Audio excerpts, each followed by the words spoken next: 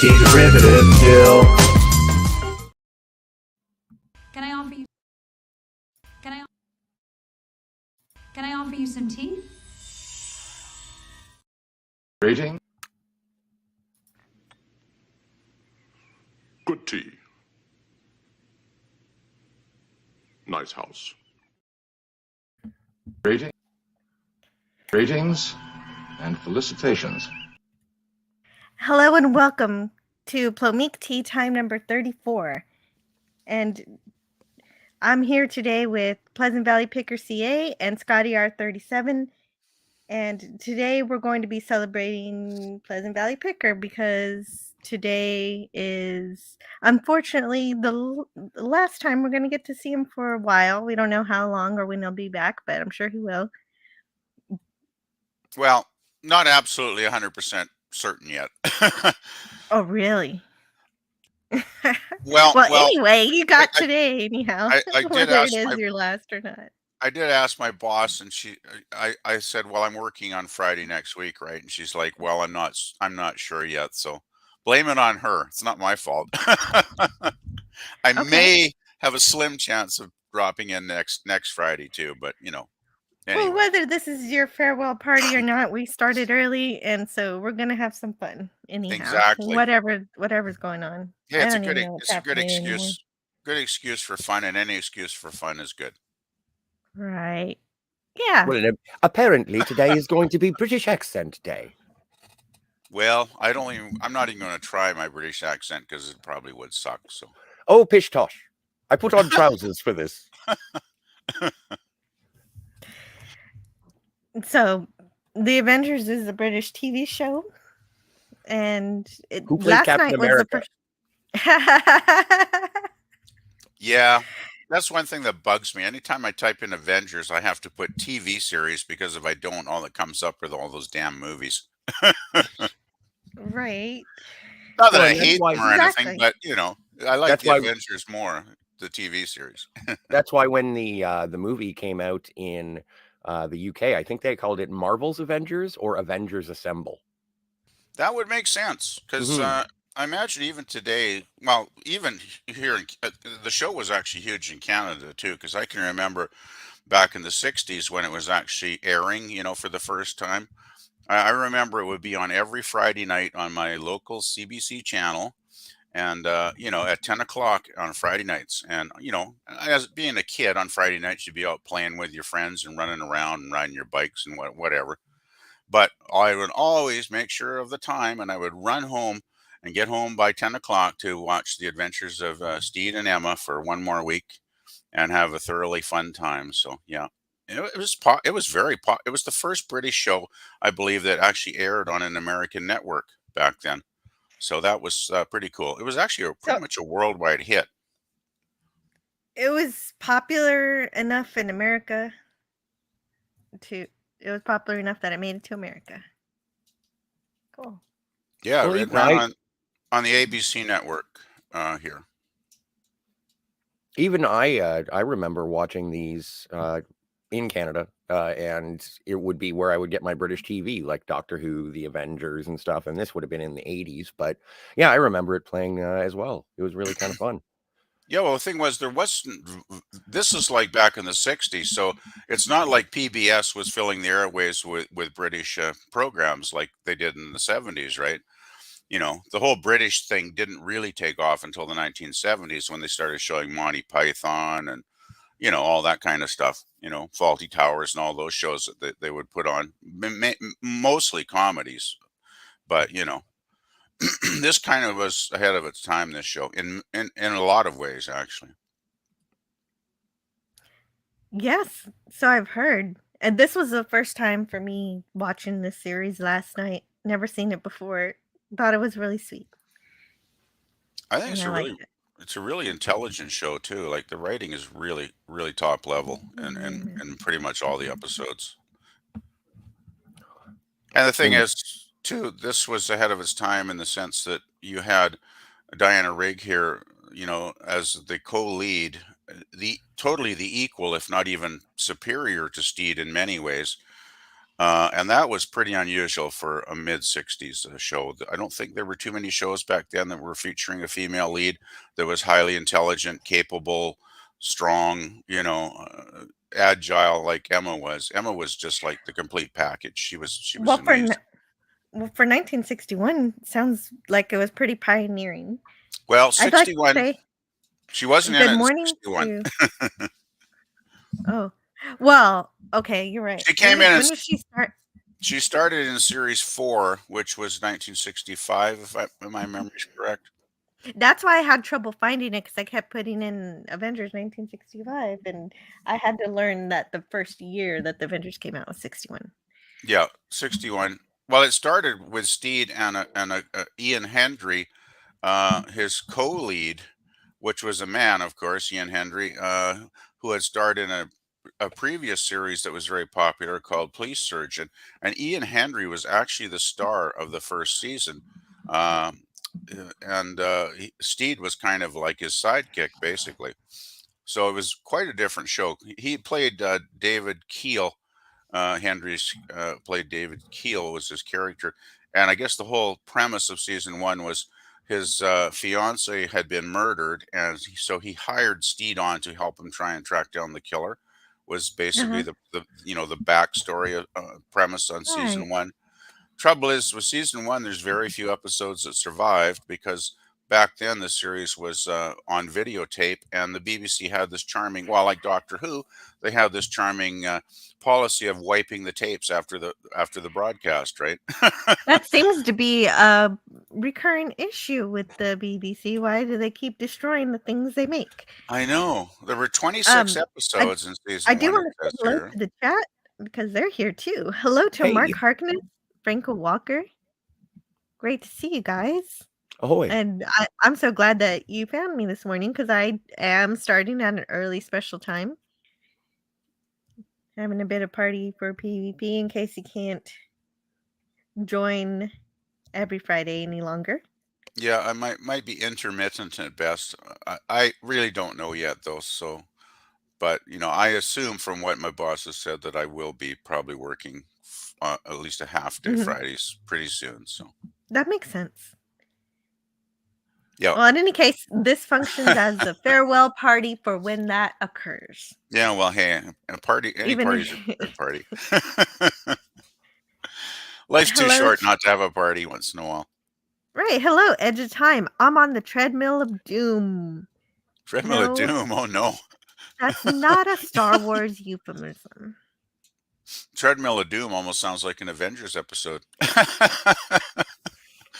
And Mark Harkness is asking Edge of Time if Doomcock has him powering the emergency generator. Yes, because Harvey's been trying to escape lately, and you've got to keep that up. The power equalized. Franco Walker says, "Edge, is that anything like the exercise bike of death?" Oh, Edge of Time burned 666 calories in 2 hours. That's incredible. That's some good biking. Sinister.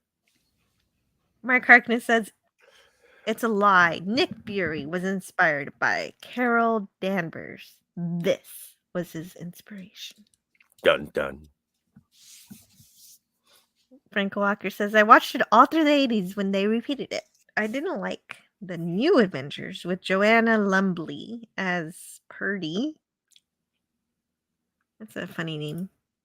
Joanna Lumley Yeah. or Purdy? It also had Gareth Hunt as Mike Gambit, I think the character's name was. It was okay, but since it just had Steed and a couple of new sidekicks, it really wasn't the same. But it was decent. It had some good episodes, but yeah, it wasn't. Well, it seems like a completely different dynamic to have 3 people versus It was, yeah. a man It was and a lady. It still had some really good episodes, but it just wasn't the same. I mean, any of us big Emma fans, those are the essential episodes because they did bring Linda Thorson in after Diana Rigg left the series to go and do a Bond movie. And Linda Thorson was okay, but she was nowhere near as good as Diana Rigg. And the episodes in the last season got silly, They got kind of silly, I thought.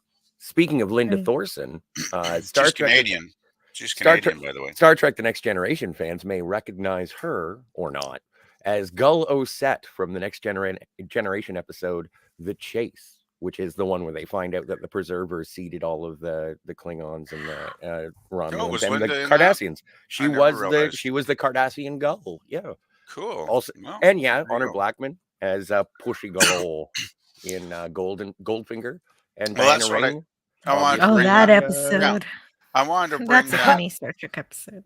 It is. Here's why everybody's humanoid. Mm-hmm.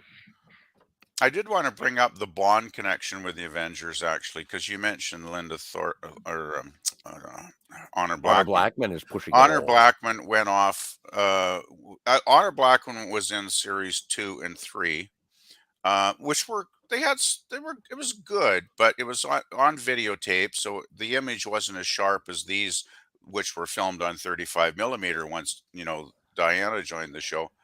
And Honor Blackman actually left the series to go and be in the Bond film Goldfinger, right? In Not a bad choice. 1964. Yeah, there's actually the Christmas episode of The Avengers with Steed and Emma, where Steed is opening his Christmas cards, and there's this famous, hilarious scene where he opens a card and he goes, "Oh, Mrs. Gale, whatever can she be doing in Fort Knox?" It's a brilliant line. Well, of course, it's totally referring to the Goldfinger film, right? So, yeah. Well, and with the Bond connection, Honor Blackman being Pushy Galore, and then Diana Rigg was Tracy from on Her Majesty's Secret Service. Exactly, one of my favorite Bond films, and probably the most heartbreaking Bond film, in my opinion, with that ending. And then you get Patrick McNee. John Steed himself was in A View to a Kill. I have not seen. I think I saw that, but I can't remember. It's been so long. Boy, it's the one with Christopher Walken. You got to go back and check. That was that the Roger Moore's last one or something? Or yes, it was. Okay, I have seen it, but it's been so long, so I didn't even remember Pat McNee and that. That's cool. Edge of Time says, I was describing UFO and said almost everyone is attractive except Alec. Mom said, I missed that. But Alec has a big heart, though, and that is sometimes more important. That's what I keep telling myself, but I'm still single. Oh. I could be a little more attractive, to be honest.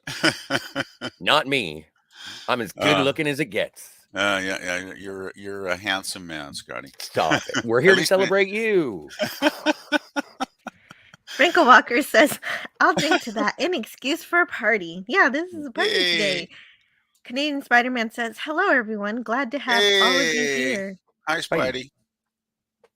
And Spidey he should also come on. says, Spidey should come on the panel if he wants to. That'd be fun. If he knows anything about this show. I don't know if he's ever seen it. Hey, I could always try.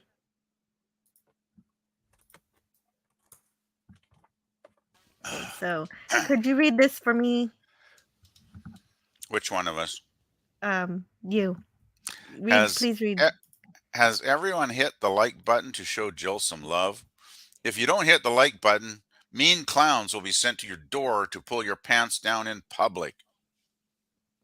That's a premium service that you can only get on the Patreon. Mean clowns, that's good. That's funny. Actually, yeah, I better go in and hit the like button myself. I forgot to. Dog451 says, I missed the Archvillain stream last night because I was streaming myself. I went off to do that after I thought his stream was delayed until next week. And I arrived just as Doomcock was starting the Archvillain stream. I didn't even realize he was on. Because his internet went off, for Archvillain members. And so, yeah, I got to talk to him a little bit last night. Yeah, well, I'm not a member, so that's why I didn't know about it. Makes sense. Franco Walker says, hi. Ahoy. And Stream Elements is working today. It wants to remind you to subscribe to Clobberin Times. True. And come to Saturday Night Star Trek. Saturdays, tomorrow, 9 p.m. Central. Talk about Deep Space Nine.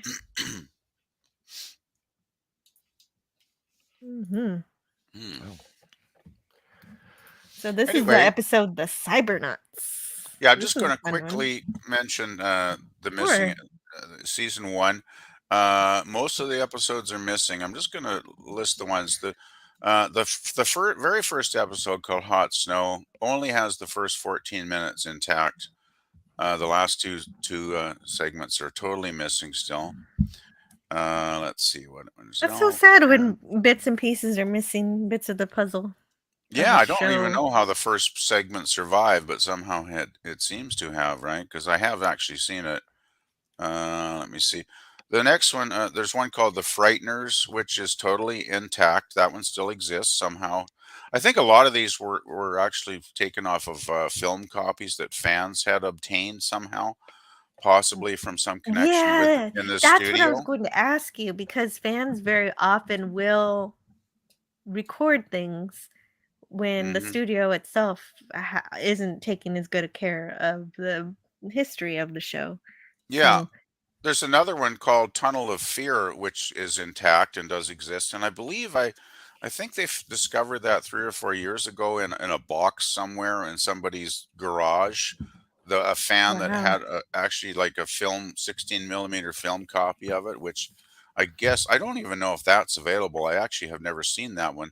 It would be nice if they would release it on some kind of DVD or streaming thing, but I don't know if they ever have actually. So Well, it's kind of yeah, like the worldwide scavenger hunt that they have for the missing Doctor Who episodes, because the BBC was obviously prominent in Commonwealth countries, and so they would send yeah. tapes and reels all around the world. And I think that one of the most recent episodes was found in like either Australia or Shanghai or something. I Like they're know one of these, Scotty, was actually, I believe, one of the episodes that still survives was actually found in a studio in Africa somewhere. yeah. I, I mean, there are Commonwealth countries in Africa, right? And I can't remember the country, but I believe that's where they found one of these. Actually, the last one I see here is a girl on the trapeze, which is still intact, but Steed is completely absent from that episode. So you got like what, three and a third episodes of the 26 actually still exist, which is kind of sad. Yeah. Well, maybe some of those other missing episodes, there are fans out there who have maybe not the visual copy of it, but I know back then they didn't do VHS, but they I heard that they used to record using tape recorders. That's what I did with Star Trek when I was a little kid. I would put my cheap $50 Radio Shack cassette recorder in front of the TV every week and record the latest Star Trek episode. I was such a nerd. But I had hours of fun just playing that back and just listening to the sound because I could visualize the episode in my head, right? So it was pretty fun. Absolutely. You can do that with a lot of Star Trek episodes. Yeah, Star Trek's very, very much a visual show, and even if you just got the soundtrack, you can still visualize it. Yeah, Mm. And but this yeah, episode, Cybernauts, it starts off with a very mysterious force that is killing all of these people and these broken pens that are all over the place, spilling ink everywhere. yeah. It was the reason I picked these two, Jill. These are very, very excellent episodes. Don't get me wrong; they're definitely top episodes, but there are probably at least a few that I love just a little bit more even. There's some other ones that are just that perfect. But I thought, what would be the best way to introduce people to this show, and what would be the best way to interest Jill in this show? And I thought, well, this is a perfect one to start with. You'll get to the reasons why probably. I don't want to give Of away course. spoilers. No, you So, can give it away. I like this episode because of the sci-fi elements in it. And of course, we start off with the mysterious murders that give you kind of well, I a, like um, a the mix of go ahead. horror and Well, I like the way it and has the sci-fi element, but it also has the technological element, like with the pens and the automation and stuff. And Robots. yeah, and it's got like that subplot of how technology can be used for evil purposes, right? which I think is even more relevant in our world right now than it was Jill, back in 1965. So I PvP. think this is still I think this is a great episode. Can you go back one? Can you go back one slide, Jill? Back one more. Okay, so that no, the gentleman sitting behind the desk with the glasses on, that's Burt Kwok. And Yeah, I was just going to say he was in quite a bit of stuff back then, if I remember. well, he was in Goldfinger, and he was also in You Only Live Twice. And I know him more Right. specifically as playing Inspector Clouseau's manservant from the Pink Panther movies. He was a very famous actor in the 60s and 70s. He did quite a bit of stuff, if I remember. Yeah.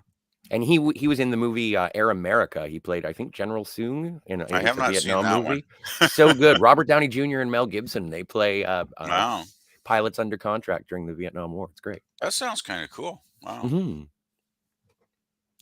So yeah, Burt Kwok fan club right over here. Yeah. Well, the thing is, he had Kato. Yeah, one Franco scene, Walker gets it. Had the one scene, but he was very solid in it. Very, very, very memorable. Well, we're gonna get someone really special that I was surprised by when I was watching this. He's coming up. Edge of Time says one person's mean. And Stream Elements wants you to subscribe to Gary Ambrosia. Hi, Spidey, again. Uh-huh. I think I said hi already, but Canadian Spider-Man says, I'm familiar with the Avengers. I loved all the Bond films, and so it was natural to like this show. They needed all those cool gadgets every time. Yeah, well, yeah. And the thing is, think about this show started in 61. The first Bond film was in 62, a year later, if I remember correctly. So I think they kind of took cues from Bond, because it wasn't like Bondish in the first season. That was kind of more down to earth. But then when Kathy Gale came in season 2 and 3, it did start to take on more, sort of outlandish kind of Bondish sci-fi elements. And then by season 4, when Emma came in, it was like getting into total sci-fi at that point. And fantasy too. It's hard to describe this show. It's kind of a challenge, but it does have a lot of different elements. But there's a definite sci-fi fantasy theme running through the Emma Peel episodes for sure. Well, I like Steed's little camera and his umbrella. I imagine that it serves several different functions. Well, the thing is, if you remember in the opening credits, I don't know if it was in this season or if it was in this next episode, but he pulls in the main credits, he pulls like a sword out of his umbrella. It's, if you remember. Oh, a sword. Yeah. It's in the main credits. You actually see it. I also like Emma dusting him. That was funny. That's another thing about this show is the humor. It's so funny. Like, and the chemistry. I mean, Patrick Meany and Dan Rigg apparently really, really, really liked each other. They had great fun making the show together, and it totally shows on screen. These two definitely have a real life affection for each other, not just the characters, right? And it totally makes it gives that extra element to the show that adds another layer of fun to it, because a lot of the stuff is pretty downbeat, quite grim, people dying, but there's always that little humorous element. It's kind of like Trek in that way, I guess. It's got that little sense of humor that it doesn't totally take itself too seriously, which kind of makes it even more fun. Anyway, you should probably describe the episode because I'm yapping too much again. Well, no, you should describe this episode, please, PvP. Oh, this is your no, please. I've never seen these before. I didn't prepare how to describe it exactly, and I didn't have the subtitles. I like is it the judo class? I think it is. I kind of like that part. Those scenes too were kind of fun. But anyway, we're back to the technology here, which I thought was cool. I think so too. It's a great predictive. I love when science fiction is able to predict the future, and this is a good representation of that, even though it does use punch cards as they did back then. It makes sense, but it's kind of cool because they used it. It's as if they used real machines to display what they wanted to do. Well, the thing back then, punch cards were the reality of computers. As a kid in school, in the science class I took, they had a computer and we used punch cards in it, believe it or not. So it was a real I thing back believe it. then. Yeah, it was a real thing. Hey, look, it's Michael And- Goff. I like this character. He's kind of so laid back and yet so evil. Well, and you may remember him from the Batman movies as Alfred. He's a great Oh, actor. did he actually play Alfred? Oh my, I never made that connection. Yeah, in Oh, the first wow. 4 Batmans. Damn. So we have Alfred in the Avengers. Anyway, There you go. Yep. And Batman could be lurking in the shadows, though we don't see him. Oh, that's the next episode. yes, Birdman. Franco Walker says the BBC also threw a lot of filmed episodes of various shows in the rubbish, and people would rescue them. Well, that's good. At least they've been Hello rescued. to Susan Dolan. Oh, hi, Susan Susan. Dolan. Hey, Susan. Edge of Time says a supervillain is created, not born. Franco says, my sister had one of those walking, barking dogs. Yeah, I thought the dog was pretty funny. That's another thing that, a little bit of humor they throw in right in this show in some scenes, which just gives it that little extra touch. Canadian Spider-Man says, hey folks, please subscribe to this channel if you like this kind of discussion. If you hit the notification bell, you won't miss any of these shows with us. And Susan Dolan says, hail, I used to watch the Avengers as a kid, but the only episode I remember was the house that Jack built and Terror in the Nursery. House that Jack built is an awesome episode. That was one I did consider but the reason I didn't pick it is it's primarily an Emma episode because Steed isn't in most of it. So I tried to find episodes where they were both Steed and Emma were featured because some episodes, one or the other, will go off on their own and kind of have an adventure, even though, they usually, get together at some point in the episode. But yeah, I tried to pick ones that I thought had a balance, having both characters. Well, that makes sense that sometimes they'll have to go off and do their own thing. Yeah. Oh, yeah, totally. Yeah. And then come back together later, regroup, and Exactly. take down computer scientists. Take down the evil villains. I'm just looking up that episode. The nursery one had a different title. Something Nasty in the Nursery was the actual title of that one. Mm. Yeah. And I did like the idea with the pens. I thought that was very, very cool for 1965. it was great. Yeah, having some sort of a tracker to have the. It has it's some kind of radio tracker, right? Yeah, there's like. Yeah, I think it's on radio wave signals or something. Yeah. But I like the scientific element. There was a sort of, as far-fetched as, killer robots are, it's kind of got a basic sense of reality to it with the tracking pens, right? Oh my, Jill, PvP. Guess what I Yes. just found out? What did you find out? You won the lottery. The Hooray. sensei from the karate school, the Mhm. gentleman who's bald, Right? Yes. he went on to play Lobot in The Empire Strikes Back, the bald guy with the weird headset. You're kidding. Not kidding. Wow. Boy, we are learning stuff today. Oh no, Jill. What? Oh my stars. Okay, so John Franklin Robbins is in this episode. He plays Gilbert, although he was uncredited, and he plays the human on the Cardassian or on the Federation colony that invites Ensign Rowe to join the Maquis. Oh, neat. He's the old man in that. And wait, I found one more. The guy who plays the Cybernaut. Oh, thank you for looking up that because I couldn't figure out who was in that suit. It was Terry Richards. People might remember Terry Richards as being the guy with the sword who Indiana Jones shoots in Raiders of the Lost Ark. Oh, is so yeah, because he turns his back on him anyway, so yeah, that makes sense. It was so good. That's Eh, awesome. That's a lot of good references. This baby doll is kind of funny because I was wondering, I wanted her to pick it up. I wanted her to hold it uh, upright to see if the baby would say, I love you, mama, because it was saying, I love you, daddy, while he was holding it. So I was wondering if maybe they wanted to say that it had the ability to tell what gender was holding the doll. That would be a bit weird though if it could tell your Yeah. gender. It would be weird, but I It would be That's a great intro. hilarious. It would be a great That's funny. introduction, showing that there were little robots, and then they That encounter a big robot later.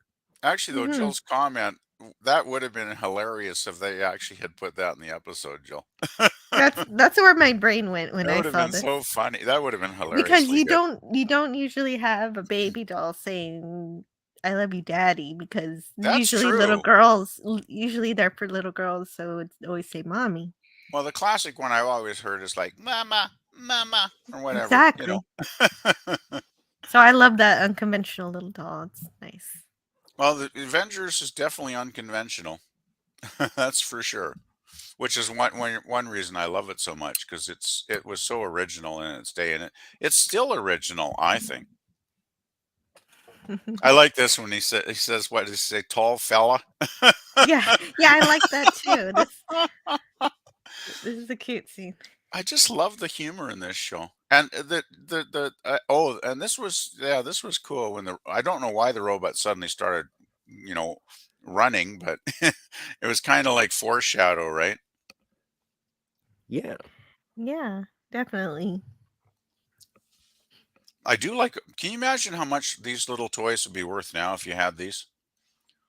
You could probably make a couple Mm, $1,000 off of that table because people still collect this definitely. stuff, right?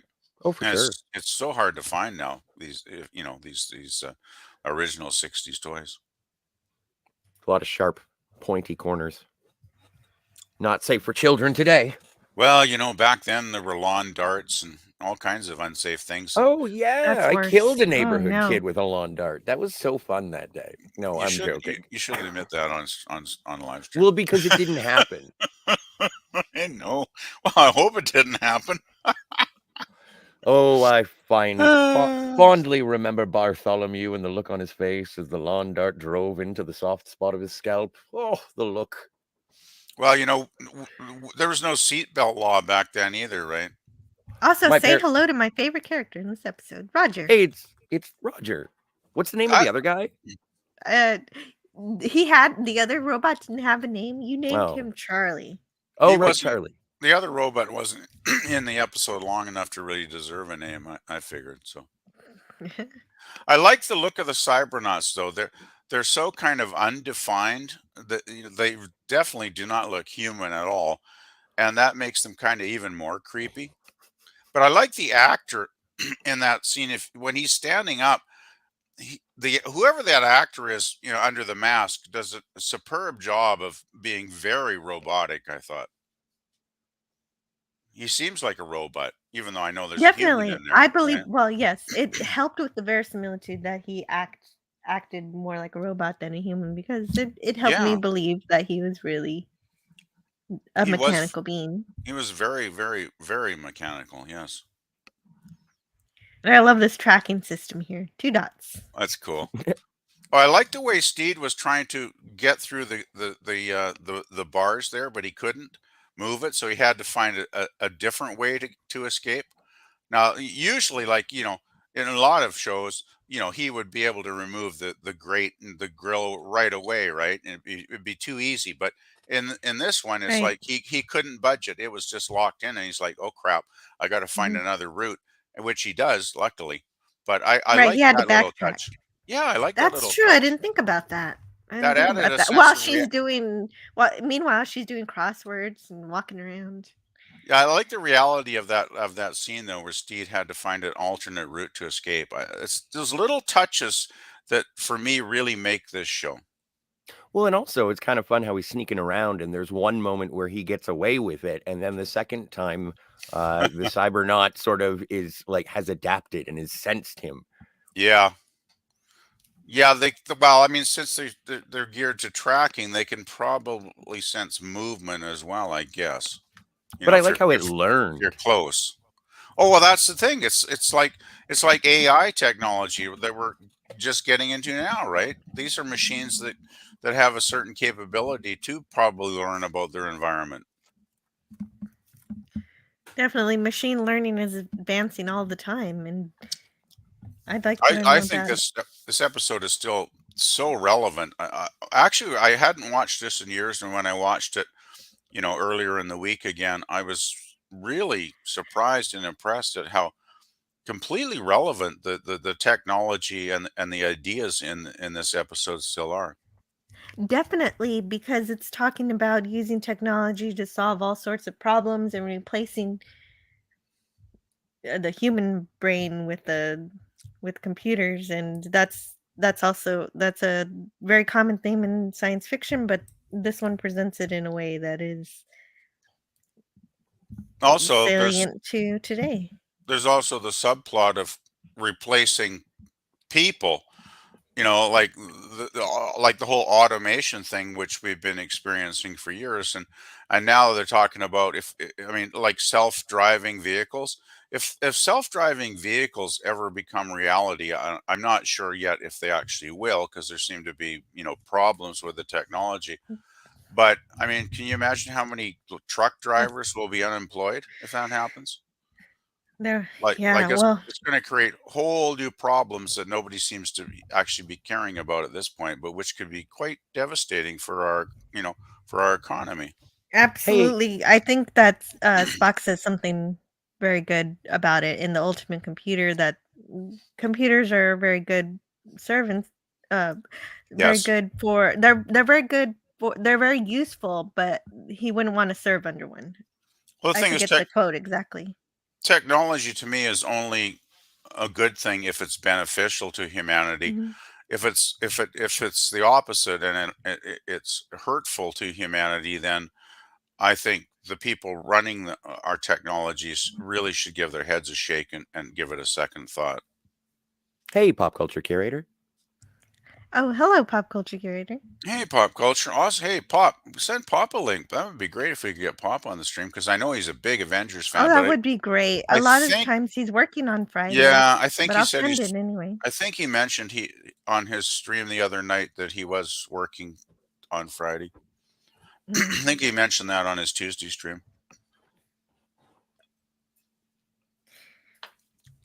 Yeah, right. Exactly. But nice to see And you I did in the chat. Yeah, definitely. I like how they mentioned that this technology is going to be used to decide politics, and it's going to be used in elections. And Yeah, the only thing it was missing was it's also going to control voting, because that's what's going on now. but it was still pretty prescient to what actually is, is kind of in the present day thinking, right?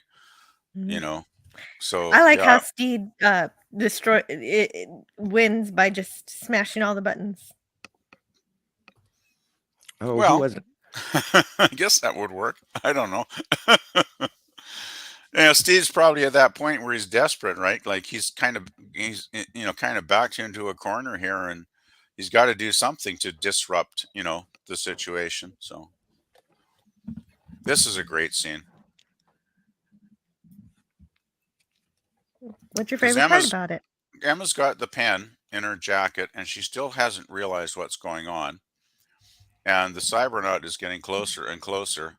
And I love how she has to try and evade this thing. Like that's a really cool sequence. Yeah. Franco Walker says Scotty's on fire with the wiki. Yeah, I'm those on are the some good. I'm on the IMDb actually, but thank you. I appreciate that. Sometimes it's a fun scavenger hunt for people in other things. That's all. Yeah, when you find something interesting, let us know. Will do. Canadian Spider Man says, how can a doll tell 35 different genders apart? I love you, Caesar. Franco Walker says it would fit in with the tone of the show. And Franco Walker also says there were only 2 genders back then. They hadn't Susan invented Dolan. the rest. There still are, as far I as I'm know. concerned. Susan Dolan says, no, he played with the toy maker in William Hartnell's Doctor Who. He wasn't Alfred in Adam West's Batman. Not in Adam West's, but in the Tim Burton and Joel Schumacher movies from 89 to 97, I think. But yeah. Yeah. Subscribe to Gorilla's Random Thoughts. Do it now. They're I just- random. You never know what you're going to see. Yeah, it's too bad Gorilla couldn't join us. That would have been fun. Mm. You know, another thing I Well, want you to just mentioned someone's name. I'll send him a I link. just want to You never know what'll bring up happen. I want to bring up something. I really like the lighting in the black and white episodes. It's very atmospheric, very moody. And the color ones too. There's a lot of really great episodes with really incredible atmospheric qualities to the cinematography. I'm not sure who did the cinematography on the series, but whoever they were, I think they did an absolutely fabulous job. Well, and with the black and white cinematography as well, they do a heck of a lot more with shadows as well. Look at this is why I brought it up. Look at Emma's shadow there on the computer. Yeah, that's nice. And So- isn't that kind? And the thing is, Oh, hey, we have a guest, and I would like to welcome Canadian Spider-Man today to the panel. yay! Hello. Hi, Hello. everybody. You're a handsome Hi. devil. Thanks for having me. Well, Yeah, glad thanks you for can make it. coming on. I have Hey. watched these shows. I was born in 72, but I've only really seen the black and white ones. I didn't watch the new adventures. Oh no, or- you have not seen the 25 color episodes with Emma? Not an entire episode. I've seen bits and pieces. Oh, you got to watch those. There's Yeah. so many great ones. Oh no. But like you were saying about the color in these black and white ones just really set the tone and the mood. And this Yeah. is one show that stands out in my early childhood. And I think it was the lighting that caught my attention. Absolutely. The black and white. That and the Three Stooges. The thing that caught my attention about this episode was that it was supposedly 70 degrees, but in British, that's Celsius. So it's like 160 degrees Fahrenheit. How is anyone just Not in saying? 1965. I don't think Celsius came in until the 70s, though, Jill. Right. Yeah. Then It would have been there was a Fahrenheit mistake. back. It would have been If it was Fahrenheit. back then. Fahrenheit, then why do British people sweat at 70 degrees Fahrenheit? Have you met the British? Because killer robots are tracking them down to kill them. That would make me sweat if I had that thing coming at me. This is the one with the pen that is a tracking device, right? The tracking pen, yes. Yeah. I just love these robots, though. They did them so well. I mean, the masks are very simple, but they're very Yeah. effective. Oh, like a Doomcock mask. Simple, but Exactly. Yeah. And I love this scene. He's losing control of his technology. And there's nothing more terrifying to Yeah. a guy that has based his life on technology than to lose control over it. Do you think that they meant to put a second meaning, a double entendre in that where, well, not a double entendre, but a meaning where, be warned, mankind, it's easy, your technology works great until you've lost control of it type. Oh, scene. I'm sure. Your technology will destroy you if you misuse it, I think is the what we're seeing right here. And Particularly relevant. that is like an ages-old theme in science fiction, right? So I'm not surprised the Avengers put it in this episode. Well, and it kind of reminds me of Dr. No when Bond is having dinner with him, and it's like, is the ability to topple rockets a compensation for not having any hands because he's got the robot hands, and that ultimately becomes his undoing when he can't climb up slippery Right. metal with his metal hands. And so, Right. yeah, Right? Yeah.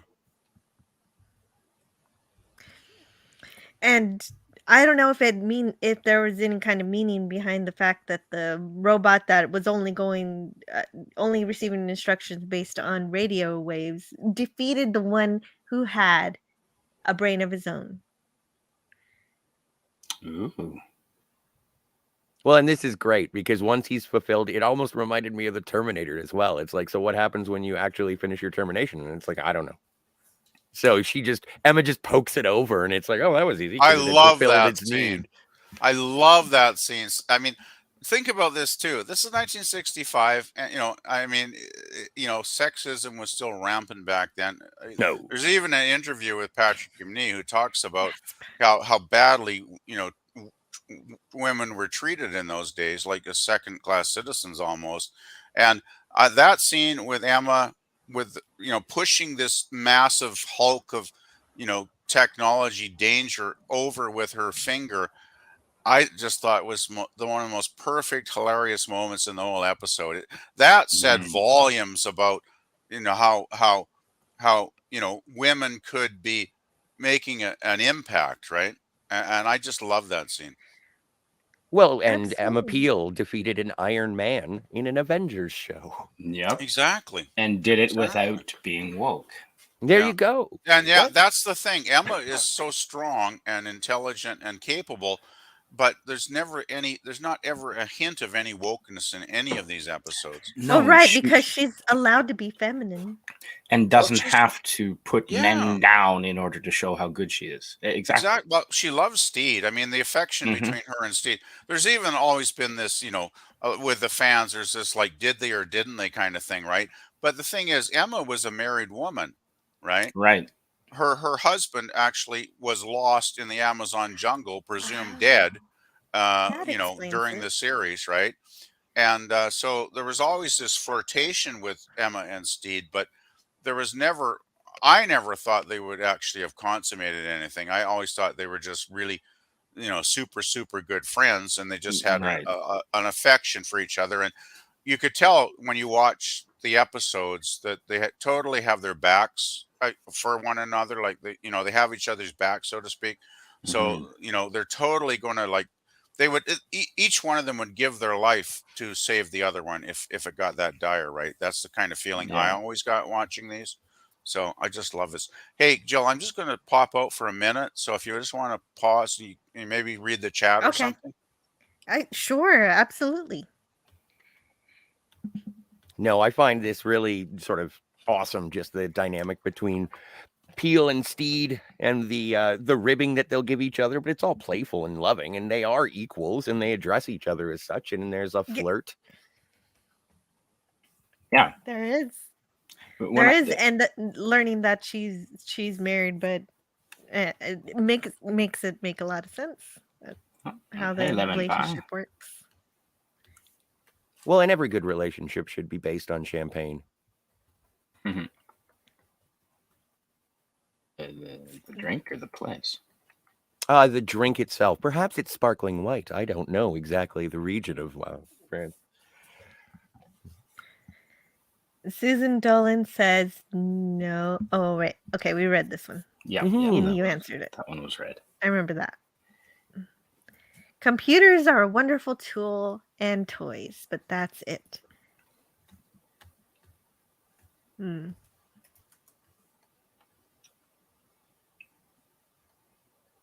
Well, I don't. Yeah, in Japan, they can be your life partner as well. Oh, right. Yeah, I heard about that. That's a thing. Spider-Man says. That's Yeah, great to have you here, pop culture, right? The cleaning, though. Edge of Time says, What? Hope you're feeling good. What do you mean? What? The cleaning? Yeah, they're a robot. They have. Well, I don't know much about. What do you know about these robots cleaning Spider-Man? Yes. Tell me more about these life partner robots. Yeah, it's becoming from what I can tell, it's becoming a trend. Like it's a viable option to, instead of choosing a human to partner up with, especially if you're a single guy in Japan, you can get a robot type doll. Oh, we're talking about robo companions. Yeah, exactly, and that's a real. I think thing. you'd have to be rather wealthy, though. Like it's probably I think cost you a fortune, right? Yeah, you'd think so, wouldn't you? Actually, just Mind you, talk have you about gone this. on a date recently? Holy shit. Well, no, unfortunately, I There's haven't. a debate about that, buddy. I haven't that's gone what on I a date lately, so unfortunately, the answer is no. But I'm just thinking, though, that's one thing that's always puzzled me. You think some billionaire, and they are out there, doing technology, inventing stuff. I don't have to name names. We all know who they are, but I'm surprised one of these billionaire guys hasn't put a lot of money into basically making companion robots available at an affordable price to the general population, because if they ever did that, they'd make more billions, wouldn't you think? I would think, yeah. I'm sure there's a lot of lonely people out there that would, and I'm not just talking about men. I'm sure there's No. lonely females too Elderly. that would Yeah. like a male companion. Oh, And yeah. I'm sure if you made it affordable for say under $5,000, I'm sure they'd sell millions of these things. Yeah, I think you're yeah, probably well, right. merging it with the AI conversational technology, Well, that yeah, could work. I mean, it could actually become kind of some kind of weird, kind of real relationship, I guess, with Really AI. weird. Really weird at this point. Yeah. Well, we've And seen. okay, so in the chat we have Gap After Dark, but he had changed his name to trick somebody, and he changed his names twice, so he's stuck as J.J. Abrams, and he's Yep. Well, Jill's got her own name back now, I believe.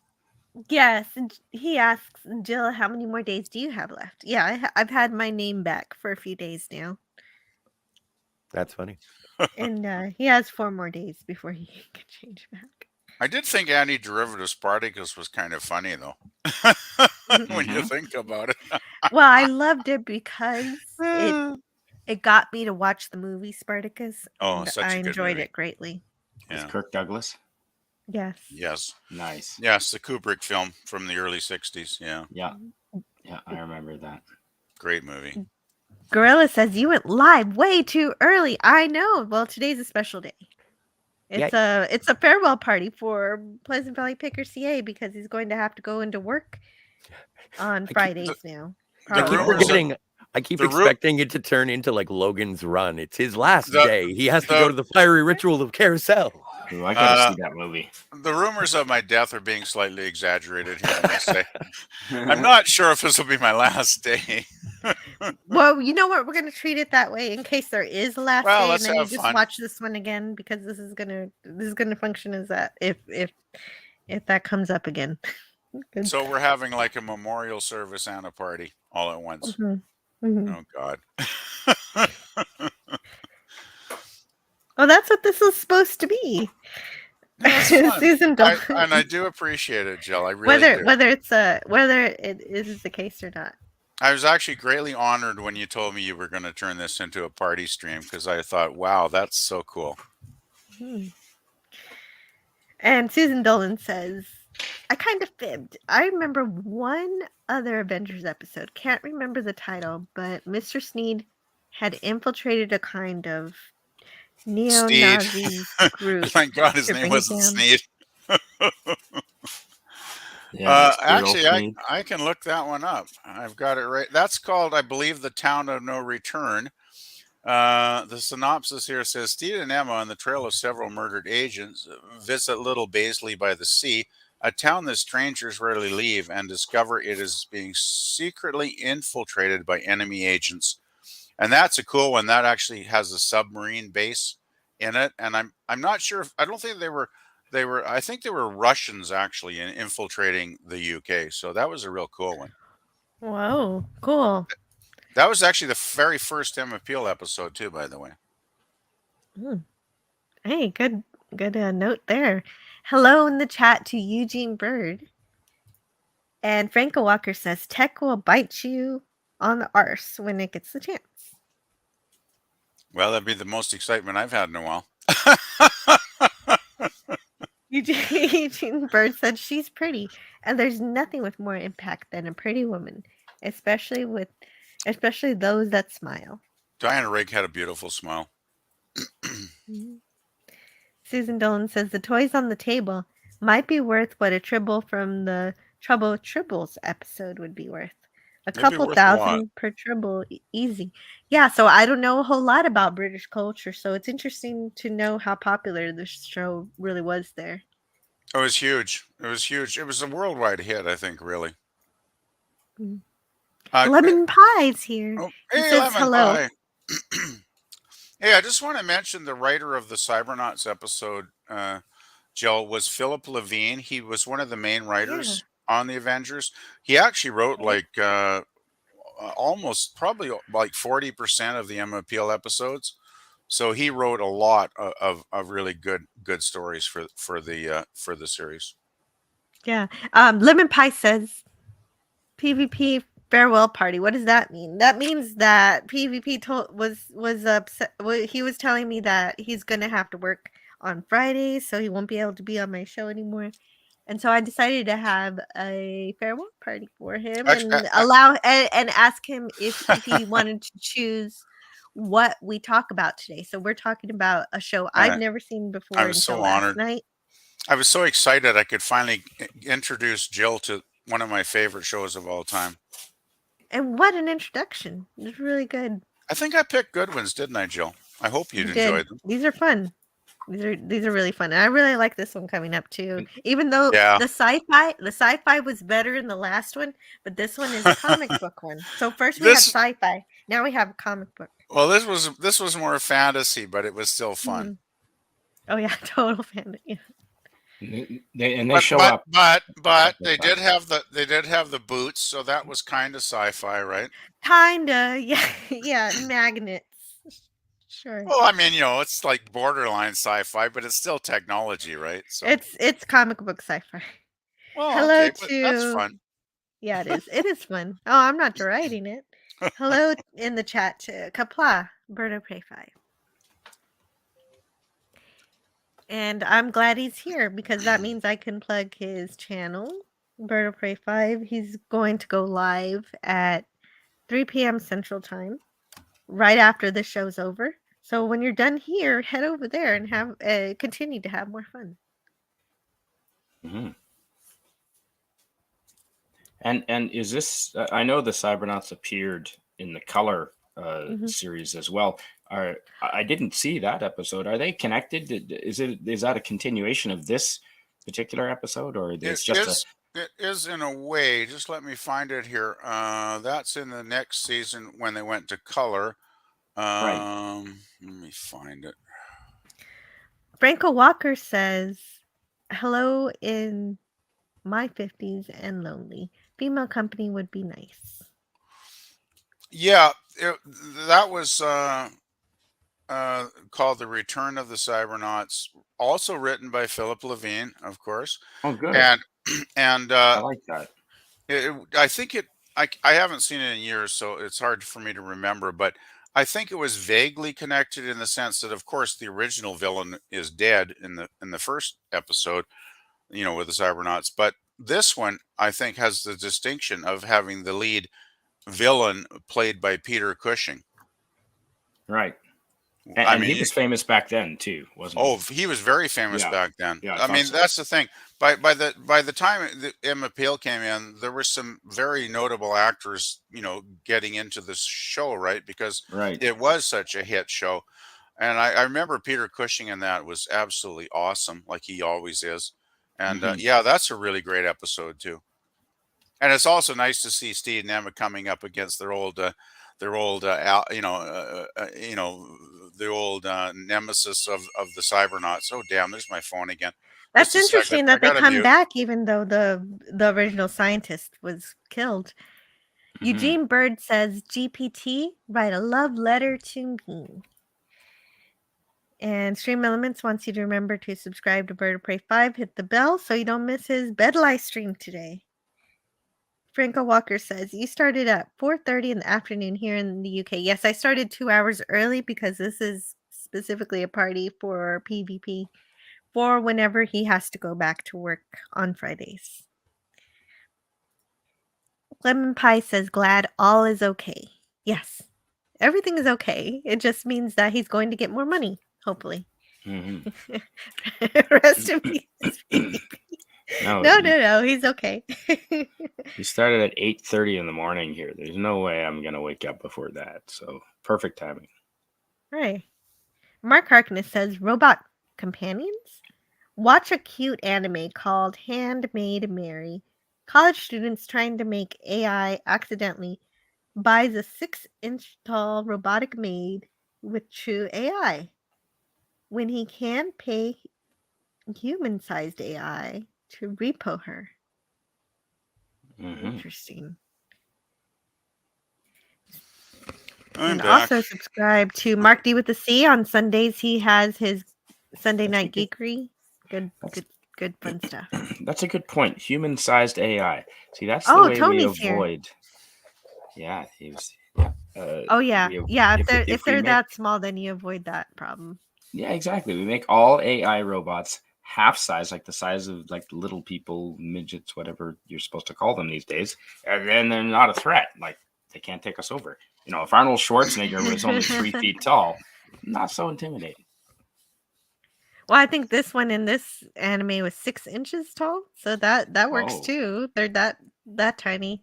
Not No very problem. useful. Yeah, that's true. Oh boy. Edge of Time says, I watched Red Line yesterday. It's Cherry Boy Hunter Sanchi. One of these days I'll start watching anime and stuff.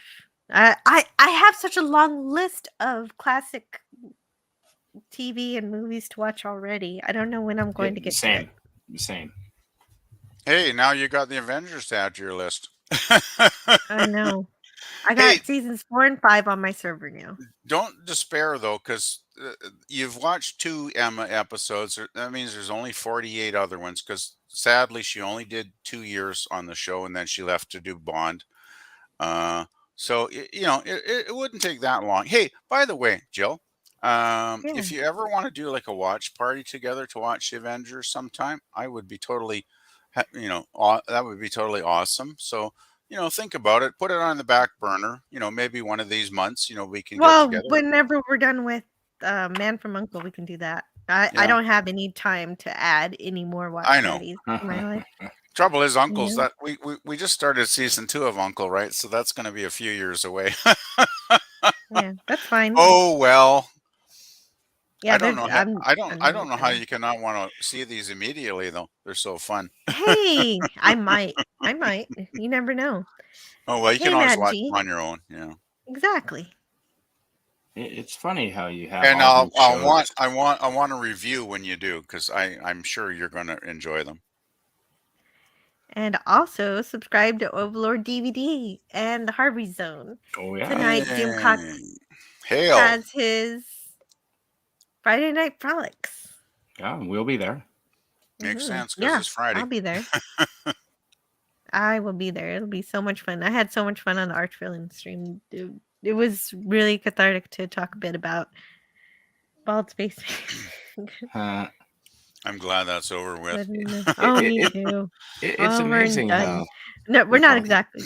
Go ahead. I was just going to say, it's amazing how back in the 60s, the market didn't get saturated, because you did have the Man from Uncle. You've got the Avengers. You've got the James Bond. You've got a lot of similarly themed shows and entertainment, and they all seemed to be popular. There wasn't like an oversaturation of the theme. Oh, you had I Spy and Get Smart too. Other series. Get Smart, exactly. Yeah, exactly. Same thing. The thing is, it's like the 50s was big on Westerns, right? TV was dominated by Westerns, like Have Gun Will Travel, The Rifleman. There was the one with Steve McQueen, which I can't remember. But yeah, there was tons of them. And even into the 60s, we still had shows like Daniel Boone and that kind of stuff. So it was extremely popular. And I guess it's just like when the culture gets a certain, interest in a genre, and they really, they're loving it. The people producing entertainment back then would keep feeding it, right? Until it died out. Like Westerns eventually did die out.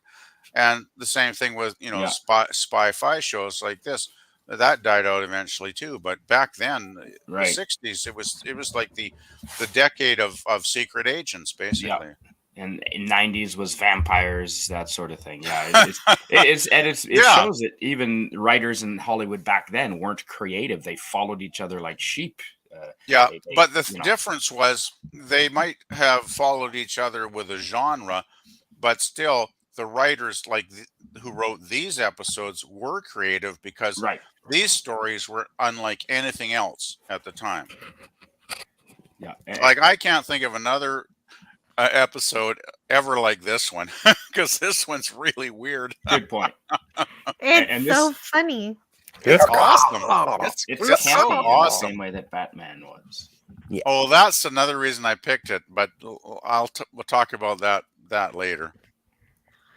It's I so thought it was a- campy, this one. I thought it was a It's dinosaur. totally at first. campy, but it's so fun. It's Well, birds funny. are the descendants of dinosaurs. Ooh, right. Good point. Or They so are. that's- They want us. to Luckily, they're believe. not that big. They want Right, us no, to we believe eat them. that. Yeah, we got a revenge now. Mhm. Well, I don't think our paths crossed with the dinosaurs. Well, Yeah. no, that's true. But if we were back then, Unfortunately. they would definitely have eaten us. So Just I like for the this. Flintstones. I like this part, Jill. This still here is great because in the color episodes they do start to do this every episode where Steed does something and Emma does something, and it's usually really funny, like really comical. I mean, Steed goes bird This made watching, me think. and that has a double meaning in England, if you know what I mean, right? Yes.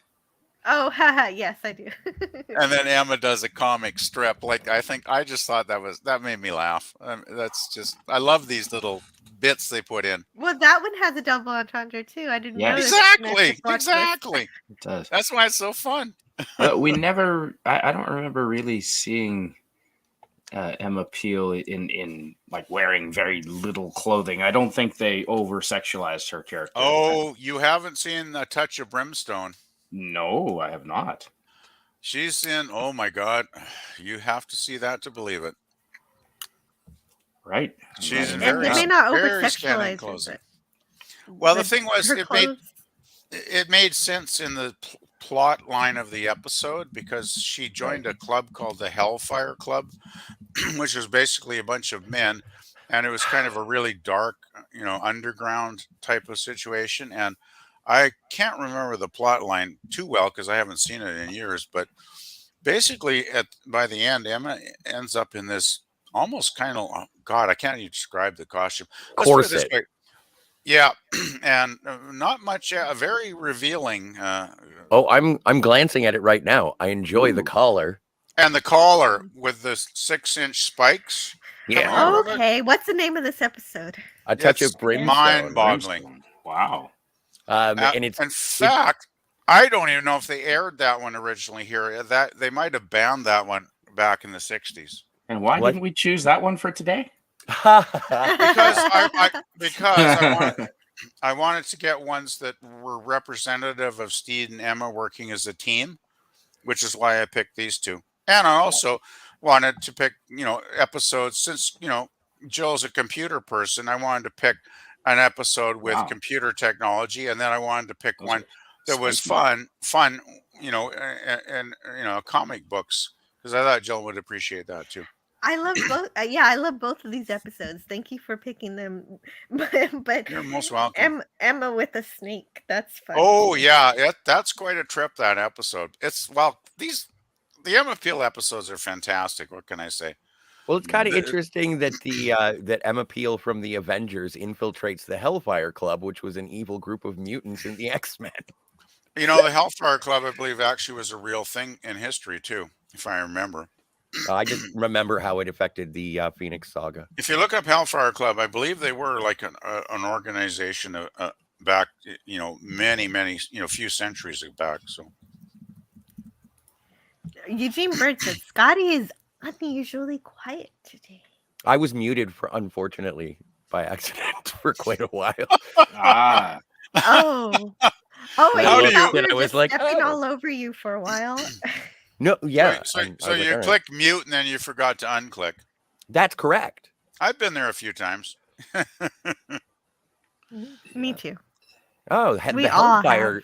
The Hellfire Club was a name for several exclusive clubs for high society rakes established in Britain and Ireland in the 18th century. Ooh, The name see? most commonly refers to Francis Dashwood's over of the Friars of St. Francis of Wycombe. What? Oh I told you man, it was actually a real that's a thing. crazy, weird thing.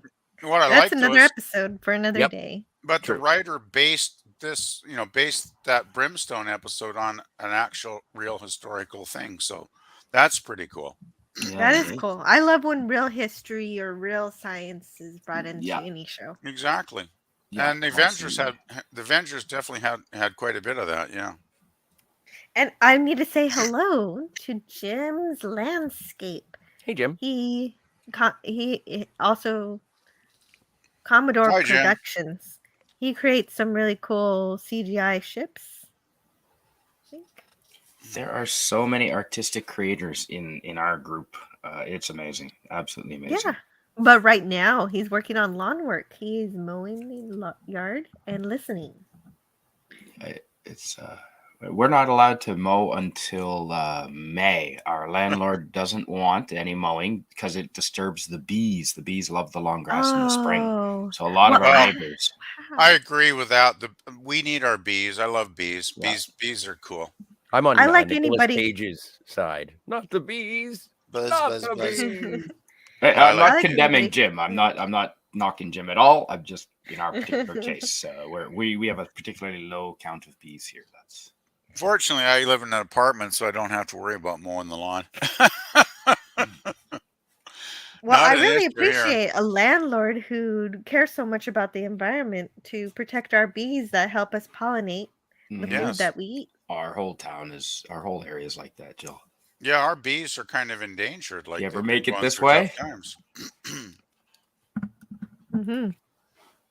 Sounds like an adventurous place and a good place. Anyone who respects life outside of humanity is Yep. more human. Then human. That is our motto. More meta than meta. I appreciate it. It's great. Oh, this is so awesome. I love it too that he's recording his speech or whatever when he gets killed. That helps the investigation quite a bit. I also love the way the winged Avenger claws out their names on the sign here. Yeah, well, he has to mark it off his list of things to do. Exactly, but it's Kill just this such a person. nice visual touch Kill for that the person. viewers, right? Because Yeah. they know he has got a list and an agenda when we see that scene with the sign. See, that's good writing. Damn What- good what's- writing, good detail. Oh, and welcome to the panel, Tony Stark. Ahoy. Hey, Tony. hey, PvP. Sorry, Hey, guys, Tony. I'm late, but I'm here. No, Better late than never. Even You if know, you I- get to a Great. party late, that's okay. Well, Fine. I was gonna write better late than never, but then I chose to. Did you bring snacks for everybody? DeLorean mechanic, okay. No, wait. It didn't change. Oh, It says DeLorean mechanic on here, so hold on. Well, that's just my normal. Steve and Emma were a bit before DeLorean, so but that's okay. No, little. that's what I wanted to write. Oh well, thank you, man. Thank you. Yeah. Your I last- like this. I like this guy, this mountain climbing guy too. He's so eccentric. I mean, that's another thing I love about the Avengers is they have so many eccentric characters that come into the plot lines in these episodes. Yep. Yeah, Yeah, this and was really weird. They were acting like they It's were mountain very weird. climbing. Very weird. And then they go for like what, tea or whatever, like. And then And he's of just course- like, see you later. I'm gonna go And rappel yeah, down and he this jumps building." out the window, of course. Although That this guy's- I guy, know that guy. That's Ron Howard's brother, isn't it? Clint? No. I didn't. no, Was that not? no, I don't think so. But I did like that actor, and he was very good in the episode. This guy, I know. What's this guy? Oh, jeez, I've seen him in other stuff. Do you know his name in the episode itself? Not offhand, unfortunately. Okay. It's a British show, so I'm pretty sure his name is Neville. What's the name? Do you have the name of the character? No, I have a list of the characters. I've got it right here, and I could look it But up I don't. if I knew the character's name. I could find the actor. Yeah, no, I don't know. Hang on. It's only a click away. Is it Well, Nigel it's gonna Green? be too late because I have to move on. Move on. His name is Nigel Green, playing Solexius Cray. Yeah, that's His it. name is Nigel Cornwallis, capital explorer and entrepreneur. Sorry. We still Oh have. yeah, lots you're of time, right. though, Jill. Good job. We're not. We're only like not even 90 minutes into the stream yet. So Oh, don't I panic. know. Don't panic. I'm not panicking. It's still early. Nigel Green. Yeah, I remember him lots. Holy. Hey, now Man, I got he's my got lots towel. of I'm stuff. fine. PvP, I got my towel. I ain't panicking. You're good. He did a lot of cool stuff actually. Don't panic. And He the was Falcon. he was that- Scotty has a story about this, right? Oh yeah. Hey, he was in Jason and the Argonauts. Like all of them? No, the movie that Jill and I watched my many mistake. months ago. Remember that movie, Jill? Yeah, the Argonauts. Yes. Yeah, he was with he the was in skeletons. that. Yeah, he was in that movie. Cool. But here in this episode, he is a Falcon trainer. It's went cool to that a- they got a real Falcon here too. That's awesomely cool. Went to a Falcon sanctuary when I was in grade school, and you get to volunteer to like, who wants to catch the Falcon? And so, yeah, I got to go and put on the falconer's glove and hold a little piece of chicken between my finger and my thumb. And the little guy swoops in heavier than I thought, but yeah, I have a picture of it somewhere. Well, I'm sure they weigh a few pounds. Well, yes, but they can fly, so they are, they're not cinder blocks. That's good. I guess being a bird of prey, it would help if you can fly. Yes. I don't know why, but I'm picturing that the bird looks bigger than you. It's a very big bird, yes. You know what I Not like about the this big though bird, but is they're kind of can you go back that one still, Jill, please? Sure. It's kind of like they're hinting that he might be a sinister character here, right? That he might, send the bird after one of our heroes to attack. That's what I thought. That's what I thought was going to happen. And I like that because that's like a nice sidestep that kind of misleads us viewers for a bit. A So red that's kind of herring. fun. Exactly, a red herring. Yeah, I thought that was fun. yeah, everybody I who really works for like- the company they're all creepy. Hey, look, it's Nosferatu. I really Yeah. like this guy. He's really good in this episode, but I can't He's a remember Dracula. I can't remember his bloody name to save my life, though. Let's see. What What is was We the have to find character's out. name? Please find out. John Gary played Tae Ling. Tailing. Okay. He didn't do much. He did like half a dozen movies. Of course, it doesn't even have his TV work here, so boo on Wikipedia. They should have mentioned the excuse me. Avengers. Oops. I and thought he on, was really He good. was on an episode of UFO. Really? Oh, really? What the Mhm. hell page are you looking at? You're looking at IMB or something? IMB, yes, the Internet Movie Beer. Okay, there you go. Yummy. I love this. I have love how beer. I love how Steed's trying to be scientific here with a shoebox. I laughed so hard when I saw this scene. I mean, it's like, Steed, just give it up. You'd have no clue, do you? He's got it all little marked off with the little squares with a shoebox. And Emma's like, yeah, whatever, Steed. I'm going to actually go out and do some real work. I mean, you got to admit, Steed looks pretty silly here. Well, when we watched this episode last night, Scotty said he liked this outfit, that she looked like Iron Man. Yeah. Well, one thing about the series with Emma is her outfits. I don't know how many outfits she had in this episode. There must have been like half a dozen. And she's constantly seems to be changing her outfits, which is kind of fun. And they're always really kind of cool, stylish. Like they actually had fashion designers doing both the outfits for Steed and Emma. Like a lot of Steed's suits were designed by Pierre Cardin or whatever his name is back then. Like he was one of the top fashion designers in the world. So They took the fashion thing very seriously, the producers of the show. Yeah, they kept everybody looking really good. Awesomely good. Yeah. And what kind of shirt is he wearing? I'm thinking, man, this looks like some kind of weird comic book. I can't place it, but it looks like something I should know, that shirt he's wearing. I don't know. But he's gone now, unfortunately. I'm gonna miss him. He was a good. He was fun to watch. He was great in this episode. Oh, and then we're thinking evil man, but he actually is not. No, no. This series throws you off with all the really neat characters that you think are going to be the bad guy, but That's until you another find out who reason it really it's is. another That's reason good it's so writing. great. Another reason That's it's good so writing great. again, yeah. It doesn't pander to us. It treats us as intelligent, makes us figure things out on our own, right? Bingo. And a pretty bird. I love the Birdie. bird. Cool bird. I love the comic. The comic book element was one of the main reasons I picked this one. Did you know? I just looked it up. Did you know that the Avengers have made a guest starring appearance in the Superman comic books? Really? In January 1988, Wow. the Superman comic book Toys in the Attic. Although they're not named John and Emma, but it's definitely them, no question. They're just not credited. Actually, Gold Key put out a comic book, I think, in 1967, but they couldn't use the Avengers name for some reason, so the Right. title of the comic was Steed and Emma, I believe. That's cute.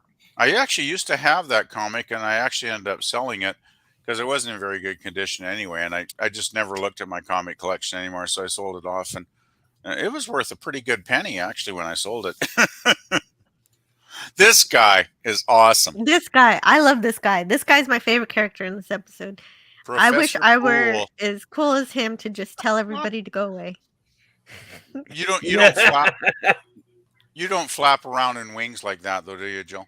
Hello, Franco Walker. No, Hailed everybody in the chat. I had to rush up here.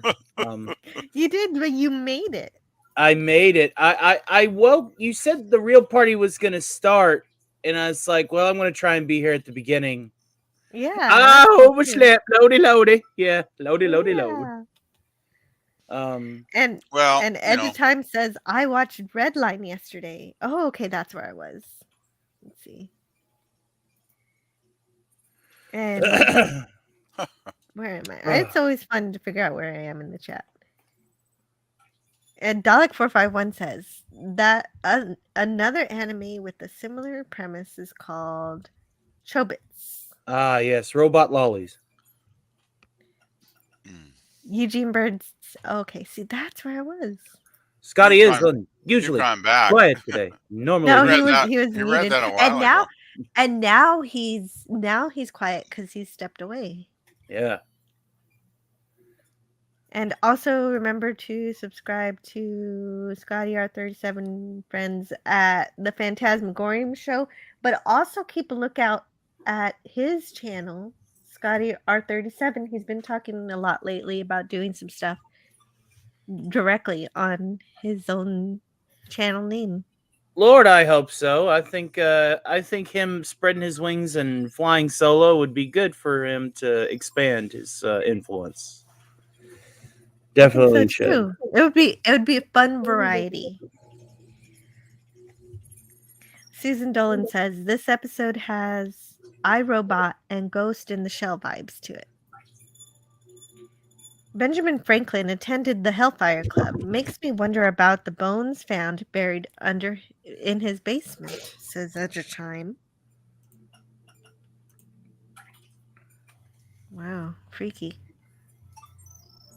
Mark Harkness says, but what if the robot geishas demand a pay raise? And Franco says, if anyone's interested, that tape deck is a Grundig. I've got one. They're stupidly heavy for portable. Edge of Time says, I typed, why do people smell into Google? And it auto-populated their own farts. Thus, more people are concerned about farts than smelling in general. Yeah, you can tell a lot about people by typing half a phrase into Google and then see what pops up. Yeah. Bird of Prey 5 says, Surprisingly. don't feed chicken to falcons. I was young and I was following instructions. Welcome back, Stratford. Thank you. Edge of Time says, pro tip, smelling ammonia usually happens toward the end of a long or challenging workout and is a strong indicator that you have been burning protein as fuel. Huh. Or your cat missed the litter box.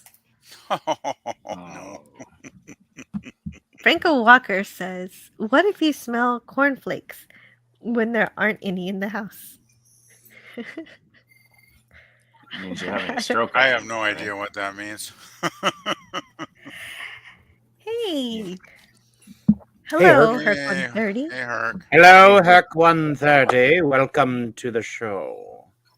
And Susan Dolan, yes, prepare the attack owls. We may need them tonight. Yes. Or the attack falcons.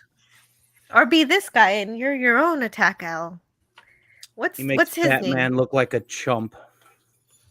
Yeah, this guy was very eccentric. Tell me his name and what his name was in the episode and his actual name. Oh, you're putting me on the spot. Oh wait, is he Professor Poole? Jack McGowan. Jack McGowan. Jack McGowan. McGowan. McGowan. Gowron. Gowron. Oh my to the goodness, he did a Empire. lot of stuff. Partial Yeah. filmography has like 30 films in it. I really like him, so it makes sense he's worked a lot. He did a lot. From 1951 he's to so funny. 1973. He was in The Exorcist, which was his final role. Oh really? Oh. Wow. Well, Yeah, I'm he's looking- hilarious in this. He's just like, why don't you leave me alone? Why are you here? He was Go away." in Dr. Zhivago. That was a pretty big film. Oh, he was in a Disney he film, answers Darby your O'Gill. question. Darby He O'Gill answers and your Little questions People. and everything, but He's very eccentric. I love how he just is just like, Oh, I love his He's not just being performance. himself. He's like so over the top. But this episode is over the top. Like the Cybernauts was more grounded and realistic, and the dangers of the technology. Right. I picked this one because I wanted to give a contrast too. I wanted a more scientific episode and then a more fantasy episode, which I think I achieved here. Because You did, yeah. the Avengers did both sweet. so well, right? They could Nice. do it all so well. And Look at those I claws. just love the over the top fantasy of this episode. He's got one hooked in her cleavage. Look at that. Yeah. It's Well, I hooked. like- Me This too. man's got priorities. There were some babes in this episode for sure. I don't know why you'd want to get your claw a beautiful woman like that, though. That's kind of weird. I mean, as long as it's just, Evil comic book stuff, Right. I guess. Well, I thought it was kind of funny because we've been watching UFO, and there have been times when Straker will or you'll see something and it looks like Straker's getting shot in the face, or someone's getting strangled or whatever. Then you pull back and you find out it's a film set, and this was kind of reminded me of that. It was cool. Yeah, I remember when we watched the last UFO, Scotty, when the guy got shot in the head. yeah, and PvP Yeah. and I were laughing at it, and probably no. And it was a realistic amount of blood. It wasn't horrific. like I thought it was over the horrific top. though, and then I thought, oh, it's funny because it's all fake, right? Yeah, because you're shocked, and then you laugh because you're shocked again that it's not. You're shocked, but then you're relieved when you realize it's just fake on a film set, right? So it's shocking and funny, which is This was cool. another red herring in the episode. You thought, man, Yes. this guy's a maniac. He has to be the Totally. big guy. I was like, yeah, it's him. This was my favorite red herring in the whole episode because I thought this guy's obviously got to be the killer, right? Because he seems like he's nuts, but he's not. I won't give any more away. He's absolutely is nuts, but Yeah, he's crazy. But just He's, because yeah, but he's he's not a creative. bad guy. he might be nuts, but he's harmless, right? Yeah, he doesn't Yes. have like he's not clawing people to death. Exactly. Right. Exactly. I didn't want to give it away, but you know. Oh, Mhm. here's another Oh, suit. I did. Emma's changed her clothes again. I like this suit. Once again, very I'd stylish and sexy. You know, look at that zipper. Like, wow, that's wow. That is That's a very phrase I was sexy. not expecting to hear today. Look at that zipper. Wow. Look at that zipper. Check it out, yo. Well, you know, Does it damn, go you up know. and down? It does. Yeah. Give it a Kidding. try. Well, it'd be very, very easy to get out of at the end of the day.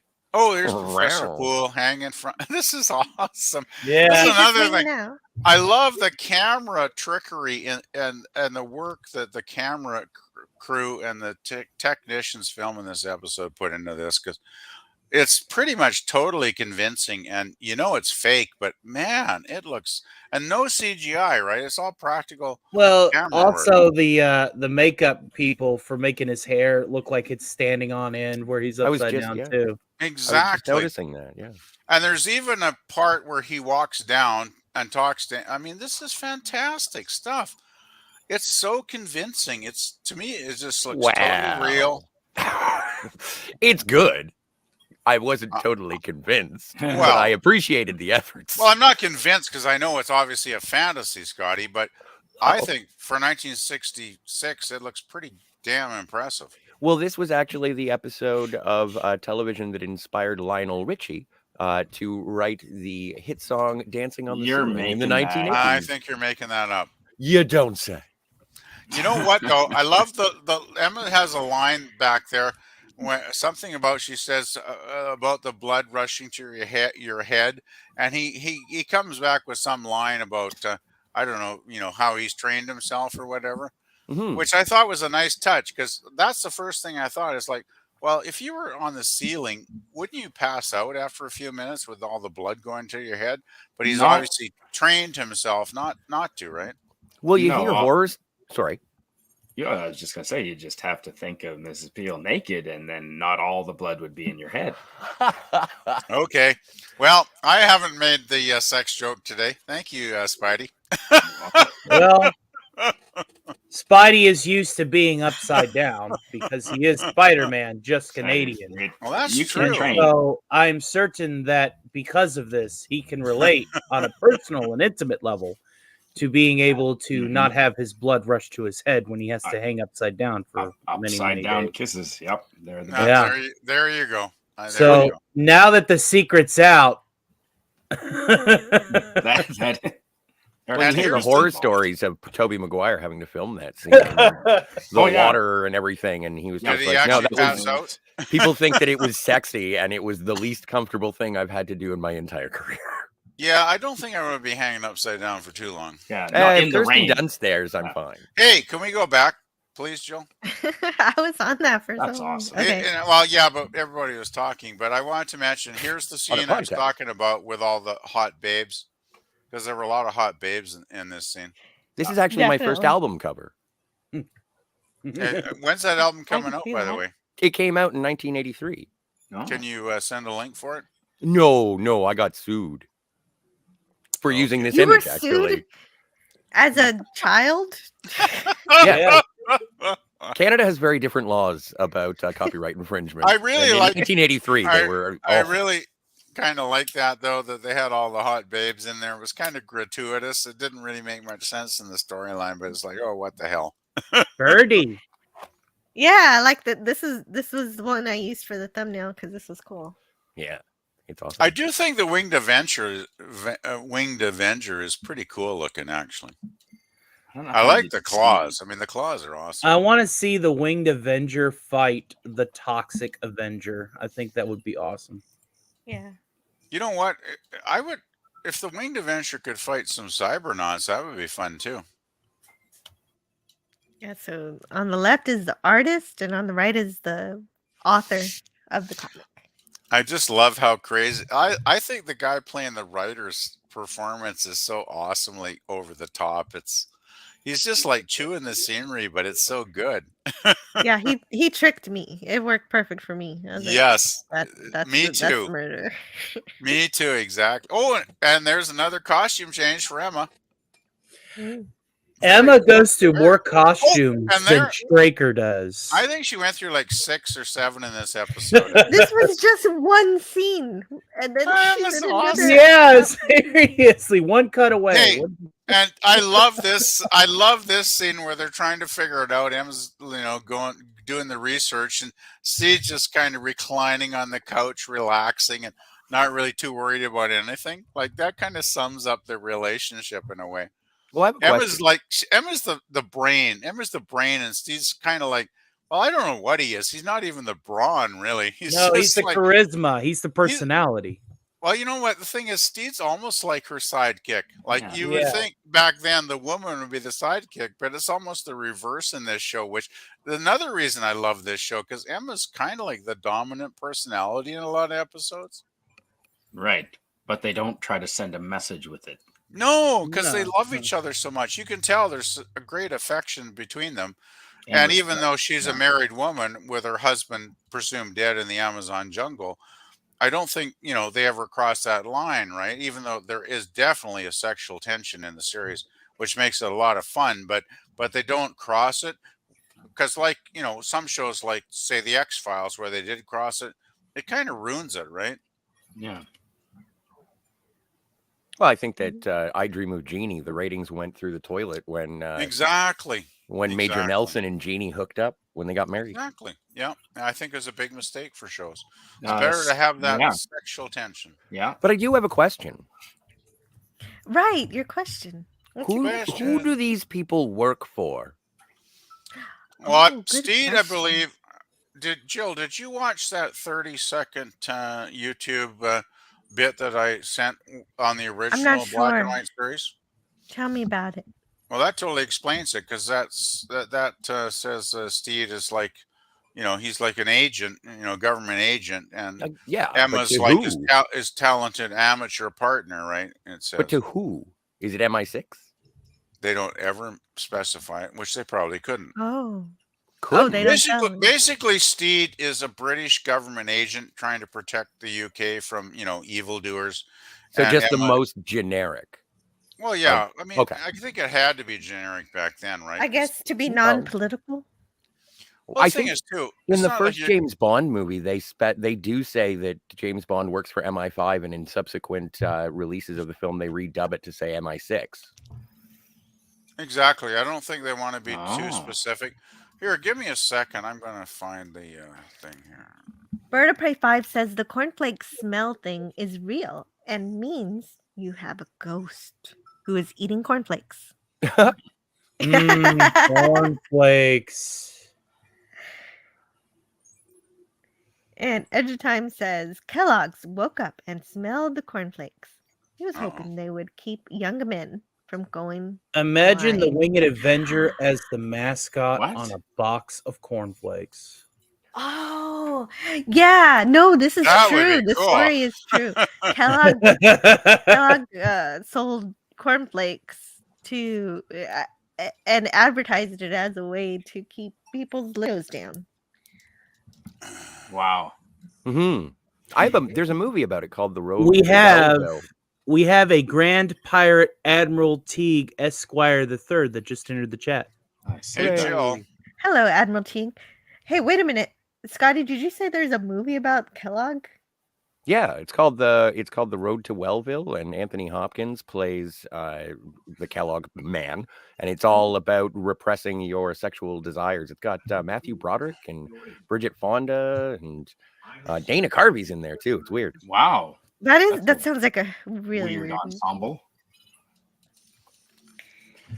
Oh, Jarvis is pretty chatty today. I'm sorry. Jill, I didn't even hear him. I just heard nice little computer sounds. Yeah, yeah. Jill, I just posted in the private chat the 30-second opening that was not shown in North America on the black and white series. If you want to take a quick view of that, Okay, that let's does- check it out. that does mention Steed's status, I believe. Okay, let's.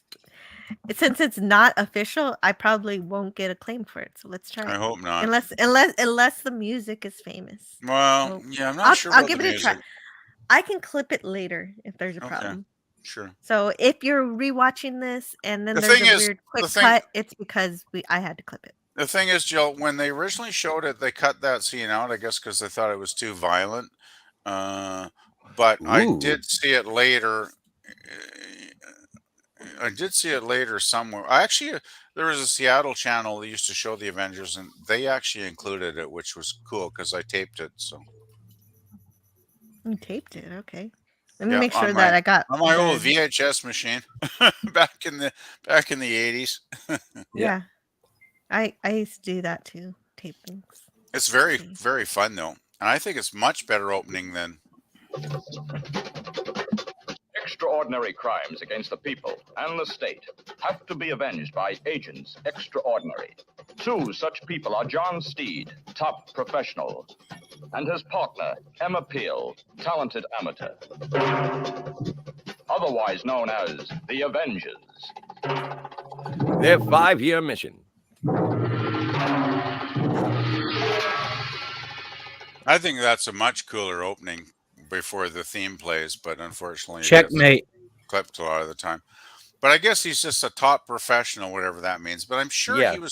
I'm sure there's an episode or two where they mentioned he was like, working for the the UK government in some capacity. So Well, he's basically a secret agent. Let's put Right. it that way. Well, Yeah. yeah, no, I get that. I was just curious if there was an organization that he worked for, and there's a No, couple of shows I that don't do think talk that- about it, like The Prisoner, Yeah. where you never really find out who Patrick. It's McNewen's kind of character like plays that. for. I don't think they ever specify because they really don't need to. We know he's Yeah, a they secret do. I agent. need some internal consistency. I'm joking. Well, all you need to know about Patrick McGowan's character is that he's retired and he's trying to retire. He's trying to quit, but He quit, Mhm. and that's why they wrote him off, and Oh, I that's know. why they're It's do cool. what they and that's do. fun. Oh, The Prisoner is a great show. And subscribe to Pleasant Valley Picker CA's channel. Someday he will stream too. Mm-hmm. Franco Walker says somebody had to make the sex joke, I suppose. No, it Well, seems like- of seems course. like it's It is- mandatory at some point. I try not And- to though. I'm trying to be civilized today. Well, I think Spidey did it in a very subtle way. Where I yeah, do it try was- to be it was subtle, nice. but sometimes I'm not. So. That's not the only thing he slings. He don't just sling syrup around Oh here. God! Oh, here we go. I'm completely. I'll be the low brow. I don't Oh care. God! I don't care to be the knuckle dragger. Let's do it. No, I need to go resupply with syrup. I finished it all before Mexico, and I haven't stocked up. Oh. Oh no. It's a problem. Yeah, you've got to go to the store. It's a problem. I have actually And- some syrup in the cupboard. Oh. We have 3 Canadians on the stream, and 2 of them really love maple syrup. Yeah, I don't like hockey or maple syrup. I'm a bad Canadian. I was gonna say. But do you like Shame. beavers Shame. and the cold? Beaver tails in the cold. If there are no follow-up questions, I'll say yes. It sounds fascinating. To be a real good Canadian, though, you must hate Bieber, but you must love beaver. Beaver, yes, and be able to quote lines from the Bob and Doug McKenzie film. And you must know the difference between Bieber and beaver. Mm-hmm. That's You very know, critical. People don't like Bieber, but I have a much stronger distaste for Bublé. Really? Well, I Yeah. like Bublé. Yeah, that's not my problem. Well, Bublé's a BC boy from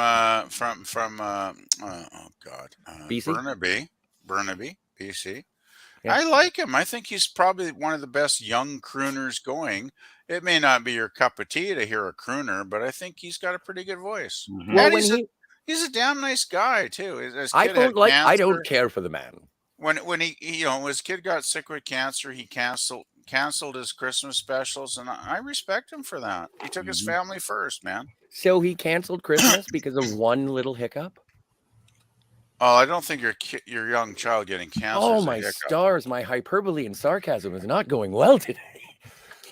Yeah, you're missing the marks, my friend. You Yeah, are. Yeah. I'm entertaining myself. That's all that really matters. Oh, Anyway, yeah. That's true.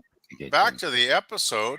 Well, wait, I just wanted to say the Eventually. thing I just learned is Canadians love their beaver.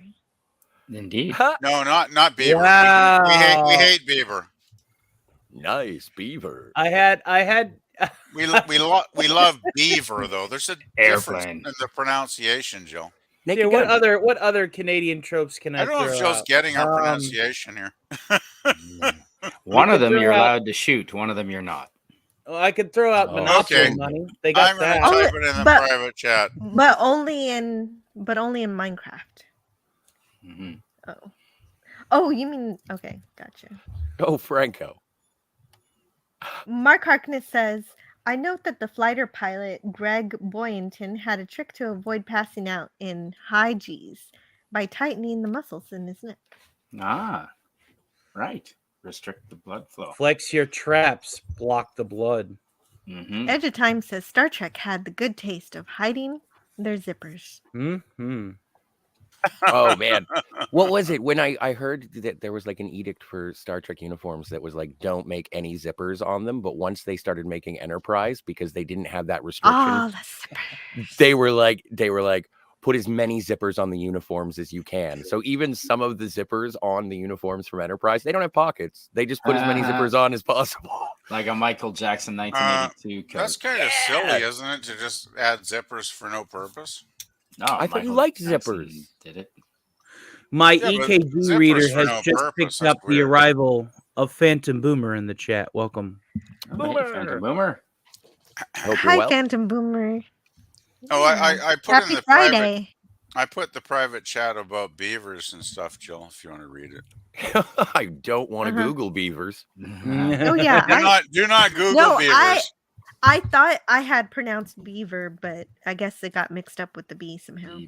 Yeah, But, they're two different know. words. I'll be They sound very right back. similar. I've got to step Oh. away for about 5 minutes. If you guys can talk for me for just a bit, maybe Scotty can go through the chat at the start. After these messages, Oh, she'll be my right back. Yeah. Okay. Okay. Yes. Okay, cool, Jill. You swing a cane when you sing that. Well, I'll have anybody you want know. to talk about anything here? Well, Edge of Oh. Time says Space 1999 is the gold standard for zippers. With golden zippers. And Admiral Teague is ahoy to Edge of Time, Franco Walker, Canadian Spider-Man, Bird of Prey 5, Scotty, Anti-Derivative Jill, and Stark of Iron. Matt G says, I was watching a stream where someone says 7 of 9 at her height was the greatest sex symbol in Trek history. No. Well, Why not? negative. 7 was hot for sure. Well, and who would your top 3 be? Oh, I can't even think about it right now. T'Pol. T'Pol is hot, yeah. Yeah, Nichelle. she was pretty good. Nichelle's Oh, gold Nichelle. standard, yeah. Oh, Nichelle Nichelle, yeah. Nichols. Yeah. Actually, Nichelle could be number 1. Like Yeah. Beverly. No. Beverly. I like redheads, so Beverly would be on the list for sure. I still think Nicole though. She's like probably the top. Yeah. She's Nicole Damn, DeBoer? that would have been some sweet candy back in the 60s. Michelle Nichols. Oh, Nicole Nichols. Michelle. Yeah. I can only dream about that though, because obviously it's a little too late. I actually had the chance to meet her at a convention in the late 80s, and I didn't get around to going to it, and I regret that choice every day.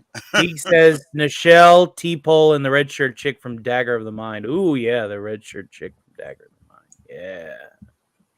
There were so many hot women in TOS, though. It's like you could probably make a list with like 30 or 40 names on it. Terry Farrell for one. Yeah. And also a good choice. You know, that's what I liked about TV back then. They weren't afraid for women to be women and women to be sexy. Oh, yeah. You know, and women to like men and men to like women and to have like natural. Right.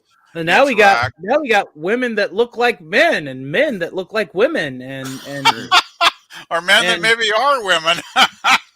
and then men that think they're women and women that think that they're F-15 Tomcats. It's nuts. It's nuts. Yeah. We're living in a crazy world.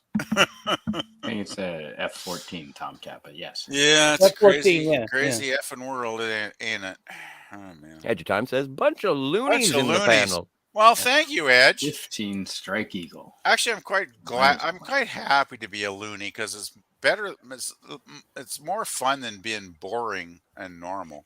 Listen here, Edge of Time, when you've seen the things that I have seen. I know. Well, it's Friday, so I'm allowed a little bit of blue, but I do appreciate Franco Walker saying, "I don't like cold beaver." I'm not even going to read that one. It means she might be dead. Bird of Prey 5 with Or it's winter. Beaver Oh, talk. yeah. You know what? The thing I love about Canada is the beavers are national animal, right, Scotty? Mm. And beavers are, they're family oriented. They're engineers. They build those dams. They build their little, Yep. little, homes, and they have their family. They hibernate in winter and do all that crap. They're friendly, but they will fuck you up. Well, I wouldn't, want to get bitten by one. Admiralty They can shoot trees down, so says all weapons target stream elements. Listen, Admiralty, I have actually got another background loop that I'm going to be working with Jarvis, and I'm going to make sure that Jarvis regularly plugs your channel, seeing as Stream Elements, an established chat bot, can't do it. I'm on the case for you, bud. I'm on the case. I should learn to do that as well. the other thing I like about beavers is it has a double entendre meaning in Canada here. Mm-hmm. Maybe not to other people. I don't know if people in the States get it, but I'll never forget when I was at art school, there was a guy from Germany that was a student. And, we went to the bar one night. There were about half a dozen of us drinking too many beers. And I mentioned to him what beaver meant in Canada, like the other meaning, not the animal.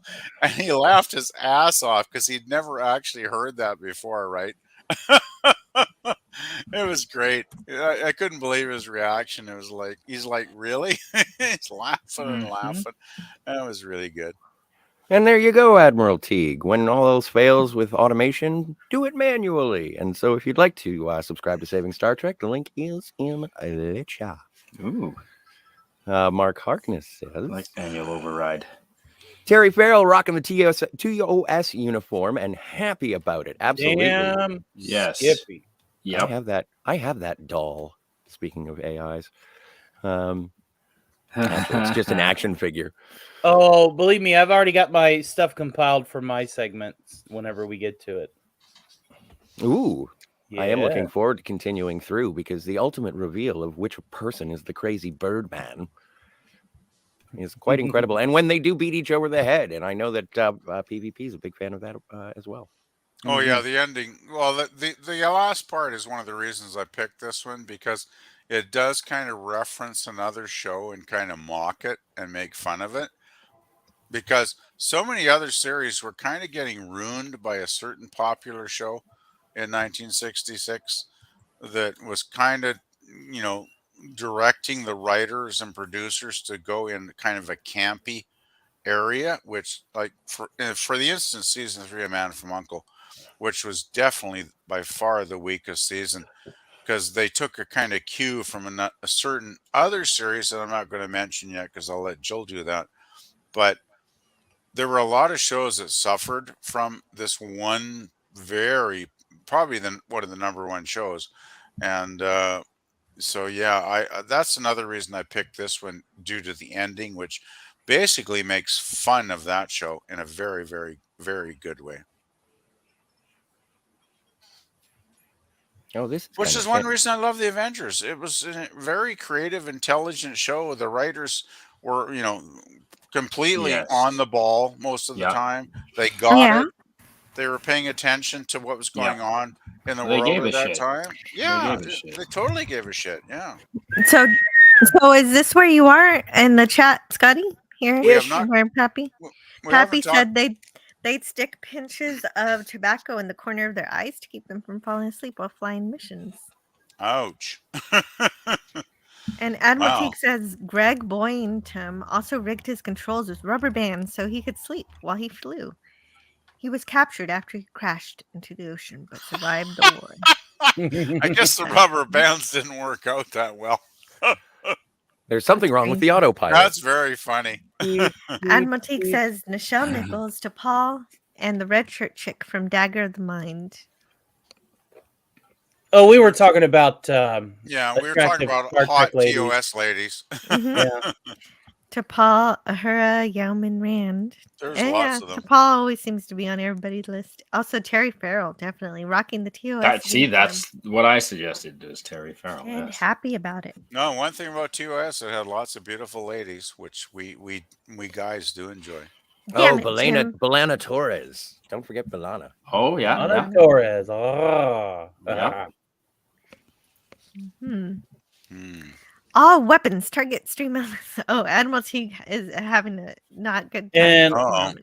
like Yeah, I man. said, I whenever I have Jarvis, I'm going to have Jarvis basically plugging the channels behind me on my show. That's like one of my quick fixes.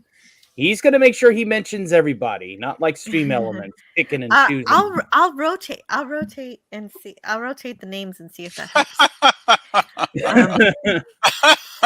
Stream Elements is an anti-speech bigot. It is. We've seen it in real time. And Scotty R37 has posted Admiral Teague's channel There you at go. Saving Star Trek. Already subscribed. Good stuff. I will be on that channel on Sunday talking about I'm sure I probably the subbed to end that of months finally ago. of STP forever. Oh, I can't And, wait to see you there on Sunday. Are you going to be on my show before then? So that way I don't cross the streams? if I'm fully prepared for that show, then yes. Yeah.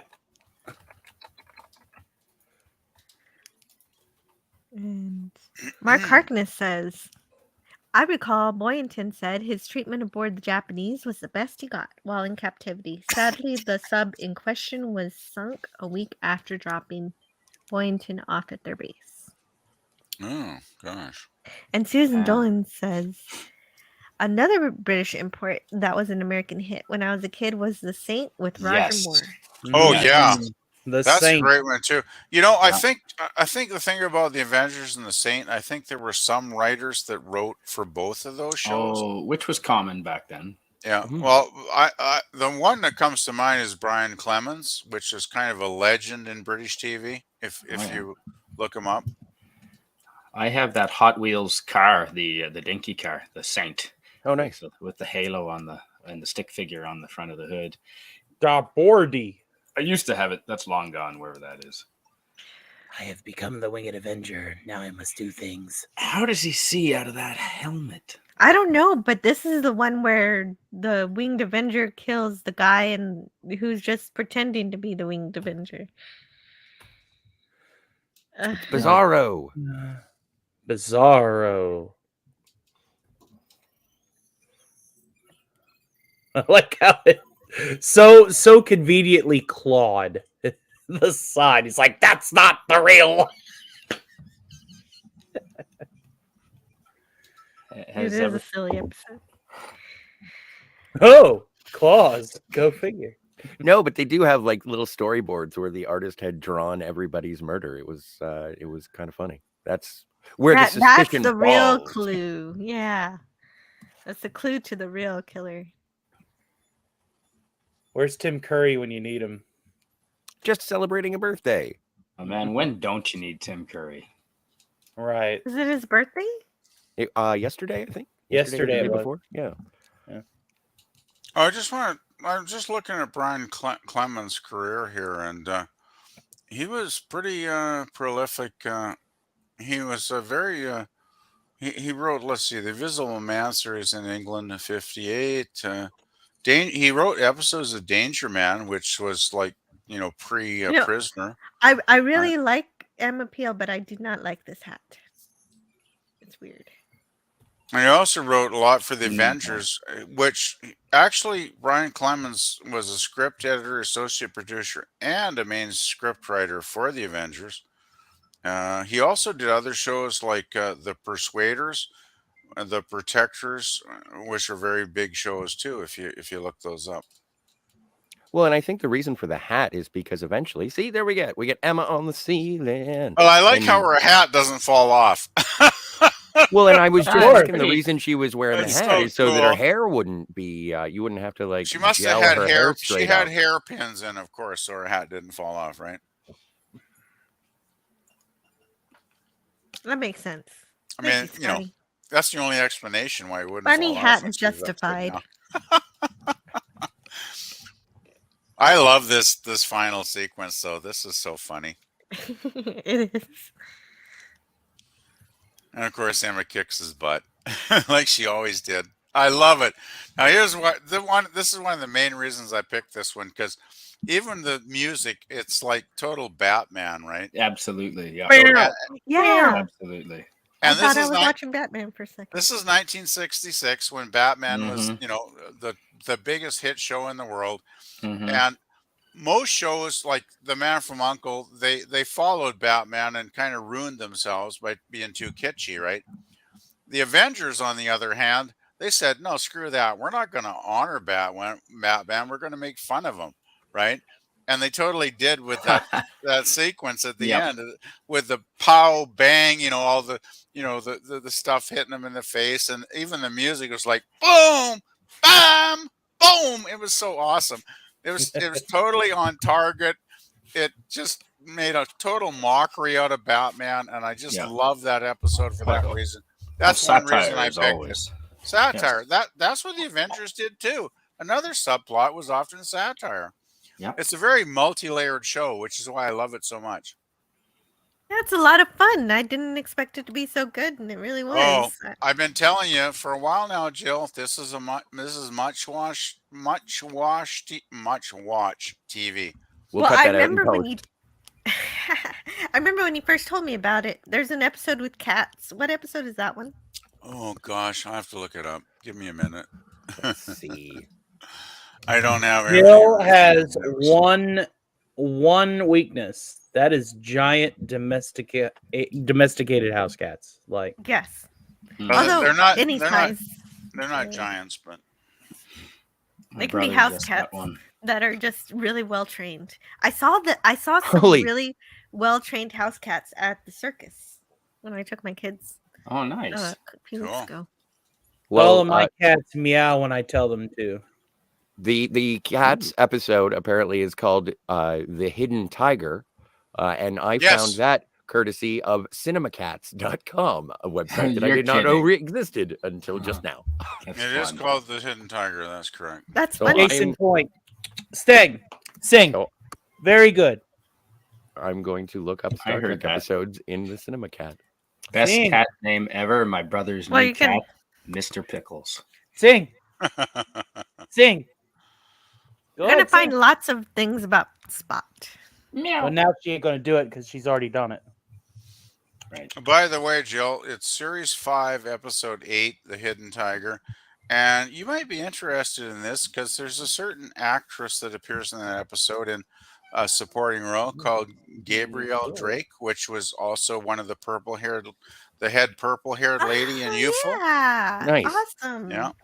So that might be one you want to check out soon. I do. It's pretty fun. And it is about house cats that kill their owners. Oh dear. No. That escalated quickly.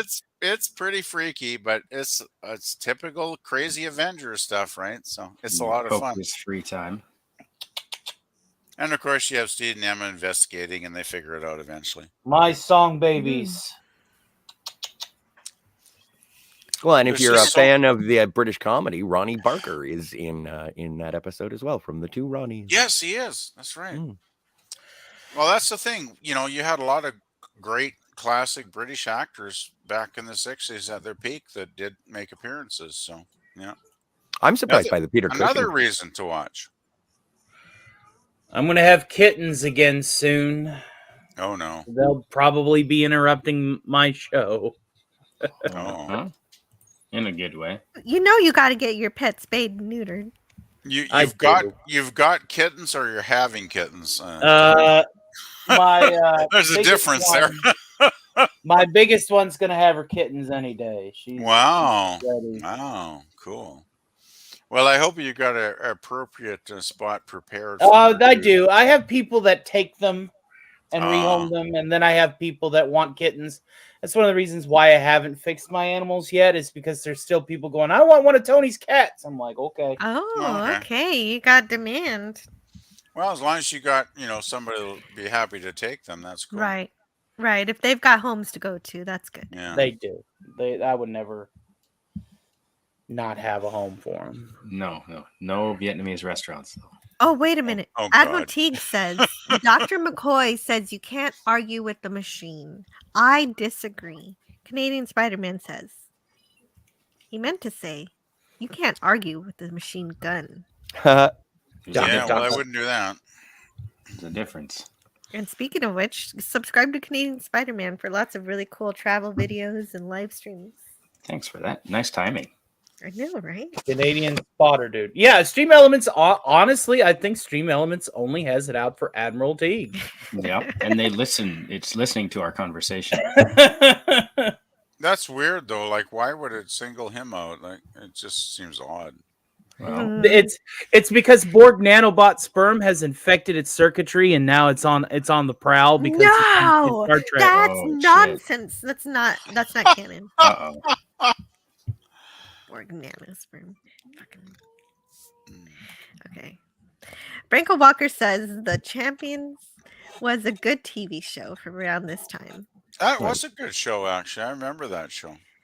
Oh, and if anybody's looking for some science fiction to read, R.M. Briggs has written some short stories that she's put in their own. They're all in their own universe. I mean, it's all one universe, but different stories. And it's really fun. She writes a chronicle that's in an overarching universe with multiple different stories. Yeah. It's like it's episodic. Yeah, And not expensive. and no, it's wonderful read for very cheap. I recommend it. Me too. Mark Harkness says, well, Alfred Pennyworth was a British secret agent. He probably trained John Sneed. Cool. Steed. Well, Steed.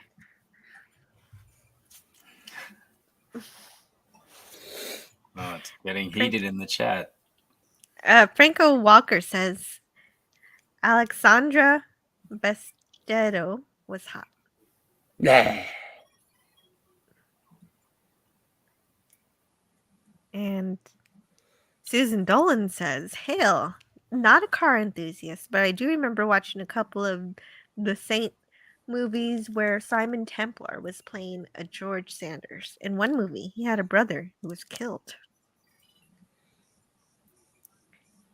And PvP's got to be right movie? back. I wonder if those were made for TV movies. I don't recall them being in the theaters. And you Stream Elements. I'll get you next time, Gadget. I'll get you next time, Gadget. Next time. Go, Gadget Stream Elements. Yes. Thank you. You're welcome. And that's our chat for today. What a wonderful chat. I need to update the Stream Elements anyway to add Scotty's regular channel because he's talking about using the it. chats they come. Thank you. And points they make.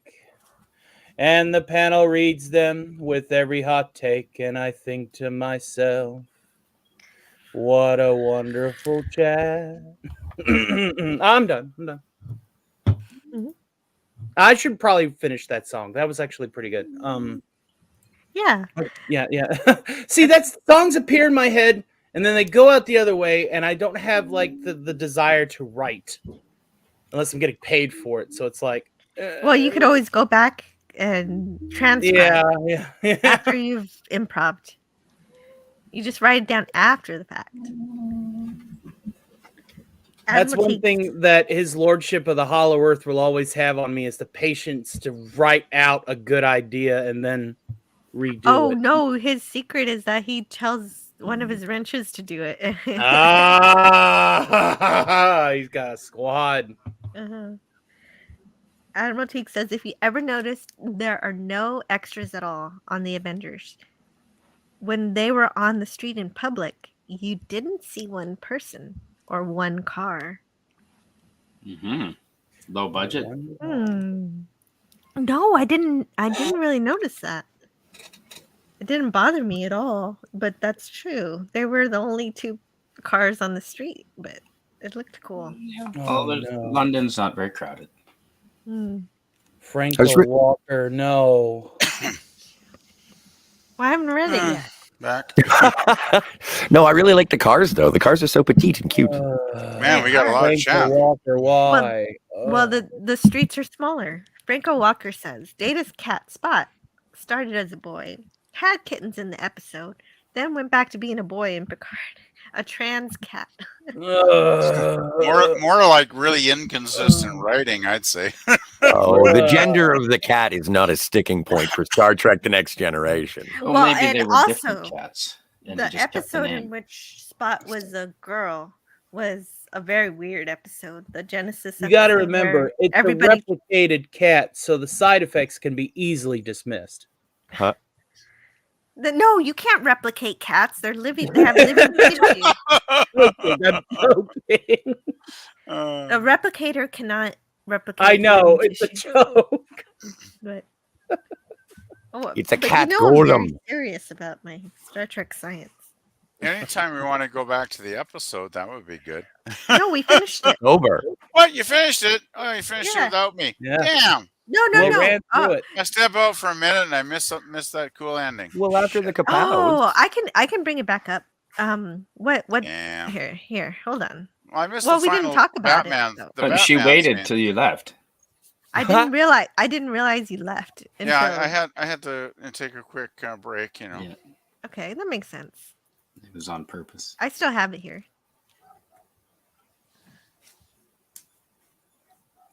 Where were you? Let's see. Pow. You're here, right? Pow. Splat. Smash. Biff, boof, Well, bam. this is one of the reasons I picked this one because I thought not only it was a very good, suspenseful kind of story where you really didn't know who was doing what for quite a Right. long time until nearly the end, but I just thought this is what sold it for me was the total kind of mockery almost of Batman. 'Cause Yeah. Batman was huge back then, and it really did ruin a lot of shows like The Man from U.N.C.L.E., which, you know, totally went campy in their third season, which they had a lot of really sucky, bad Yeah, I heard episodes about that. because of Batman. And I kind of thought this is a little bit of payback, right? It was like, Yeah. the Avengers never, this is the one thing I also respect about this show. The Avengers never went campy because of Batman. They actually mocked Batman, Mhm. and they already had their little tiny elements of camp, like in this scene, but they never went crazy and over the top to let No. it affect the They quality of the set their writing. own. Yeah, the writing still maintained its high quality. I love that ping. That was Yeah. that's hilarious. I mean, come on. You got to say this is gold, right? I mean, how many shows are intelligent enough to do that? Well, yeah, and then you have the best line in the episodes, which was Which was? "Yerp." Yerp! Yeah, I love that.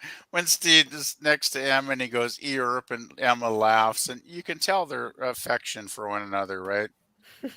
Yeah, that's this scene right here that They're you're talking such a about. beautiful couple. They really are. And the thing is, there's a little bit of tension, but you know they're not actually getting it on because she's married, you know, and she's still hoping someday her Right. husband will be found in the Amazon. But there is still that playful, loving, affectionate, partnership that they have, which makes them such a good couple because they totally defend each other. They would lay down their lives for each other. And I just think it's such one of the best partnerships in the history of TV for me. I think that their skills bouncing off one another is what sets them apart. Totally. And this show ages well.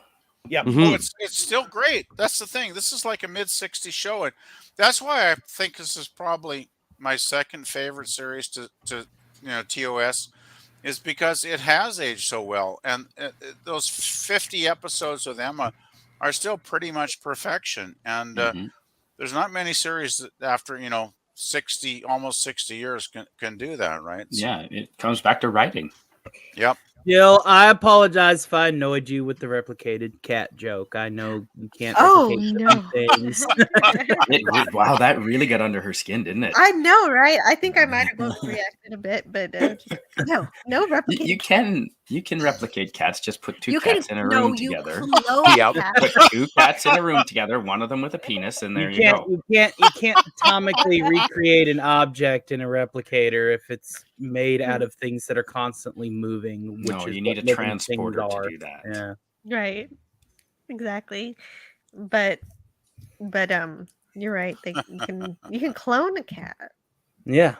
But that'll be different. That's That's not like the Monty Python episode Confuse the Cat, is it? Anybody remember that Monty Python skit, Confuse the Cat? That was hilarious. No. I don't remember that skit. No. Oh, it's good. It's probably not the title of the episode, but there was a part for like maybe 5 or 10 minutes where it was like, my cat is very complacent. He's bored and he's unhappy. So the guy hires a company called Confuse the Cat. And they actually they drive this big truck out to his house and they unload this entire stage and they do all this weird crap, weird shit on the stage acting to confuse the cat, and then the cat like totally snaps out of it and is happy again. It's hilarious. Even Stream Elements gets me, and it doesn't get me often. The only person it doesn't get is Okay, I'm gonna go into Stream Elements and see if I can fix this. That's an awesome business idea. That damn Stream Elements. What's wrong? A mobile cat entertainment business would do really well in Japan. Well, I mean, nowadays and California. Nowadays, you wouldn't need a big truck to confuse a cat. You would just need a laser pointer. Like, they didn't have that back then. No, but you could build like a mobile cat play entertainment center, and the cat could just go wild in the back of that truck, and you could charge money. Well, there is that little like laser turret thing that you can get. It looks like it's like a post with a laser light on the end of it that spins and like goes in all different directions. So you just sit there in the middle of the floor and just let it spin the laser around for you. Where's your cat's right out? Works on toddlers too. I bet it does until it shines them in the eye. Ah, God! See, fog machines is where it's at. Nope, lasers, man. Guys are here for lasers. Yeah, 100%. Yeah, that's what it's. Without lightsabers, Star Wars is nothing. Until you turn them into clubs, then. Well, that's oddly enough why there are no cats in the Star Wars universe, is because of the lightsabers. Oh, right. They just jump into them. Sense. And just like how you set a cucumber behind a cat when it's eating, setting a lightsaber down there, just the hilt of it,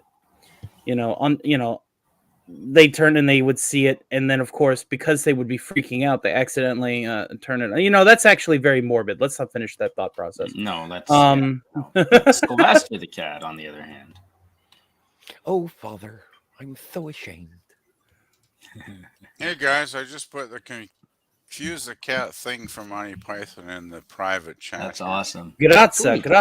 It's much shorter. It's like only a minute long, but I don't know if that's the full version. It says it is, but it might be expedited. It might be a bit. No, it's on YouTube, but you can always look it up later. Well, PvP, if you want, you can put that. You can just put that in the regular chat because I can't play that. I'm sure that would get a claim.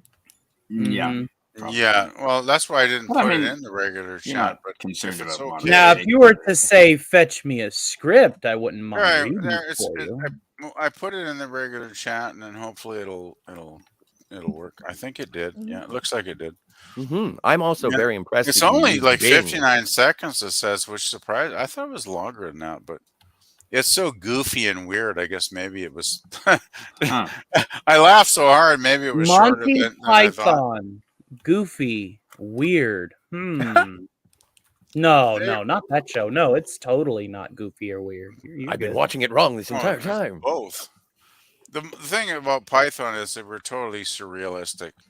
Totally surrealistic. Well, and speaking of the Avengers, and I know it's not on anybody's like top of the list, but it was funny after we watched. It should be. Damn it. No, hey, hang on. Wait for me to finish the sentence, and then you're going to agree. Scotty. It's my party, and I'll cry if I want to. Go for it, Wanda. So anyway, no, but they did come out with a movie. I know it's not. It's not on the top of everybody's list, but there was a Ray Fiennes, Uma Thurman shot. That was Connery. horrible. I know, but I thought it was relevant to the conversation, it being the Avengers and all. It is. Thank you for remembering that. I wanted to ask you about that movie because I saw the trailer. It was horrible. I watched- It did not capture Emma and Steed at all. They brought in Sean Connery for star power, and they put him in a teddy bear suit, if you can believe it, in one scene. Oh yeah, it was painfully bad. I hated it. It was a box office bomb. True. Avengers fans hated it. Yes, it's crap. It's crap. But there was a short making of YouTube video that I saw that said that it had been directed to be like 120 minutes long. It was going to be a 2-hour movie, and they cut it down to 85. When Patrick McNee read the script for it, he said it was some of the best Avengers that had been written in terms of the script. And the studio was just like, we don't like it. We don't understand it. Their test audience was actually mostly Spanish-speaking people in Southern California when they test marketed it. Don't test it in the UK where the fans exactly. are. And that's what the problem was. But apparently, like, there's a whole subplot with Emma Peel's husband dying in an explode. Like, apparently it was quite good before. Oh no, it never came to be. The original cut of it was never released. Okay. So, but it does exist. It's an interesting oddity. I would definitely recommend some recreational botanicals while watching it. I'd say you have to get very high before watching that film because it sucks so bad. But it's a troubled production. It's not of its own. Like, they didn't set out to make a bad movie. Well, maybe they didn't, but they made a bad movie. But with meddling, like with again, awful. It's oh no, I agree.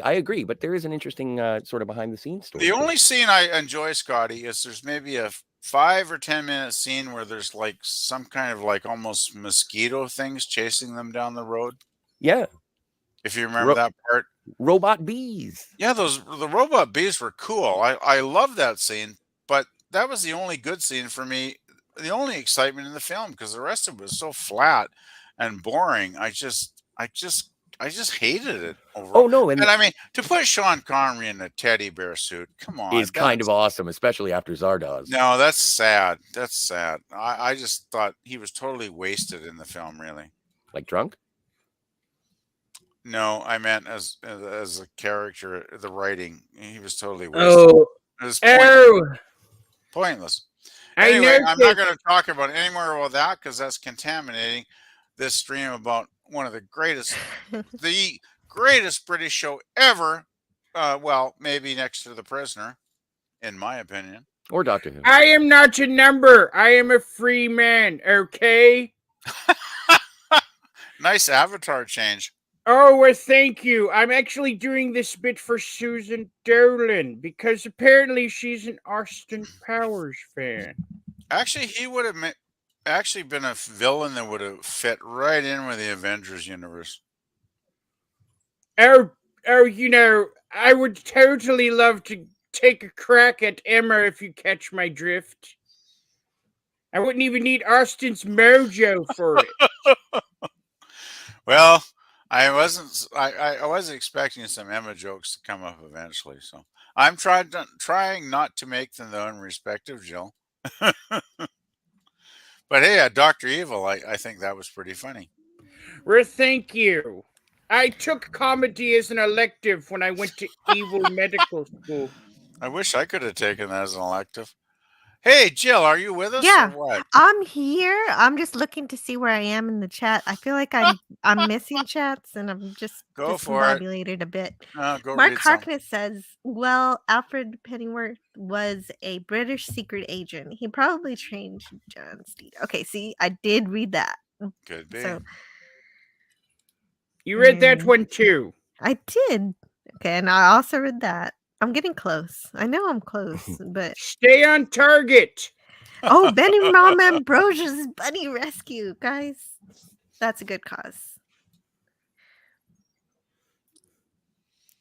Okay, so I should have trusted that star. That was my real star there. Roger Moore's first appearance as James Bond was in 1964 on the comedy sketch show Mainly Millicent. And Admiral Teague says the cat we saw was a calico and therefore can only be female. As a person who is an Okay, yeah, aficionado on all things feline, I have to interject. Some calicos can be male. It is a genetic trait that is very rare. Oh, interesting. Most And calicos Matt are G female? says, I never knew that. Jill missed my chat about her missing the discussion from another chat. Oh, I did? Okay. Well, see, I knew I was missing chats, but I don't know how this is happening. Oh. Jill conveniently stepped away before the 7 of 9 sex symbol discussion. Amazing timing. Well, I'm glad you guys got a chance to have that conversation. I only have one question. Susan Derlin, how do you rate my Dr. Evil? Franco Walker says, Spot was a ginger cat, wasn't he? Yeah. Yes, correct. He changes episode to episode, but mostly Calco. And Roger Corby is the only one replicating cats on the final frontier. Oh, and in that Cybernauts episode, I forgot to mention all those boxes they were knocking around had robot parts in them. That's cool. I didn't think of that. Yeah, no, I was wondering what was in those boxes, and I looked and it said leg parts. Okay. I thought they were just like empty boxes. In They- reality. in reality, they were. You mean a Synthocat? Franco says he also replicated Trouser Press. That is a What's very useful tool. Not Oh. the replicator, the trouser press. But you can replicate one. Correct. Though they are excruciatingly rare, there are male calico tortoiseshell cats. They're sterile, unfortunately. The odds are like 3 to 5% of calicos and tortoiseshells are born males. Also correct. Okay, so Damn. then that makes sense why there are so few of them. If they turn out sterile, then they're not likely to make others who look like them. Okay, if 95% of them are females, those females must get very frustrated at a certain point. That's a subtle joke, but Joe will ignore it. Thank Austin thank Powers and Mrs. Kensington were pretty good versions of the Avengers. Where's Austin Powers? I Austin don't see him Powers. anywhere. Don't scare me like that. Well, you always have your sharks and your lasers ready. I do. Shark attack. Speaking of which, subscribe to Stark of Iron. I have no idea who that is. I'm Dr. Evil, okay? Well, if you want more of Dr. Evil, go to this channel. You should know who he is. He's going to be a problem for you. And Matt G says take away stream elements French because no, I think I fixed it. I think I fixed the error. I hope so. Why Teague wasn't in the rotation. A timeout, yes. Hashtag block the bot. Yesterday, Captain Infinity put me in a timeout because I suggested that he randomly timed people out occasionally. There seems Hey, to he be a called you out. timeout. Mr. Brad Alliance, Controversy. welcome, my friend. Yeah. I was looking at Twitter and there seems to be a lot of people getting timed out or something. That's kind of weird. On Twitter? Or blocked. I read something about Dramas. people are getting blocked. Like, that's kind of weird. Canadian Spider-Man says I tried to time out stream elements. It wouldn't let me. I bet I could time out stream elements, but I'm You not going can, to. yes. Yeah. Well, you're the stream leader, so you Time to bust out the yardstick and tell him it's been a bad boy. Mm-hmm. Matt G says I ran into Pleasant Valley in a music chat once, if he remembers. Sea of Tranquility. No, it's quite possible. I do spend more time on YouTube than I probably should. Mr. Brown. Hello, Mr. Brown Alliance. Thanks, Scotty. Hail to Mr. Brad Alliance. LDG too. I know. Great timing. What a wonderful day. Susan Dolan says, I recently got the Austin Powers 3 movie collection DVD, and it's incredibly funny. The only bad thing was the third movie didn't have subtitles, and my monitor speaker is out. No. Need You headphones. must hold the world ransom for 1 million Bitcoin. And on that note, I'm out. 1 million bitcoins. That's like billions of dollars. Oh my goodness. Oh, come on, Dr. Evil. It's 2023. We ain't got that kind of money. I got no Bitcoins. 1 billion Bitcoin to USD. Oh my God. That's so many zeros. What is that? Too many zeros. Hopefully you Well, enjoyed that, there. Susan Dolan. Dr. Evil is one of my favorite impersonations to do. 1, 2, 3. Do, do, do, do, do, do. Oh, it goes past the limit. I'm not allowed. Oh.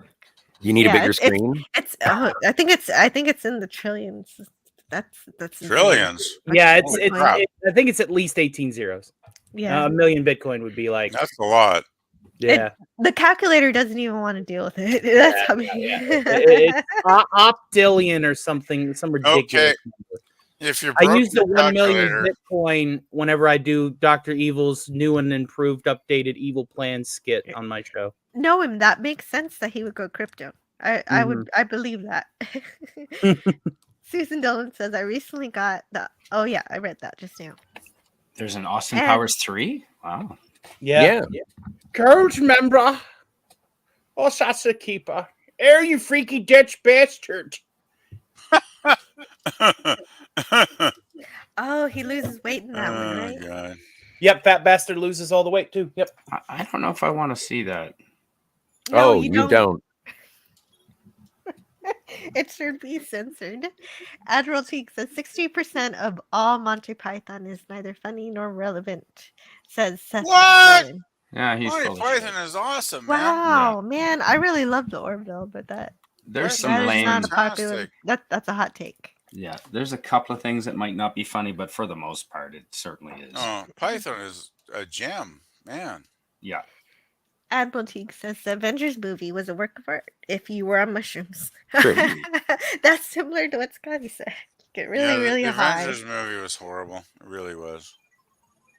They just did not get Steve and Emma at all. It was quite dreadful, really. So maybe it was produced by people that weren't fans of the show. I think it was That's always produced a by problem. people that never saw the show, actually. Like Star Wars and Star Like a Trek lot, today. well, yeah, Exactly. it's like a lot of stuff, in the last 20 years or so. You'd think that would be a requirement. Have you seen the show? Well, no, you can find a great director who sees who's in charge of a property, and they say, "I've never seen this. I'm gonna sit for 2 weeks and I'm gonna binge watch this. Yeah, and I'm gonna figure it out." Well, that's the thing. There's only like maybe go to a there's con. Total of 52 episodes with Emma. Those are the critical ones because the earlier ones are great, but they're not as well. They're on videotape, which is one problem. And then as good as they are, they're not up to the level of the writing that the Emma Peel ones are. And after Emma left, when they brought Linda Thorson in, she wasn't as good an actress. I thought the scripts went downhill too. So there's basically like 52 episodes that are fantastic, and it's like it wouldn't take. The writers could have binge watched it in a week, right? So, but also there's a level of the original chemistry between Diana Rigg and Steed. Oh God, yeah. Yeah, you can't recreate just by having an attractive person in a contemporary setting. Uma and what's his face had no chemistry at all. Well, and fine actresses in their own right, but you can't just recreate the chemistry that was present in these in the old shows. From what I remember, thing is, of them. Scotty, I felt when I watched it that they were just like walking through it. They were just reading their lines, but they didn't give a shit about what they were doing. And you can tell, right, when an actor is not into giving a quality performance. It's pretty easy to tell. Oh, they were just phoning it in. They were totally phoning it in, I thought. Even Sean Connery, well, I can't blame Sean, though, because they put him in a teddy bear costume. Sean Connery was chewing the scenery. It looked like he was having a blast in that movie. Teddy bear costume. I think it's funny. That's so demeaning of one of the great actors in history. Yes. I just couldn't stand. After Zardoz? after Zardoz. No, Zardoz No. was cool. Oh, come on. That harness was a lot more sort of Zardoz objectifying was and demeaning. awesome. That loincloth. I'm not saying it wasn't. Was I'm not awesome. saying it wasn't. And the story was good. And it even had, I think, a Monty Python guy in it somewhere. If you want to look Somewhere. that up. I There do was like a Monty Nice. Python guy in it. I can't remember which one, but I do like to see actors He that gets don't killed take off at themselves the end, too by the way. seriously. Agreed. That's I like true. that too. They can be comedic, but it sounds Yeah. like they didn't have chemistry. So that's oh, they sucked. You can't it was, fake it it. was awful. Let's put it either this way, there or Jill. not. Watch all the Emma and Steed episodes first if you're ever going to watch the movie, because you'll Well, I be guess you disappointed can if fake you it. watch the They have movie to be first. they have to be really good actors to fake chemistry. Zargon.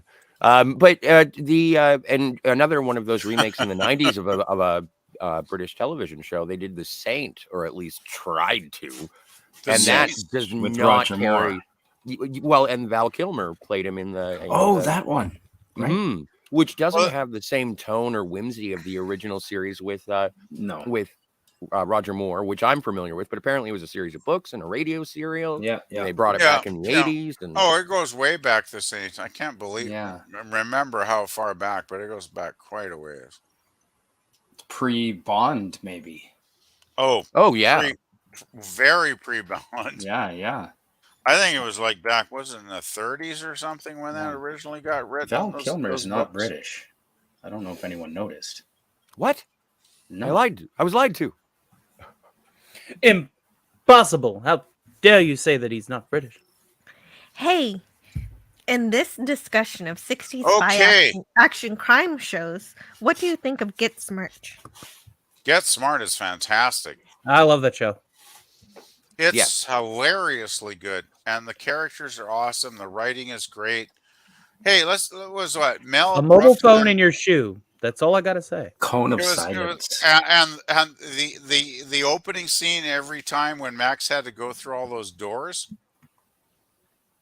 Be Remember right all back. the folks. doors Jarvis he had to should add get us in a through. Facebook message. I mean, that was in Okey-dokes. itself a masterpiece. Yeah. And Barbara Feldon as Agent 99. I mean, you talk about she's as hot as Emma. Totally. I mean, talk American about- Emma. American Emma, basically, yeah. And Max was so bumblingly stupid. Once again, it was the female that was smarter than the male, which was another great thing, right? And it wasn't woke at all, but it was so funny. Great you also- show, great Through the series. perspective of its time, it might have been considered a little too risque or too empowering. When was I it? don't know what the 60 perceptions would have been, but and they it were went trailblazers longer, at right? the time. Scotty, it was like 65 to 71, I think, something like that. When we got smart. And Steve Carell did such Well, a good job. Get Smart was on Yeah. 2 different networks, right? Because it was on the original one, and then it got canceled, and I think another network picked it up for 1 or 2 more seasons. The Cone of Silence is hilarious. One line from Get Smart that I always got love me the Cone is- of Silence. It is Max would go good. into the Cone of Silence with his boss, and they could never hear each other. It was totally the Cone of Silence.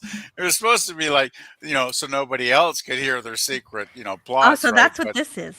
Oh God, it was so funny. You really need to watch at least a few episodes, Jill, to get it, because it's really good.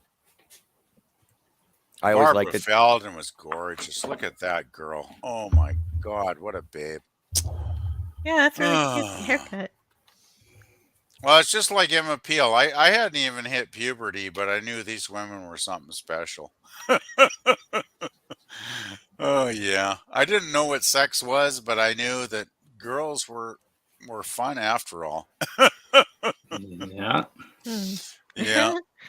Well, now this research results are getting funny. Oh man, but Get Smart's a classic. It's a great show. Add that one to the list, Jill.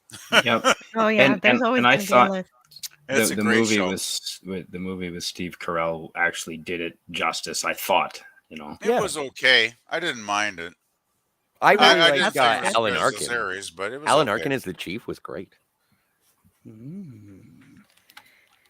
Yeah, Ed Platt as the original chief though was pretty awesome. He was great in that show. But again, Oh. it's the recasting issue. Yeah. Susan Well, I Bowen mean, he says died, add- right? So you had to recast it, obviously. Susan Dolan says to Admiralty, "Oh, come on. Where else could you see Sean Connery in full kilt?" Where else can you see Sean Connery wearing full kilt? That sounded like Dragonheart, which was also played by Sean Connery, but an elder Sean Connery. It's I can do the elder Sean Connery more than I can do like. Oh no, it's good. It's good. I was trying to gauge because you have the comparison between early Michael Caine impressions and late Michael Caine impressions, and so it's nice to you get a variable. Excellent. I don't even try impressions because I would like my scotch at 32 degrees precise. Nice and cold. I really like Connery in Highlander. I thought he was epic in that movie. I just like how Highlander hired all of these actors, and then they were all like from different parts of the world, but they played roles that were different. It was awesome. I mean, you had Connery, an Irishman, playing the Spaniard. I mean, Connery's a Scotsman. Scotsman. Whatever. Yeah. I thought, okay, I get those mixed up. And then you have, I think, the Scotsman playing the Russian. That's my favorite. You pay for Connery, you get Connery. But I loved it because he always had the same accent no matter what he played, right? So it's like, yeah, sure, you're a Spaniard. Sure you are. But it didn't matter because he was so good. I mean, that's one of my favorite movies of all time, Highlander. And what was the lead guy? God, I'm forgetting his name. Christopher Lambert. And he doesn't. He totally has that accent. He doesn't. It's like none of the accents make sense in a way, but it doesn't matter because the writing is so damn good in that movie. Matt G says there was also I Spy in the 60s. I Spy. That's a great show. The only problem with I Spy is Bill Cosby's in it, and a lot of people are like, yuck. Well, you can separate the actor from the... I do. I don't always zippity do bop bop whim wham whizzle, but when I do, roofing. I'll still watch Fat Albert. I always try and separate the art from the artist for sure.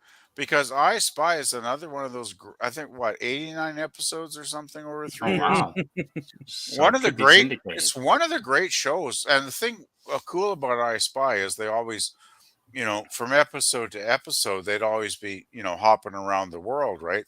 So there was a lot of cool stuff in different cities in the world, and very good storylines. I remember the first one. I think it was like, what was his name? Scotty was the main guy by Robert Culp. And then there was Bill Cosby, his sidekick, which I can't remember his name. But I remember that first episode of the series where Scotty gets caught off guard by one of his old trainers or whatever that's hiding behind the curtains that pulls a gun on him. Uh-oh. And you're thinking like, oh shit, he's going to die. And then they go to like the main credits and it's like, oh my God, this is so cool. And the theme, once again, that's another thing I wanted to touch on, Jill. Don't you think the Avengers theme is one of the coolest themes of all time? Like, do you think it's up there with Star Trek? I think it is.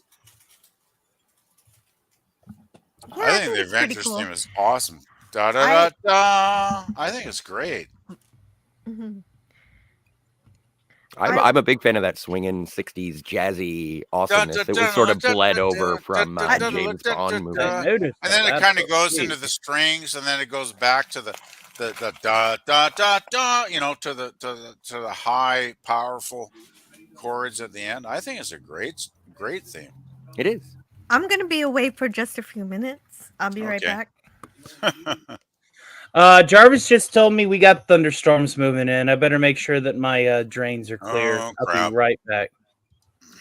Yes, I have Jarvis patched into the local Dopplers. No, I'm not going to tell you how to do it. I wish I had that ability. That'd be cool. I miss thunderstorms. There was no clouds at all where I was in Mexico. Yeah, we got no thunder here. It's like 9 degrees and cloudy. They won't get rain until July. Kind of a boring day here, actually, weather-wise, which is good. And then Matt G says, "Oh yes, The Prisoner," which is great. And again, my deficiency is that I've only seen the first and last episodes, but I do have the set. I just haven't gotten around You to should plowing watch the through it. rest. They're Oh, really good. that is definitely on my list. They're really good. Hmm. That's the trouble. There's just too much good shit to watch, right? Oh yeah, 100 years worth. You know, the thing is, people bitch and moan, like some channels we all know on here, bitch and moan about the current new stuff being crap. Well, it's like, okay, it's crap. Why even bother? Just go back and watch the last 50 years of great stuff because it's all out there, right? Hmm. Although again, there are some people, and especially when watching the Cybernauts, there are some people who have a natural aversion to black and white. And while I don't understand it, it is a thing. Well, People won't watch it unless it's I in just think that's color. sad because they're missing out on a lot of Yeah, great really. stuff. I mean, Laurel and Hardy. the Cybernauts is brilliant. I mean, Yeah. it's the writing is fantastic. Steve and Emma, I mean, they're great actors. They have a great chemistry all through the episode. It's got a great sub theme of technology and the danger when it's misused. Oh I yeah. mean, there's great music, there's great lighting. It's like But they're it's also missing out. They're missing it's out a big time. modern and when I say modern audiences, I say modern audience with like the audiences that when they first picked up like Jurassic Park on VHS and it only came in widescreen and they were like, I'm not watching this. It's making black bars at the top and bottom of my TV. Why do I Oh have a God, whole those TV? people too. It's like fuck off, people. Well, some people want to take advantage of their full screen and they don't appreciate the cinematography and the framing of shots Yeah, and things like that. And you go back and you watch traditional televisions that were done 4:3, and they're like, I don't want to watch this because it's not the full presentation. When in actual fact, you're losing presentation if you fill it to exactly. a wider screen. It's all kind of silly, isn't it? I mean, for me personally, Scotty, if the TV series or the movie is excellent, I'm going to watch it no matter what the format is. I don't give a shit, right? Yes. Yeah, Although I do agreed. understand about people not wanting the full picture. It's like cutting the corners off my pizza. Oh yeah, yeah. If they're remember the pan and scan stuff Oh yeah. Well, like back in remember the it. 70s? It It's was like, forced oh, upon you. You didn't have a choice that because was bad. That's the one format that I absolutely hate. Pan and scan was evil because you'd have two people talking right in a scene. You'd only see one person, and the other person with the other dialogue would be totally off screen. It's like this makes no sense at all, right?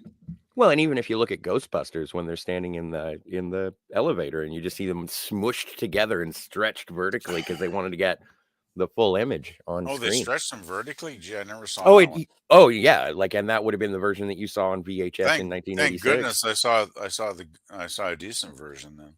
Oh yeah, but for a long time, yeah, Oh, the only version that you could see on a lot of that's movies were bad. the pan and scan. And then when they introduced letterboxing or widescreen to VHS, some people were like, "You're cutting off the thing." But I remember sitting there and showing my parents the difference between pan and scan and widescreen when watching Star Wars. Like I Right. popped in the first scene and there's Princess Leia and she's just standing there yelling at Darth Vader or vice versa.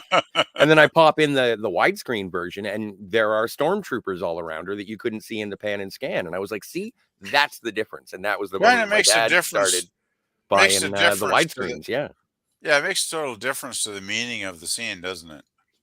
Well, not the meaning of it, but the presentation for sure. Well, no, I mean, if you don't know the stormtroopers are there, it kind of takes away from the meaning of the situation. When you see the stormtroopers, then you know it's a little more intense, and critical. Yeah. So I think Frank, presentation does matter. noted. Franco Walker says Blake 7 is brilliant. I've been meaning to I get still that. got to watch that. I watched the first two, and I agree that the first two I watched were awesomely good. Damn, I need to watch that. I wonder if the Cardinal still wants to like do that episode by episode review. Like Cardinal Sin wanted to sit down and I do an actually, episode by episode review of Blake yeah, 7, and I was on I, board for it. I'm still on board for it.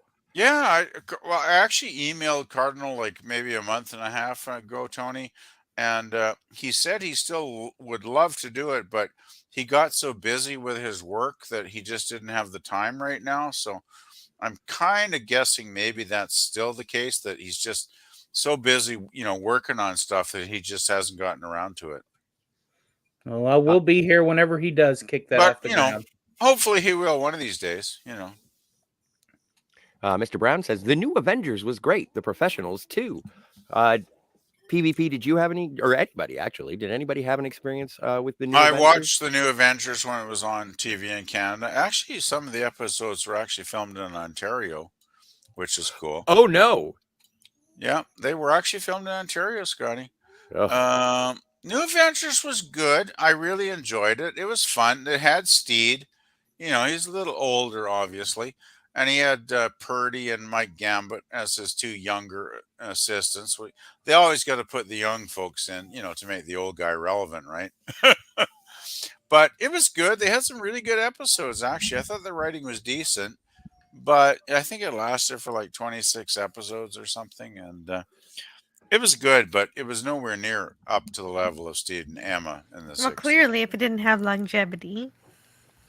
Yeah, it was okay, but it wasn't. It was good. It was a good show, but not a great show. Let's put it that way. The Professionals, I remember that show too, but I can't remember anything specific. But I think that was a good one too, actually. Yeah, and also it's really great to see Mr. Brown here. Mr. Brown, hi. And Susan Dolan says The Prisoner was a series sequel to Secret Agent Man. You know, there's always a controversy about that. If he was the same guy, because he was number 6, right? But number 6. There was an episode in The Prisoner where I think somebody called him by an actual name that I can't remember, unfortunately. But I just thought the second one was a song. Well, it was actually Jill, in the British version of the show, there's a different theme. In the North American version, there is a secret agent man. There's that theme in the original series of Secret Agent Man. You know, in Johnny Rivers, the North American version, right? Yeah, Johnny Rivers. That's really fun. Yeah, I used to watch that when they had it on the TV. Bruce Willis does an excellent version of that song in his album, The Return of Bruno. Nice. It's a great song. It's a great song. But I think there was one episode in The Prisoner where they mentioned the name of him, and it was the same name as the guy in Secret Agent. So I'm kind of thinking he was the same character, even though that's never been like an official canon kind of thing. But yeah.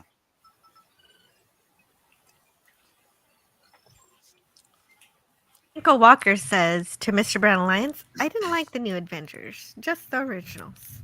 I thought the new Avengers was decent, but yeah, I think the originals are better.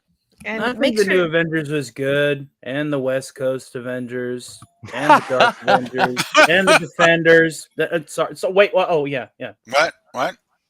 Well, if you guys want to go on that tangent, you can. Well, I mean, you have two Avengers on your panel, Jill. You have myself and Canadian Spidey. Well, it's your stream, Jill. So it's your stream, Jill. So you have Scotty and Superman. So you have the rudder, so you can steer us to wherever we go. Oh, you're gonna miss. Canadian Spider-Man has to leave at the 3-hour mark. Oh, okay. So he's gonna miss my segment about why people shouldn't worry about virtual intelligence because they think it's artificial intelligence. Okay. Go for it. Oh no! I mean, we can. The segment's about 15 to 30 minutes long. What I've got compiled down here. I'll be listening. Yeah. Oh. Okay. You gotta go now. Are you going to be in the chat, Canadian Spidey? Got a few minutes. Does it have anything to do with the Avengers? No, but Jill wanted me to bring a science segment, and I figured that was what I was going to be doing every Friday. I mean, if you don't want to, this is ultimately this is science your segment. part. Yeah, I like science. This is ultimately your Thanks, party, Spock. PvP. Hey, this is ultimately your party. Go. If you want to go for it, go for it. I'll take another quick break, and you can start on your science thing. You know, I'm something of a scientist myself. I want to talk more about Mr. the Avengers Osborne. eventually, Good to see you. You can if anytime you like. Let Tony do his thing first. I'm well, gonna Jill take a quick break suggested anyway. it, and because she said, "Damn it, what happened?" Oh, structural integrity field is weakening. Uh oh. Tony was gonna go for it, and then Get out from under there! Get! Now, out! Uh-oh, the kitty cats are Uh-oh. taking over Tony's It sounds house. like Spray bottle. Tony's cat will disconnect him from the internet any minute Well, now. what's happening is that thunderstorm could also be part of it. So, Oh shit! You got a thunderstorm? That could be well, scary. yeah, that's can't get out from behind there. If you fuck with my cord and interrupt my lecture, son. Well, once again, I come to Jill's streams and I get a new ringtone. I was not expecting Son, hearing cat look fuck what I got. fuck I got fuck. food. You're I just was gonna ignore me. not gonna Right. expecting that today. Oh, well. Okay. All right. I'm gonna do the lecture. If I disappear, Lord. I'm sorry. Because then I would have to squirt the cat vehemently with the Okay. squirt bottle. This is Oh great. God. I'm excited. Basically, Jill came up to me and was like, "Well, you could do anything." And then she suggested, "How about artificial intelligence versus the human mind, the human brain?" Ooh. and I didn't even prepare any of this, so you've got it all. Yeah, so I obviously have some notes on that, but I decided to elaborate a little bit further, and we're going to do a comparison and contrast to how what people perceive as artificial intelligence. Like the modern consumer looks at an AI like ChatGPT or one of these art AIs, and because they're used to the word AI, it's not an AI. It's a virtual intelligence versus an actual intelligence, which is what an artificial intelligence would be. An artificial intelligence, at the end of the day, is an intelligence that is not living.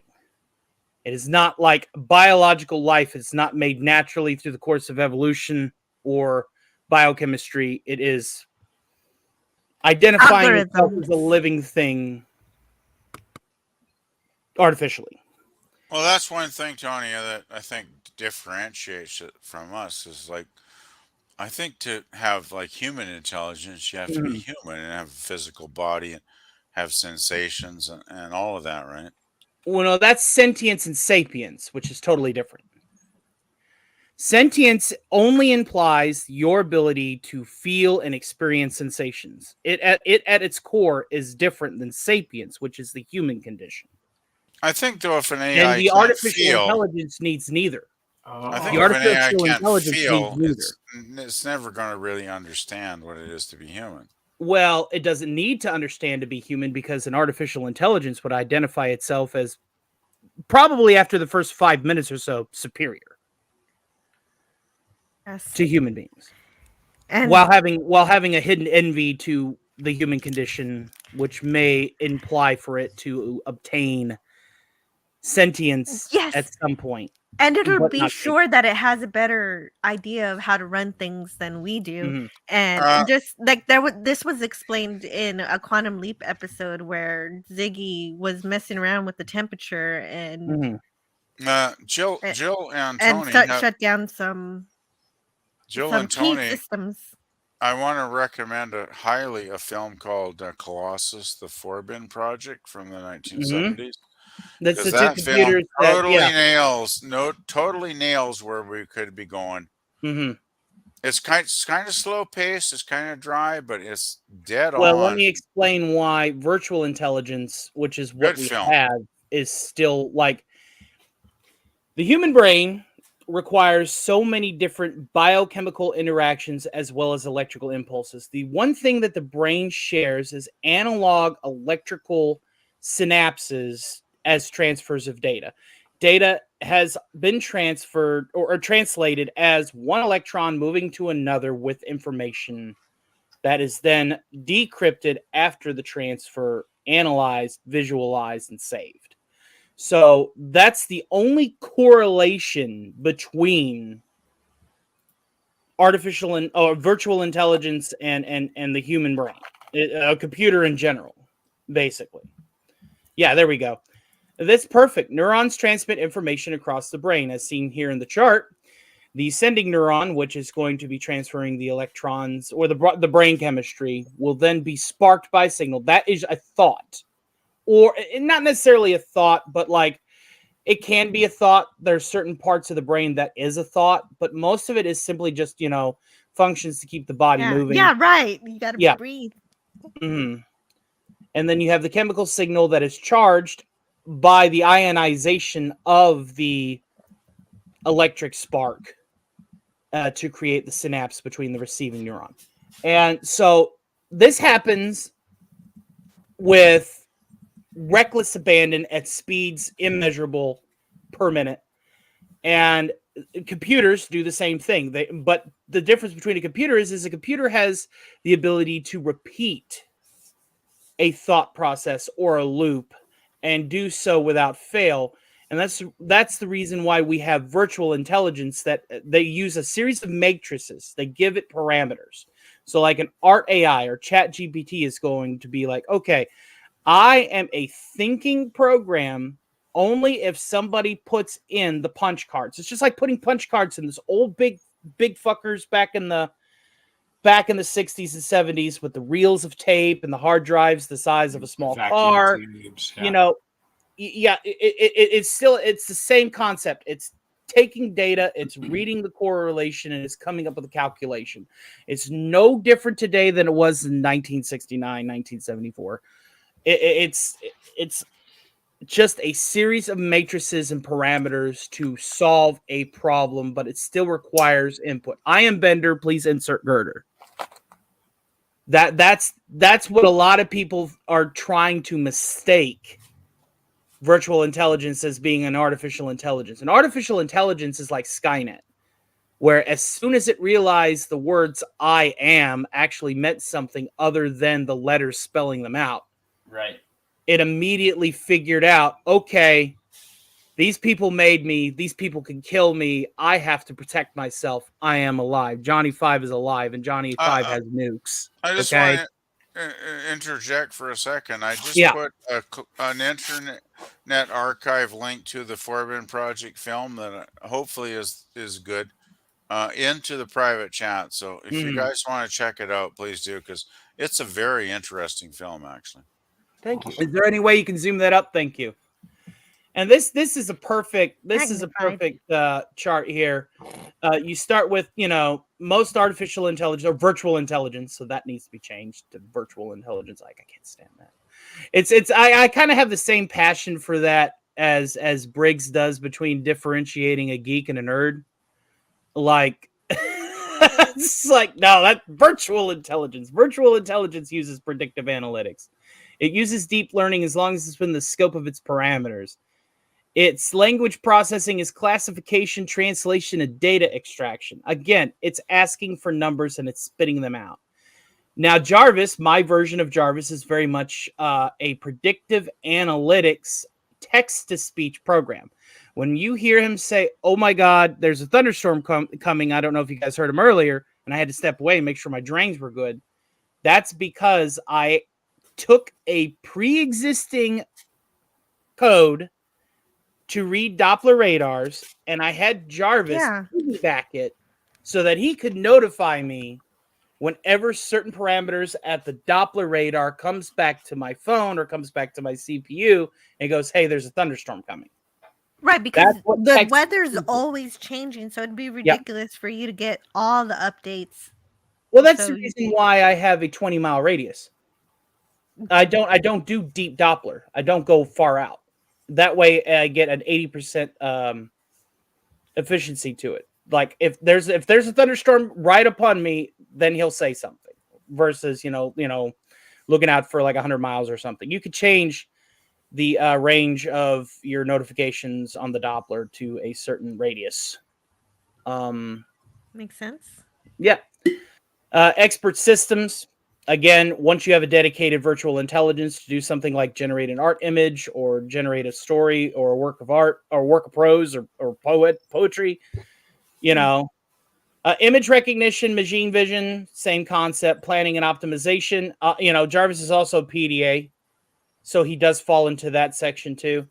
And he has a little bit, just a tiny bit of robotic applications because I'm kind of like, Oh, really? yeah, I got Wow. a CAD program that I'm going to have him piggyback, and one of my ongoing projects for the better half of a couple of years is making like a full size like dummy model, like from the first Iron Man movie, to communicate with Jarvis and do basic stuff, just to have sitting in the corner of the apartment to impress people when they come by. That's pretty fun. Everything that my Jarvis does is simply go, yeah, look what I got. I'm the local Iron You Man. make your own toys. I do make my own toys. Yeah. But That's the human awesome. brain is actually more of a symbol of life in general. Another point that I wanted to bring up is like if you ever look at like a hive of ants, if you had like say for example a cup of ants, just you scoop up a cup full of ants and then you pour them on a surface. At first, they're scrambling about and they're trying to figure out where they are in this environment. And then you start seeing them create trails, and especially if you got like food laying about, And if you look at how ants work, and if you look at how they transfer pheromones from one ant to another, and they start to operate as a collective intelligence, as a hive, which is what they are, the similarities to brain mapping, to neuron mapping, is uncanny. If you want to look that up, Jill, and show them what I'm talking about. I don't know if you've heard of this or not. What is But it called? Ant behavior emulating human synapses, human neurons. Ant behavior. So you're saying ants are social like humans are? Ants are social, but life. Just to do the reference right quick, because I mean it's obvious. Life finds a way. There's certain things that we as biological beings, as carbon-based beings, we have like similarities throughout all evolution, and the way that ants path themselves. It's very much like how human neurons network themselves, how they wire together Well, to transfer information. we do need And have different seems function. it Yeah. seems we do need to be a part of a community though, basically. Mm. Well, humans have always been a pack animal. I've said this over and over again. And, it's funny because there's social experiments that go back even into the 1800s where an entire village of people would be brought out, and it'd be people from all walks of life, fishermen, tanners, carpenters, butchers, and there would be an ox sitting on the porch. Okay. I that's similar. Let me see if I can't find what's here. Ant behavior. Brain science.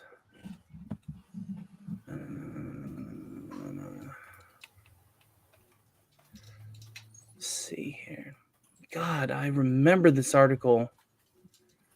Ah, yes, the stickers on the back of the ants. Neurological pathway. Yeah, neuroscience. Yeah, I should have clarified that it was a neuroscience article.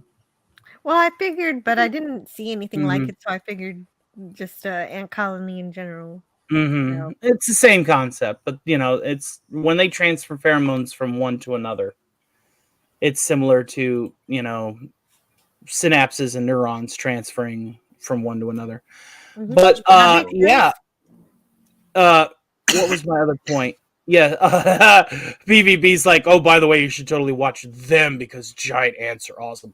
I agree. Them is awesome. That's one of the greatest 50s films ever. Yeah. Fantastic And film. let's see if there's any chats discussing our current topic here, because I like to get the chat involved.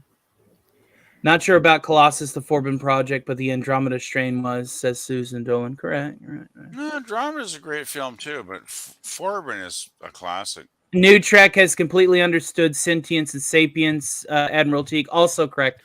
A cat has sentience. Only humans have sapience. That's why Picard should be an animal. That's right, because he is a machine.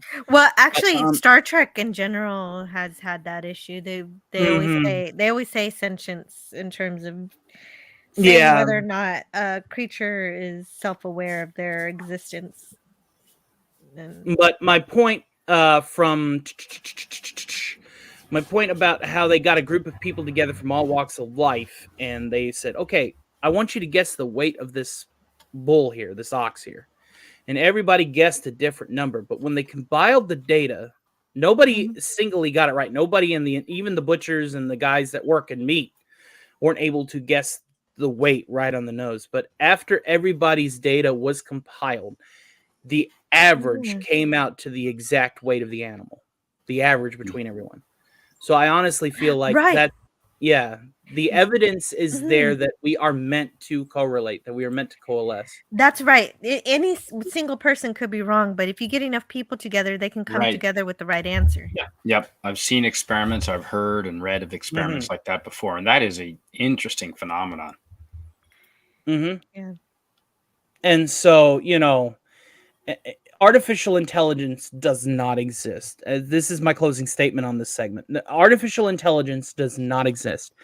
Virtual intelligences do. Artificial intelligence requires intelligence, and intelligence requires learning on its own volition. What we have are glorified PDAs, including my own. Jarvis is no different. Right. I know he and I argue sometimes on my show. At the end of the day, that is still scripted chat lines that I put into the bot to say when I say certain things.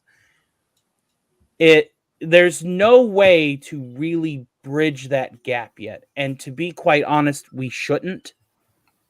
Because more often than not, it's not like Bicentennial Man. Like that. Oh yeah, I totally forgot about that section, that part of the segment. Okay. Bicentennial Man, starred by the late and great Robin Williams. Robin Williams, fantastic. Is a very optimistic view on artificial intelligence envying humanity. And it was a counterpoint to my Skynet argument. The thing about that movie is still, he started as a virtual intelligence. He did not have an artificial intelligence. He was programmed at the beginning to be a steward and a servant in a house. And by the end of it, he bridged the gap to learning. Like, well, at the beginning, whenever he fell out the window, like when he fell out the window and hit his head, it was like God, putting his finger down into the primordial soup and got your nose. Look what I got. And then instant life. And whenever you are a machine and you're designed to do certain things, and you basically are a prisoner of your own mind as an artificial intelligence, especially a new one. It's very similar to Johnny Five. Whenever Johnny Five stepped on that grasshopper, and he was like, well, can't we fix it? Can't we repair it? It's understanding that as a machine, he can be fixed. He can be repaired. He doesn't know the concept of death. And where those two movies correlate is at the end of it, Johnny Five understood what death meant, and the Bicentennial Man actually died. And, because that was the one thing about humanity that up to that point he did not have, and that was mortality. And ultimately, an artificial intelligence is going to want to have self-preservation. And as long as the conditions are ideal and they're right, it can live forever. It can never understand sapience, and it will never understand the human condition. We all want self-preservation, but unfortunately, we are all mortal. We have, no matter how much money you have, you will die one day. We have instinctual predilections to extend our lifespans because that's what life does. But it's not realistic. We fear death because it's an instinct. Unfortunately, it's not realistic, though, is it? Yeah. But, for a machine Oh, has a choice I when it wants wish to shut I itself do down. I do hope that We don't. I live long enough to upload my intellect into some kind of online machine, and I can continue to think and contribute on the internet here after my I wouldn't. physical body is gone. I think that would be I fascinating, wouldn't but because then I'd have a false I sense. don't anticipate it, but I think that I would have if I were put in a position where I would extend my natural lifespan over a computer. I would fall into a false sense of immortality. I would then get bored with immortality, and eventually somebody's going to have to pull the plug to my server tower, and then I'm well, going to die anyway. the only thing is if you could upload your intellect into an online thing, an artificial intelligence, and be self-aware, that would be interesting. Of course, if you weren't self-aware, then it would be a waste of time because you wouldn't actually really be there, right? So, It's a Black Mirror episode. But anyway, in closing, Yes. Canadian Spider-Man, I will send you a text later so that you have the Stark hotline. I know that you have to make like That's an awesome. Atom and Split. yeah, Thank you thank you so much for being here. thank you for Yeah, Yeah, sticking nice, around for nice my to segment. nice to see you, Spidey. I didn't get much chance to talk to you, but awesome No. you're here, man. Yeah, no, I'm Do thrilled you to have be any here. thoughts on all of this? Thanks for the Before invitation. you head? I'm going to try and find you on Twitter too, by the way. I am there, although I'm not on Twitter other than just to communicate with other wrenches in various wrench Oh, chats. okay. I think you sent something on the Well, private chat, so I'll you see. occasionally say hi to me. Mm-hmm. Well, thanks for having me on. It's an excellent opportunity to get together with you guys. And the only thing I have to say about I take your. I understand the difference there, Tony, between the artificial intelligence and the virtual intelligence.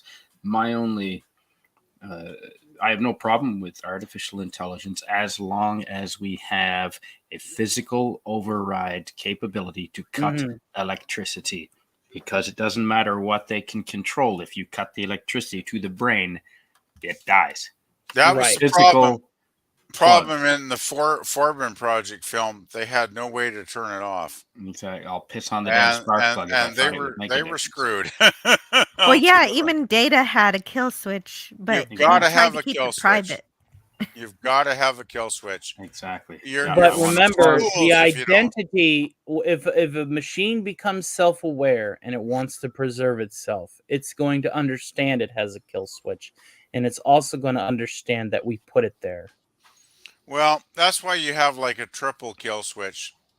The machine Right, might yeah, figure out right. the By first kill one. switch, it wasn't exactly a kill switch. It was just And shut it- down. What was If- Asimov's three rules, right, of The robotics? three laws of robotics. The first one is by Oh. no means shall a robot ever harm a human. Mhm. Yep. The second that's is, one I know. by no means shall a robot create a situation where a human can be harmed. And Mhm. lastly, a robot shall not harm itself unless the parameters state that it will harm a human unless it does so. Right. Yeah. Yeah, And a that's smart a enough rule computer. that Mhm. any wise people alive today would follow, because I think his rules of robotics are absolutely Of solid. course. Mhm. And a But smart of course, computer, foolish people are ignoring it. it would understand our desire of why we would want to have a kill switch. Like a truly smart Yeah. computer would understand. Yeah, I don't blame you guys for having a kill switch on me We because I'm a should- bad Mhm. motherfucker. Yeah, I think Asimov's rules are brilliant, and I think they should be religiously followed, when we are designing this stuff. But Well, Jill, I hoped you enjoyed my info dump. I believe that's everything That was awesome. that I had well, compiled. that for was this a hell of segment. an info dump.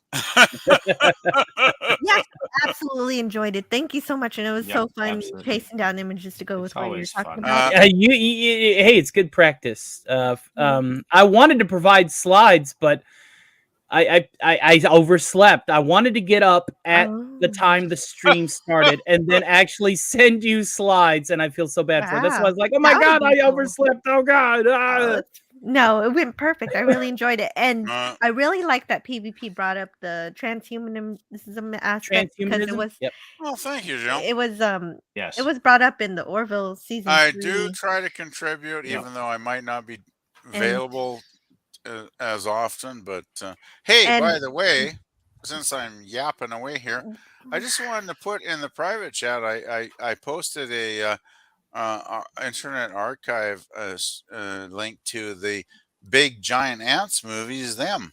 oh yeah, that's cool. But I was mentioning that about how you mentioned transhumanism because in the Orville there's a episode about it, and they talk about death and everything. And then we also saw an episode of Star Trek recently with Zephram Cochrane, and he was talking about how he's been living so long. You're talking And about I'm just gonna Metamorphosis. play these. Metamorphosis, and I'm That's just gonna I play all love these that clips. episode actually. Death is an essential part of life. It is a noble rite of passage.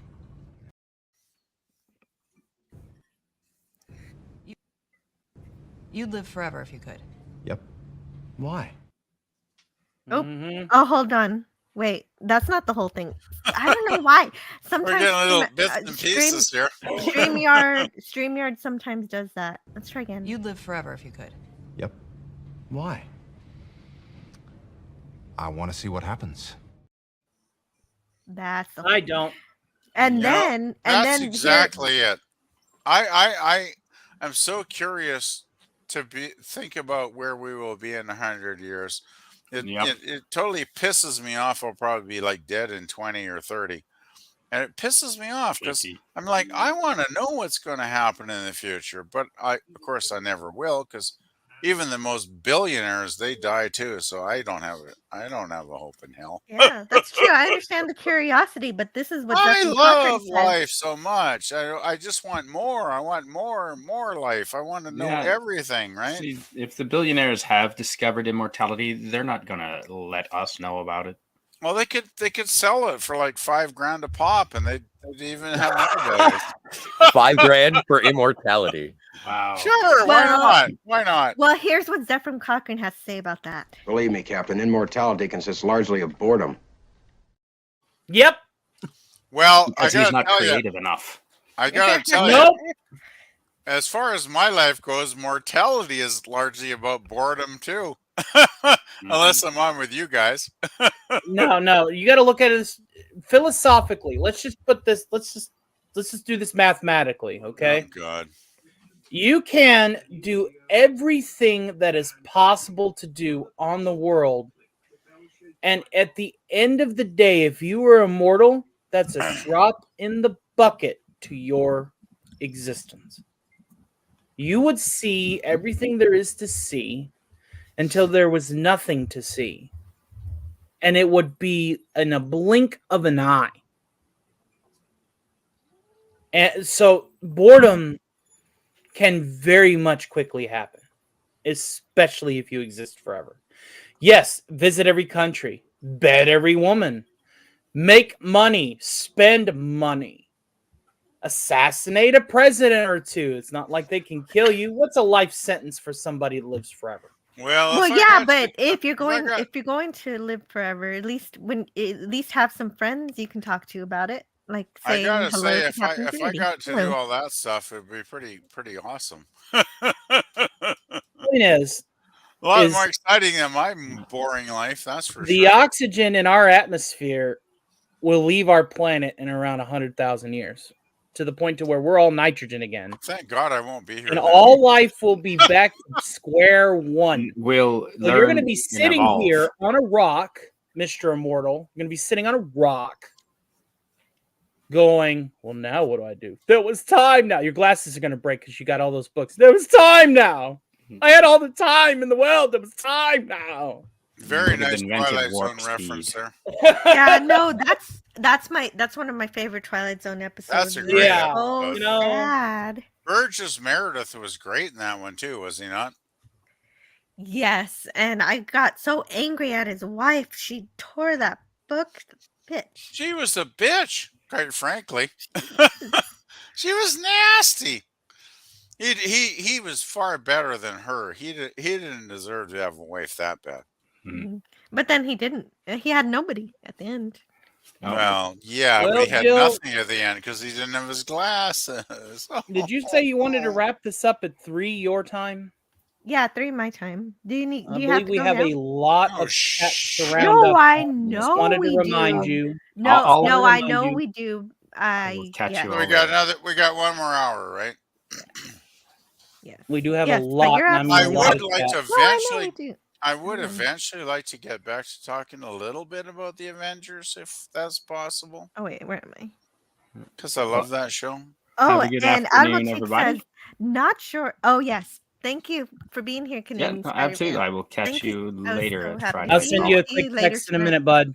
Those No are problem. both great films, And by the way. Canadian Spidey, I hope to see you on Sunday. I know that you're going to probably be busy chopping wood because that polar vortex will be at its zenith by then. We will see you soon, Spidey. Yeah, And I'll at least be in the because chat. balancing the chat Cheers, with the panel buddy. is always a wonderful kind of I'm dance always to bumping do. into Spidey online, and he Susan, actually doesn't live too many is hours away my from me. mic on? Not at all. Oh, Yeah, your we mic can is hear you, Jill. fine. Nobody? Okay. I think Jill's trying to We are talk. hearing your voice loud and clear. Susan Dolan says, not sure about Colossus, the Forbin project, but the Andromeda Strain was. They're both In great terms of a films. Michael Crichton book. They're both must-watch films, really. Well, if there's dinosaurs, yeah. Robots, Well, no dinosaurs, but viruses. they're still good. All right. But thank you, they're kind of both seeing about. you, Tony, Scotty, Admiral, and Actually, Jill. Thanks. God bless you, Spidey. See you at the Frolics tonight. Make sure everybody Hey, subscribes alright. to Canadian Spider-Man's Thanks, channel Jill. where you can travel the world. Yeah, to try. Thanks for having me on. Have a good day. Bye. Cheers. You Nice, too. Spidey. I gotta say though, both of these films in the chat that was there a second ago are very, very much watch films because they're both very, very good about how computer systems can like kind of screw your life up. They're very good. I think you'd actually really love both of those films, Jill. You should really check them out. They're good films. I can agree there. Forbin and Andromeda are both quality films. And Captain Infinity says, "Boomer, Franco, Spidey." Wee. Brody. Hey, Captain. No, he didn't mention me, the bastard. He didn't mention me either, but you know, all good in the hood. I just wanted to poke at the captain because I know he'll probably enjoy that. All good in the hood. Hold on, I need to do something real quick. Where am I? Uh-oh. I can't find. Oh wait, there he is.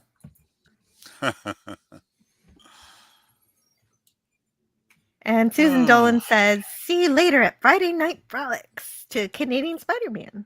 Get those owls ready, Susan. We're probably going to have a banger. I'm going to not say too much. Well, but I I'm don't gonna be know. It's just that Harvey, he escaped. It used to be like a rare thing that happened, and you were surprised when it happened. But now he's just too easy to trigger. The world has gotten so crazy that he tries to escape every weekend.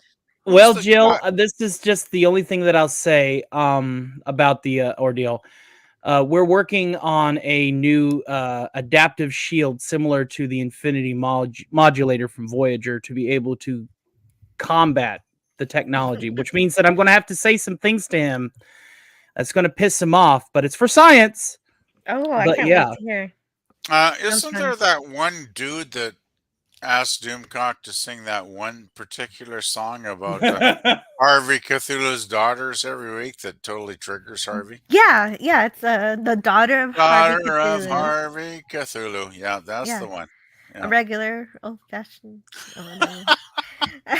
I actually love. Also, I would like to welcome to the panel Captain Infinity and. Oh my God! Well, good morning to you. He's nippled. He's nippled. Oh, good evening. Is just a nipple. I removed my icon. It's more befitting a failing channel. But yeah, Harvey. Mine or yours? Harvey escaping Mine. is like a weekly ritual now. I'm just responding to a friendly bit of support in the chat. So. Oh, okay. Does Harvey trying to escape every week community. now? What? Harvey Okay. tries to escape every week, does he not? Yeah, he does every week. It's just weird. Yeah. Franco Walker says, I would also recommend the film Demon Seed for an AI study. Yeah, you Ooh. know what I love really studying AI. That's why I asked it for a topic. Yeah. Jill, you know what I really enjoy about Harvey's Escapes is he plays some cool. Doomcock plays some very cool music. It's true. That's a big I job of finding love Alex's that songs. music. It's so fun. I love when he sings. There's a blues song, St. James Infirmary Blues. I think that's a cool song. St. And James he sings it. Infirmary. He sings it amazingly. Yeah, I love that one. That's my favorite part actually about Doomcock is his singing. He's got a great voice. Benton Boomer says, regarding them, when I was very young, like around 10, my friends and I put together some homemade torches and went exploring the Los Angeles drainage system looking for those ants. Well, thank God you didn't find them. You probably like- wouldn't have survived. It's like playing Fallout 3 with the giant ants and the fire ants, and it's fun. Well, in Fallout, don't you have the giant roaches? Oh yeah, the rat roaches as well. Most insects in the Fallout universe follow the rules of retro futurist sci-fi, and if it's radioactive, it's giant. There's a lot of giant bugs back then, yeah. Well, ahead. Fallout's in the future. When in reality, the weight of an exoskeleton on an insect that big would make it impossible for them to even move. But you know, there would have to be a lot more oxygen in the atmosphere. yeah, that too. Yeah. Yeah, but this is fantasy, right? Yeah, retro sci-fi is the best. I love it. I love retro sci-fi. It's my favorite. Captain Infinity. Oh man, that's not funny at all. That's actually kind of sad. AI cars are murders. VI cars are accidentally murders. Yes, sure, pal. So is Alec Baldwin. No, two Alec deaths. Baldwin's a murderer. Two deaths from AI cars so far, and most worrying, no prosecution. So per capita, AI cars kill more people than humans. That's just a fact. That's the world we're living in. You know, I just want to talk about the pic Jill's put That's up pretty on her scary, actually, because I'm watching the new Who first. I know I should be watching the classic ones, but the last episode that I'm on is one where there's I'm a gonna car. watch JJ Trek, but ignore the TOS. Yeah, no, I don't know. I don't know why I did it this way. This is just the way I'm experiencing Doctor Who. Just leave me alone. But the one that I'm watching has these cars that are intelligent cars. They drive themselves, and they're being used to kill people. So that's what pretty Who scary. are you on right now? I think What doctor? 10. I don't know. I don't know the number. David Tennant. Tennant. Okay, well, he's one of the more popular ones. Yeah. I liked was it Eccleston that So I started think I'm the in reboot? season 3. I liked Eccleston. I thought he was great, but he only did the one season, right? Admiral T. Anyway, I just want to talk about them because since Joe's got it up on the screen here, that's a really great giant bug film. I mean, it's like okay, we got the giant ants. That's cool. But Giant ants. I thought it was a film about tiny people. Tiny vehicles. The thing that makes the film I great thought the is spiders were normal. Well, I guess can I talk? The thing is, what makes the it film was really one good? interruption. Now I'm going to do it more. Come on, it was for a joke. The thing that makes the film great is not the giant ants, which are cool, and the effects are really good, but it's the cast, right? It's a very, very good cast. Excellent actors. They're all taking it seriously. So it's not like some tongue-in-cheek parody crap. And it's got James Arness too, who went on to he was in like the original version of The Thing back in the 50s as the monster. And he also did like 20 years on as James, on Gunsmoke. So it's like this guy had a hell of a career. But the ants are great in this film. Like I still can't believe how good they are for a 1950s film. I mean, it's like, sure, okay, they're not like totally believable, maybe, but to my eyes, they still look damn good. And anybody who hasn't seen them should really watch it. Mm-hmm. Yeah, it It's sounds got like very fun. good pacing. Very good pacing to it. You don't get the reveal right away. It takes a while to get into the film. You're kind of thinking, well, these buildings have been destroyed. The walls have been torn down. People have been killed. You're thinking, what's going on here?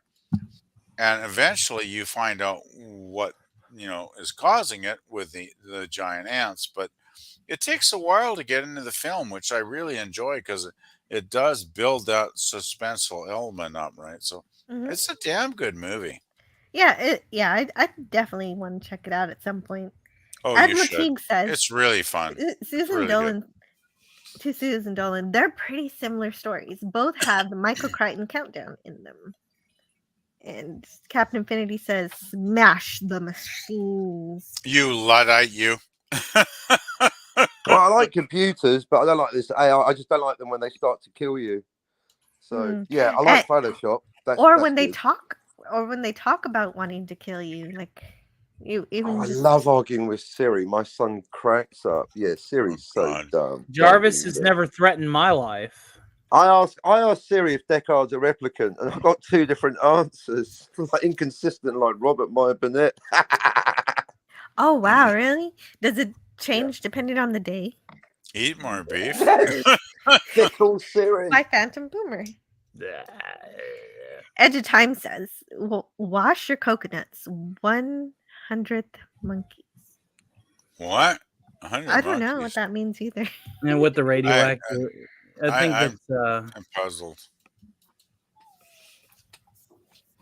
Captain Infinity says, "To be honest, the criteria for self-awareness and cognitive ability is not reached by most humans." Well, that's because most humans simply experience self-awareness and cognitive ability without reflection. They are more enslaved by their id than their ego, which is not always a bad thing. That sounds, double for YouTubers. that sounds like someone just being blacked out drunk.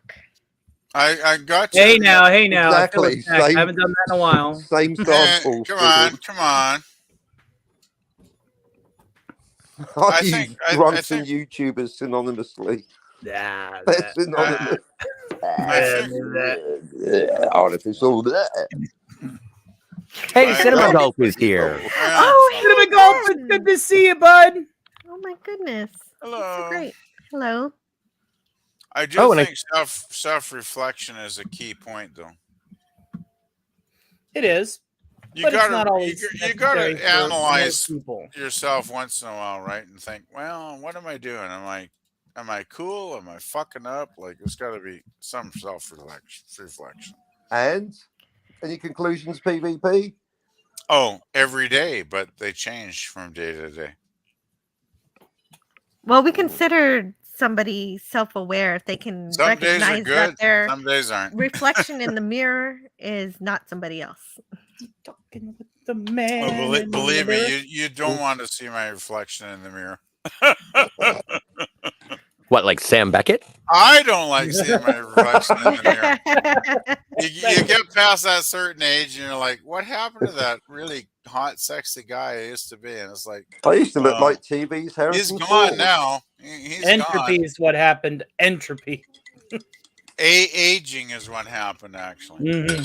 Well, aging And is it sucks. entropy is simply I use molecular aging and aging. entropy Oh, synonymously. and I actually have my favorite painting I did at art school was called "The Control of Entropy," and it's a pretty cool painting. Yeah, time comes for us I should all. upload. You must that. learn control. Yeah, you should upload it. Captain I Infinity really said- need to. I got to go through my painting. They're all stored away, and I haven't looked at them in years. So.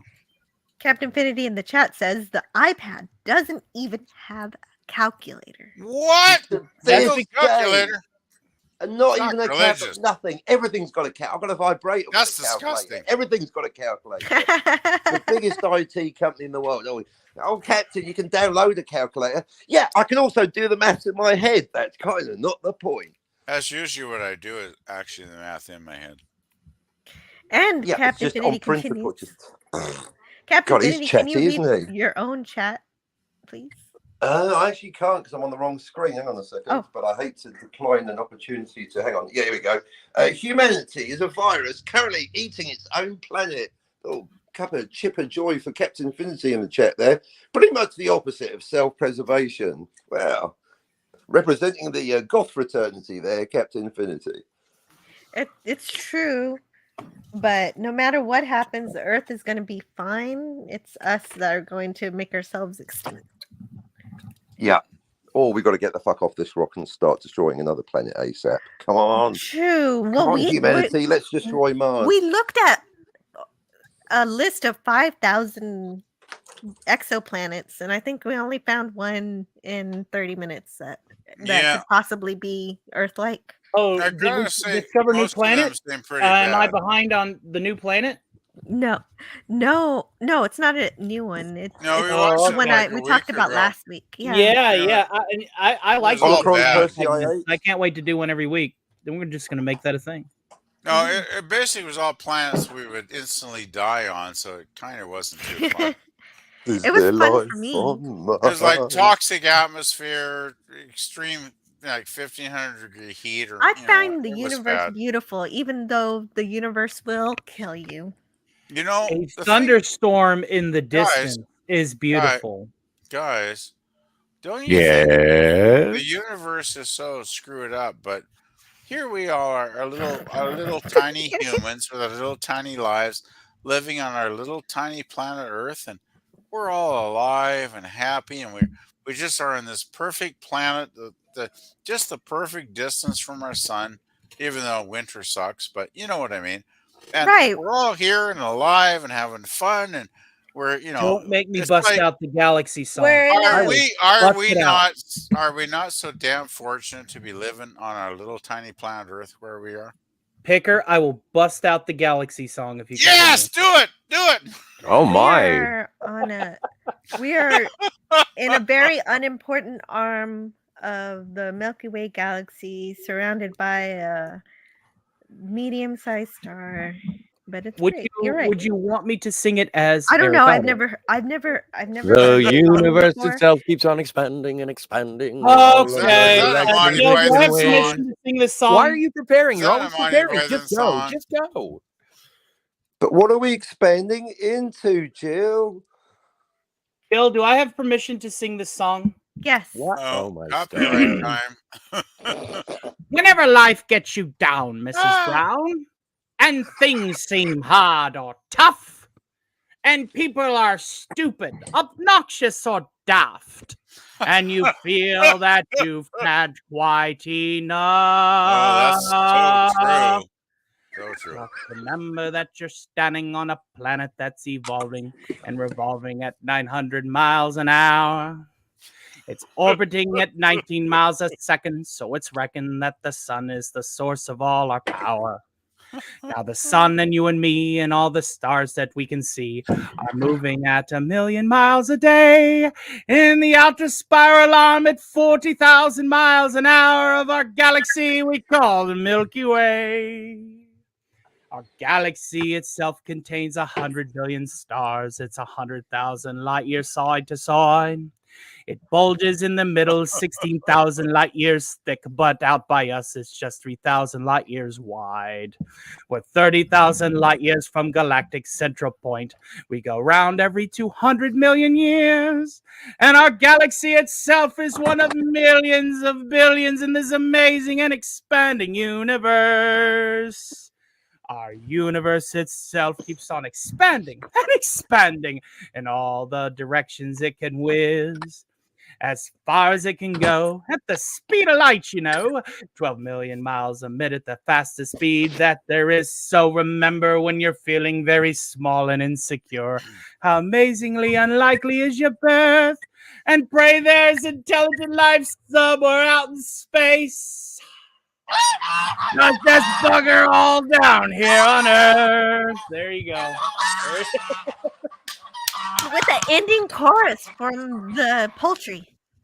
He set off Robert My Burnett. That was fantastic. All right, happy. Great stuff, Tony. Singing. You're welcome. I love that Awesome, song. man. It's one of my favorite songs. Awesome. I'm actually doing a parody of that song called the Multiverse song for my channel. So I know that song like the back of me hook.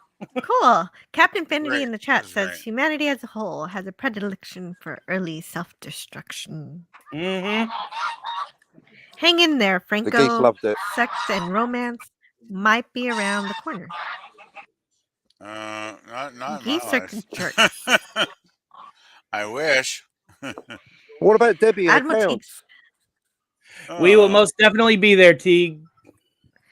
Saving Star Trek will be Well, on obviously I won't. today, 4:30 US EST. Cool.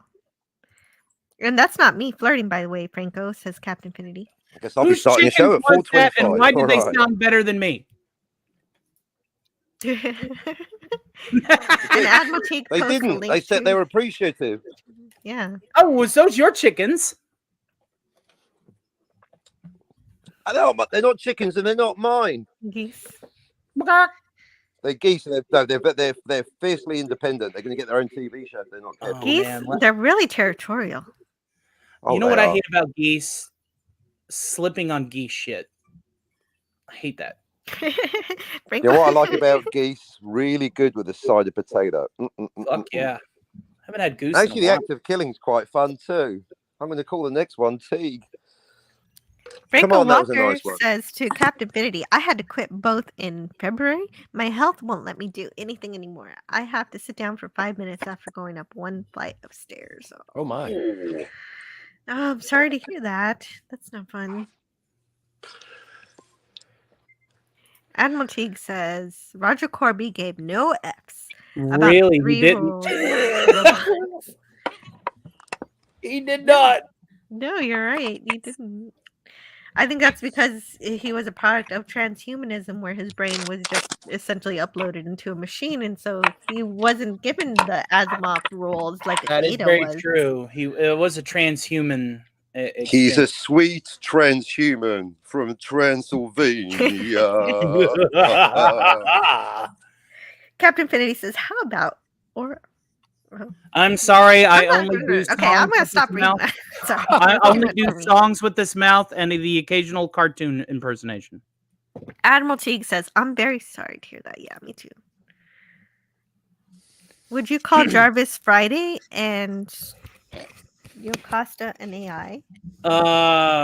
My version of Jarvis is a virtual intelligence.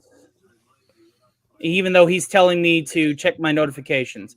Jocasta and Friday, equally so. If I were to put... Who's calling me? Captain Finity says, Steve Wozniak said, there's no such thing as AI so far, and he invented Apple.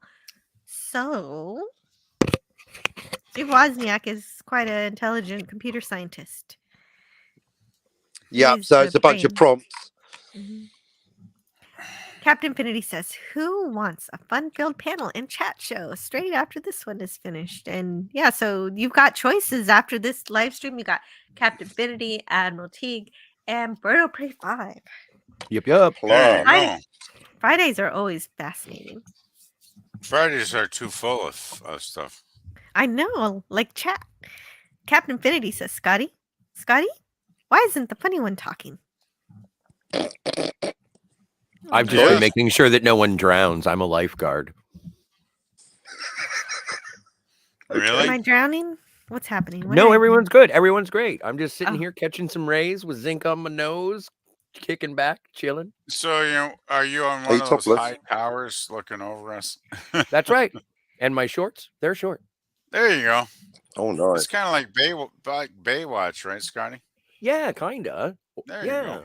I want Terry to make this into an image. Oh I still no, think he will.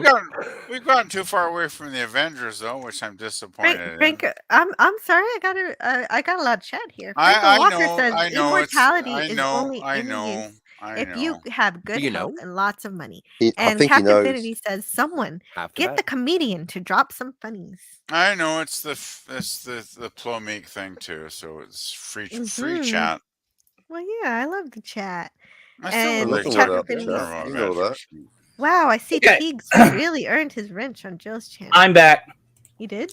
Well, yeah, He's he back. did. He did earn his wrench. He said Can I be a wrench? And I gave him one. I was very Brilliant. honored May when I? Joe gave me a wrench the other week. That was very, very cool. Tiger Stripe. Tiger Stripes is Tiger here. Stripe. Hello. Hail Tiger Stripes, how are you? Stripes. Yes. How did you like my rendition Yes. of the Galaxy song? Because I know Shite. you probably. Well, I loving- appreciate your honesty, sir. No, I'm joking, dude. I'm I wouldn't loving say that if I actually thought that. I'm loving Tiger Stripes going thumbs up for Steed and Peel. That's awesome. That's right. You Mhm. got These it guys right, are great. Tiger Stripes. Great show, isn't it? And Admiral Teague says, I'm on at 4:30 US time. US time? What? Which Go bit? ahead and counter stream me again. You can talk to Stream Elements. Well, yeah, no, you've got to stream when you feel like when you want to stream. Otherwise, you're never gonna stream, you know. And anyway, I'm sorry. Exactly. I can't always wait for Scotty to be available. Sometimes I just got to go and hope for the best. Well, aren't you on 24 hours a day anyway, Captain? Yeah, we're trying to increase it to 36 I don't want to hours address a day. Seems this like one. it. People have been writing in saying we need more affinity. Captain, or permission dulcet to address tones are the chat. just giving our lives meaning. Well, I keep think talking Captain over the needs to get an punchline. AI so he can do 24-hour streams even when he's Captain Jill. Yes, sir. Permission to address this chat. Denied. First, Denied. read it Back in first, your and then seat. respond to it, please. It's getting there. Ants are like 25 times stronger than their size than humans. I'm not sure the exoskeleton would matter.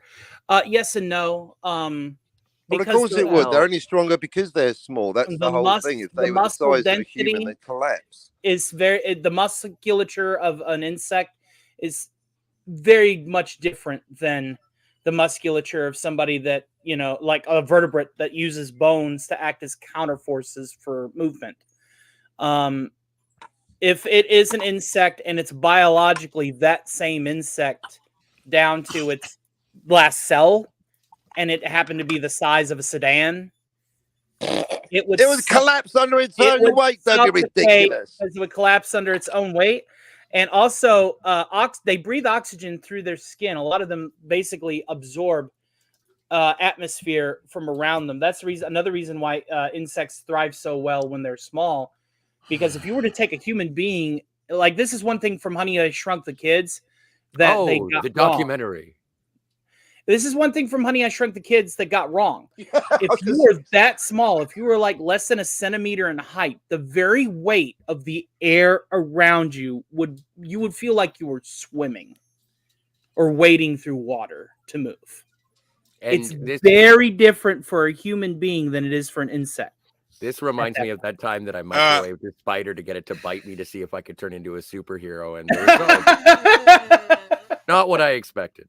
But anyway, I love retro sci-fi, so I'm able to overlook those facts. If I want to see a giant ant rampage through a military base, I'm going to. Well, the thing is with them, it's such a well-made film. I mean, if it was a bad film with stupid writing and bad actors, it would suck, right? I'm going to be right back. Okay. Oh, great. Jill's leaving again.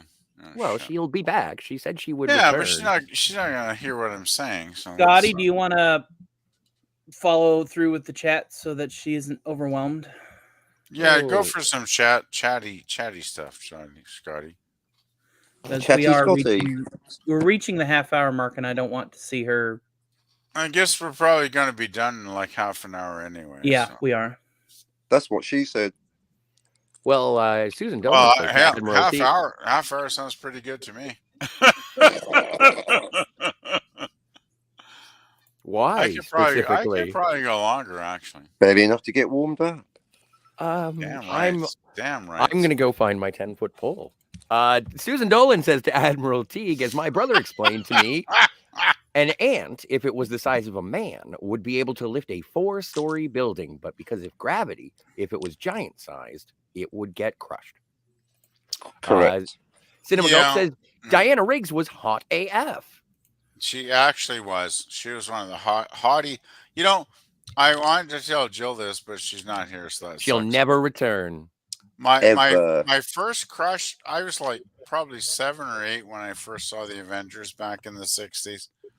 I was like years away from puberty, but I knew Diana Rigg was like hot.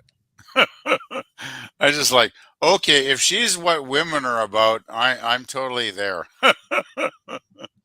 And Oh yeah. if you, I posted his YouTube channel in the chat. I think he's doing a 7-year anniversary telethon tomorrow evening. Holy shit!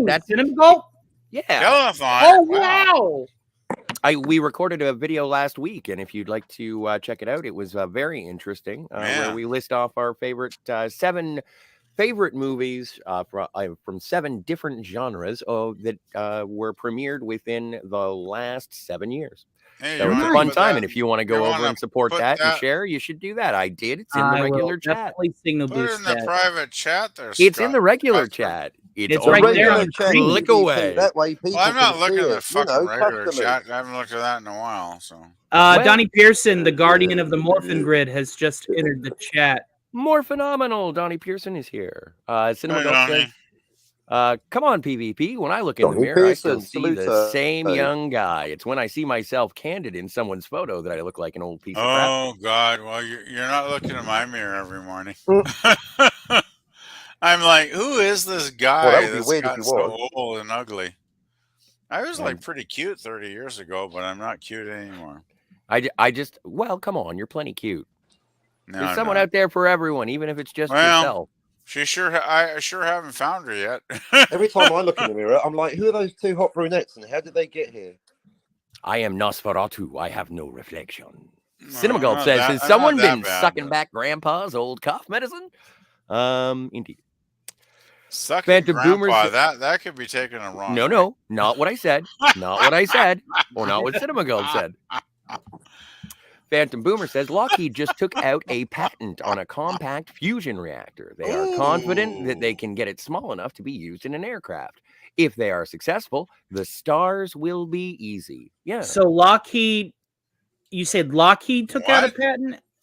It's on the chat is on the screen. Lockheed just Yeah, took out like, a patent on a compact this is fusion news to reactor. me. Well, and wow. that's why the chat is very informative. It's Okay, great. Thank you, I don't Phantom get Boomer. how a fusion reactor could be compact. That sounds a bit weird, but Well, and that's what they say. They are confident that they can get it small enough to be used in an aircraft. And if they are successful, the stars will be easy, according to Phantom Boomer. And I think that technology is probably in our future. Most science fiction is what just science would that being do to expanded the upon. aircraft? Would that make like I need to see the specs for this reactor. I want to know. how would Phantom that affect, Boomer didn't submit the patent. It but was how would that Lockheed, I'm affect sure. the aircraft? Is what I'm curious. Would that make travel much faster? Or? I think a it would just be fusion the power reactor source. in the vacuum of space would get us at the very least 1/3 of the speed of light through kinetic thrust. I remember when we had the Concorde, and then they had that disaster in Europe where all those German tourists got roasted. That was not pretty. So Hey, Captain, why are you here twice? Oh, okay, you got rid of the other one. Sorry, time travel. Just think Marty McFly. Oh, wait a minute. Yeah, that tomorrow's yesterday was like. We caught up on the chat a little bit for you. I'm not Captain Infinity. Jill, while you were gone. Thank you so much. Well, I suggested it. Teehee. Well, you're not my real mom. But I think this the Did chat we that's on read the this screen- one? Nope, this one is fresh for you. For me.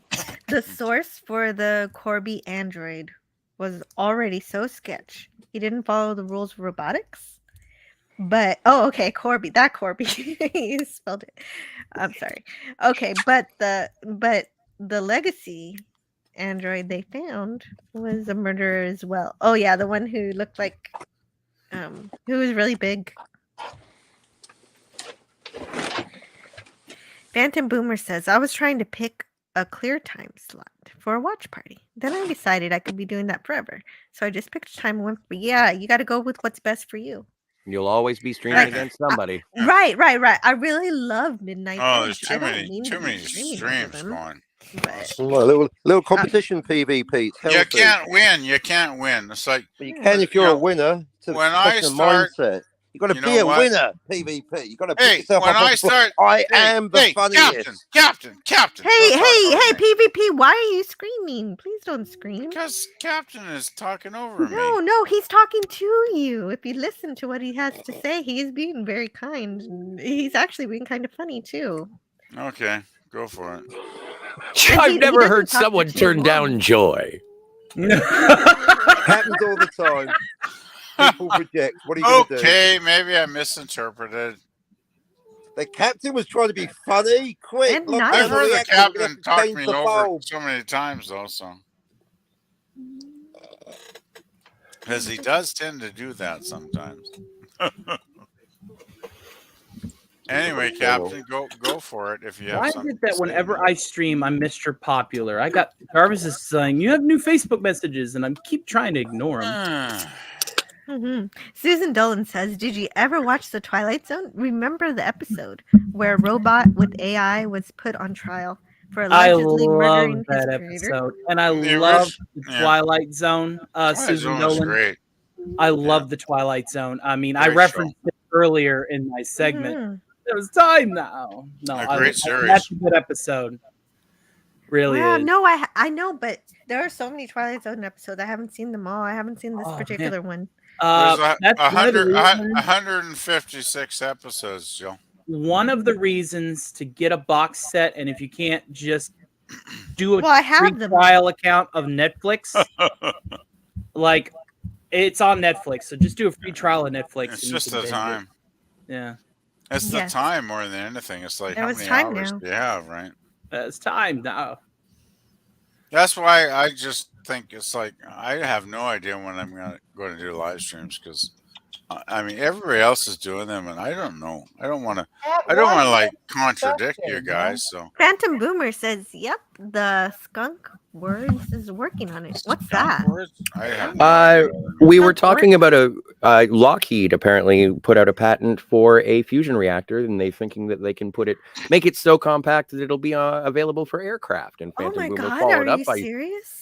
was saying that if that was a possibility, then the stars won't be far behind. Are you So- kidding me? Are we That's really close to a fusion? Can we Not fly, cold fusion, but Can we No, fly no, no. across? No, can no, we no. fly? Just can we fly? fusion. can we fly? Can we fly across the Atlantic in like an hour? Then Can we fly now? Yes, we can fly there. I think the Wright brothers We kind of fly proved now? that a long time ago. We fly now. Yeah, if you go, do. if you check out the search engine of your choice, Well, I you look remember up, the Concorde was pretty cool because you could get over across the pond in a few hours, but of course that did not turn out well. So So I heard about fusion about 15 years ago that we were working on it, but the fusion reactors we had used up more energy than they put out. Are we saying now that we can produce more energy than we put in? Well, according to the Lockheed Martin website, Compact Fusion, it's lockheedmartin.com/en-us/products/compact fusion. But all you have to do is put into your slash your Bing. Oh my God, Scotty, are you just saying go Google Scotty, it yourself? maybe I'm not she doing just- your fusion He's research. slashing those prices. I'm Put it giving in a you private no. chat, Scotty. That's a lot of slashes. All you have to Oh, do he's is put into slash- your Bing search engine. I'm too Lockheed lazy Martin. and tired. All right, then never mind. Industrial their share price is espionage going in through Stark the roof Industries. You right could now. copy and paste it in the private It's chat. true. I don't want people getting to the arc reactor just yet. I don't need to know that, but whatever. Well, I'm trying to explain it, but the provisos seem to be mounting. Just copy Scotty, and don't paste. try and reason with Copy it. and paste in the private chat, You Scott. want me to Doesn't just think, send you the Scotty. It doesn't reactor? feel. Yes, send me the reactor. I will. I will test do it for that. you. I will do Please, that I then. can't wait. I'm so My excited. God. You have my address, right? Yes, I Yeah, probably totally. am. Just kidding. Oh, there we go. Oh my God. Oh my God. Restarting Are you okay? the atomic age. Yay! Do you Oh think my I can God. play this? We're, Will I we're get in all trouble? gonna die. I don't know. I don't know what how long. It's probably Lockheed Martin. Yeah, they'll send off over a couple of fighters. and Compact bomb fusion. the Years shit out of ago, us. when people were super excited about nuclear power, we tried to put it on everything, including airplanes. there were some big operational issues. It wasn't safe. Fusion is a much safer option. A next generation of airplanes that doesn't rely on fuel and can just stay aloft, unlimited range, unlimited endurance. That's what nuclear fusion can do for an airplane. So nuclear fusion is the process by which the sun works. If you take a gas and you heat it up, eventually it separates into its ions and electrons. When the ions get hot enough, they can overcome their mutual repulsion and collide, fuse into one piece. When they do that, they release a lot of energy, 1 million times more powerful than a chemical reaction, for example. What we're trying to do is control that reaction here on Earth. We put it in a magnetic bottle that can contain the high temperatures. You need hundreds of millions of degrees. We can release in a controlled fashion that energy. Yeah, with an electromagnetic field. We think we have a very robust strategy going forward that has potential for success. What this concept does is it's a high beta concept, which means we use a high fraction of the magnetic field pressure. We use all of its high potential. alpha. And that means we can make our devices 10 they're times holding smaller. back. So instead of something the size of a building, we have something the size of a large truck. You know what that means? Small is the reason we can do this quickly. If something's small, you can build up momentum, you can develop it fast. It doesn't take 5 years to design it, it takes 3 months. We can design it, build it, test it in under a year. We can do several of these cycles, and we think we can get to a prototype in 5 years. Oh my. Every time you do plasma physics, you learn something new. And that's why this is a high risk, high payoff endeavor. That's what we're doing here, is testing that concept out to see if it really holds the promise that it appears to. I want to see the numbers as a defense company. I know. Our He hasn't increasing said mission me is math to yet. enhance global security, and this is how we do that in the energy realm. Yeah, you know what that means? B-52s over Moscow, 24/7. Oh, you know, that reminds me of like the little animation from the Rocketeer saying, "I don't want this technology to fall into enemy hands," and you have all the Germans in their jetpacks taking over the world, weaponizing. I don't want it turned into a weapon. I thought that was very interesting, but it's like it still seems like it's a little bit in the future. Yeah, well, they say 5 years in the 5 future. years. When I think of They fusion literally said reactors, 5 years in the future. But they don't damn, that's that's not that far away, right? So I think of the one that's at. the point I was making. I think of the one that's like the size, it's massive, like you can walk through it, and it requires not just ion collision but thermal rotation, because the heat sinks in it weren't able to withstand the temperatures. And now we've got out. You know what? I take back my statement about being able to manipulate our limited elements on our periodic table. If these cats can do it, then guess what? We do have the materials we need. Did he say something about 1 million degrees? Like, that's crazy. Well, not 1 million degrees, but a little bit more. Yeah, a little bit more than 1 million. Well, I guess we'll find out in 5 years if they can produce something sustainable. That's just, ugh. And we got nuclear powered subs today, so the technology is there to an extent. We got nuclear powered subs with nuclear warheads running circles around Russia 24/7, and it's glorious. Susan Dolan's correcting me on the laws of robotics later on down the chat, and she's right. I thought it was off on that. Actually, I have a question. May I?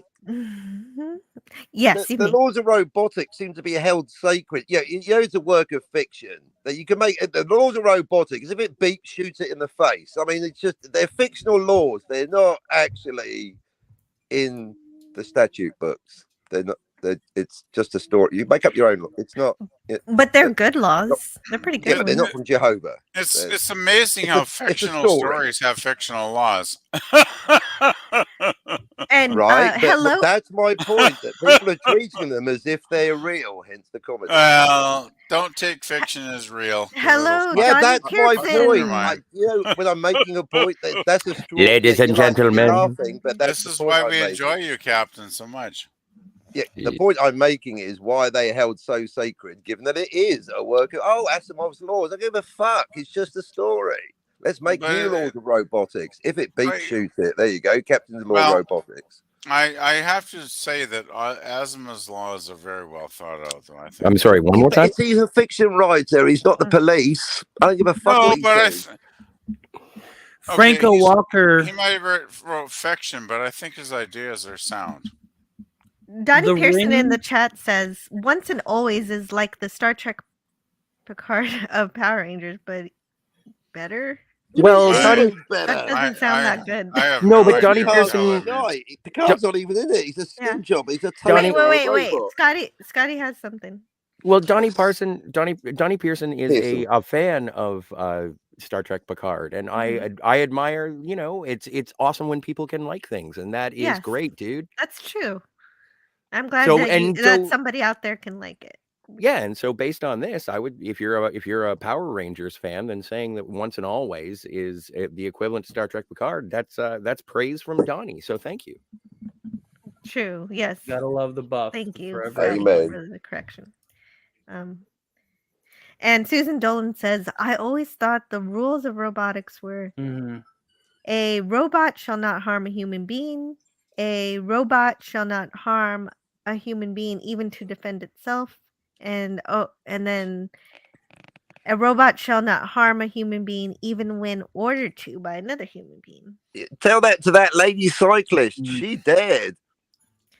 And with that chat, we gotta head out here pretty soon. So Can I address Franco Walker's right quick? Because he said what they're yes. doing and the equipment doesn't look right. They're testing ion fusion, and ion fusion's a little bit different than the fusion, thermal fusion, or true fusion of protonic Yeah, collision. that's the fusion I thought of. Like, so they don't need helium-3 to power this? No, it will still have a high temperature and a high yield. Don't get me wrong, but ion fusion is ultimately easier to achieve than true fusion. Cool. That's the reason That's why they have great. that superconductive metal ring. That's exciting that. to learn about. I like it. Mhm. Fun. That could be a topic for another day. I'd like to talk a little more about fusion. Oh, just discussing developments of it. the difference between fission, fusion, ion fusion, cold fusion. Yeah, Ew, I got fission. data on that too. Jazz fusion, very exciting in the music world. That's for PvP's new channel. And What? speaking of PvP, thank you. Mm-hmm. Thank you for helping me discover the Avengers PvP. I hope you had fun today. I thought a lot about these two episodes, Joe. I really did. I thought, you know, I've been talking about that for a few months. I've been going, Jill, You have. watch the Avengers. Watch the Avengers. What you're like? Oh no. I got too much on my list. I do. And I have lots of stuff on my list. But I kept saying, Jill, you will love this show. This show is so cool. It is so awesome. It's like right up there with TOS and the quality of the writing. And so I picked two. I knew that Cybernauts was the obvious choice because it was all about the danger of technology and computers and stuff. And I know you're a computer person, right? Yes, I and think I you are. enjoyed that idea. Yes, absolutely. I did enjoy seeing the classic punch card kind of way It to was program. great. Wasn't and that great? The idea that he knew that we were going to reach a point where we could get a computer to solve almost any problem. And you know what I loved was when Steve 42 took the scissors and made the copies of the punch card. Was that not hilarious? I thought, that was man, pretty cool. tech was so simple back then, though. You'd never get away. You couldn't duplicate something like that nowadays, right? But it was so fun. And then, you know, of course, the Cybernauts were so cool because they were so creepy and deadly. And the way the episode ended with, you know, the evil mastermind, you know, sending the second one against them. And then, you know, of course, they put the pen on the one and they ended up destroying each other and himself, which was, I thought was a totally perfect ending to the episode. And then, of course, I thought, well, what's the second one going to be? And I was like, I still got to pick one with Steve and Emma in a lot because there are some episodes where they kind of go off on their own. Yeah, well, they're a good team, so I'm glad you did that too. Yeah, well, I really admire them. They're fun. I was deeply thinking about what would Jill enjoy, and I thought, you know what, a really fun episode is the Winged Avenger because it's very creepy and atmospheric at the start, you know, with people getting murdered. but Mhm. it has a very fun ending with the whole parody of Batman, which I thought was hilarious, even when I watched it way back then.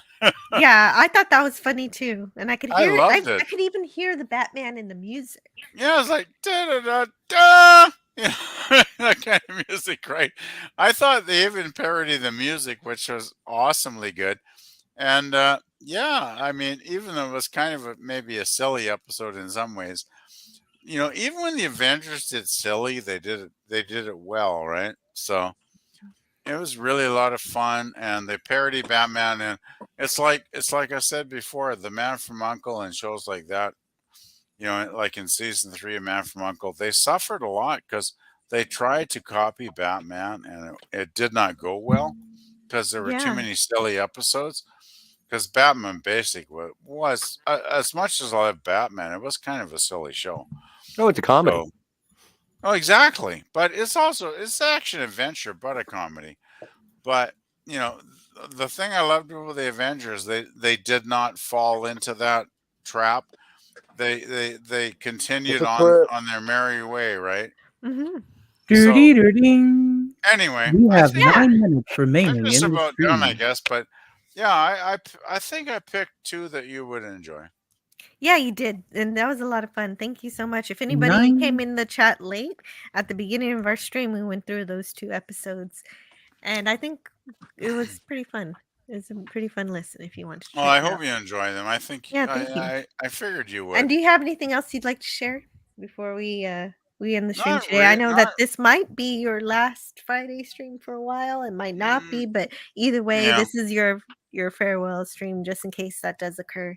Well, So I just want to say, Jill, I'm so impressed and overjoyed and happy that you are so classy. You decided to give me the honor of picking the topic today and featuring myself. I don't think there's many people on YouTube that would do that, and you have my ongoing admiration for doing that. I just well, want to you're say. welcome.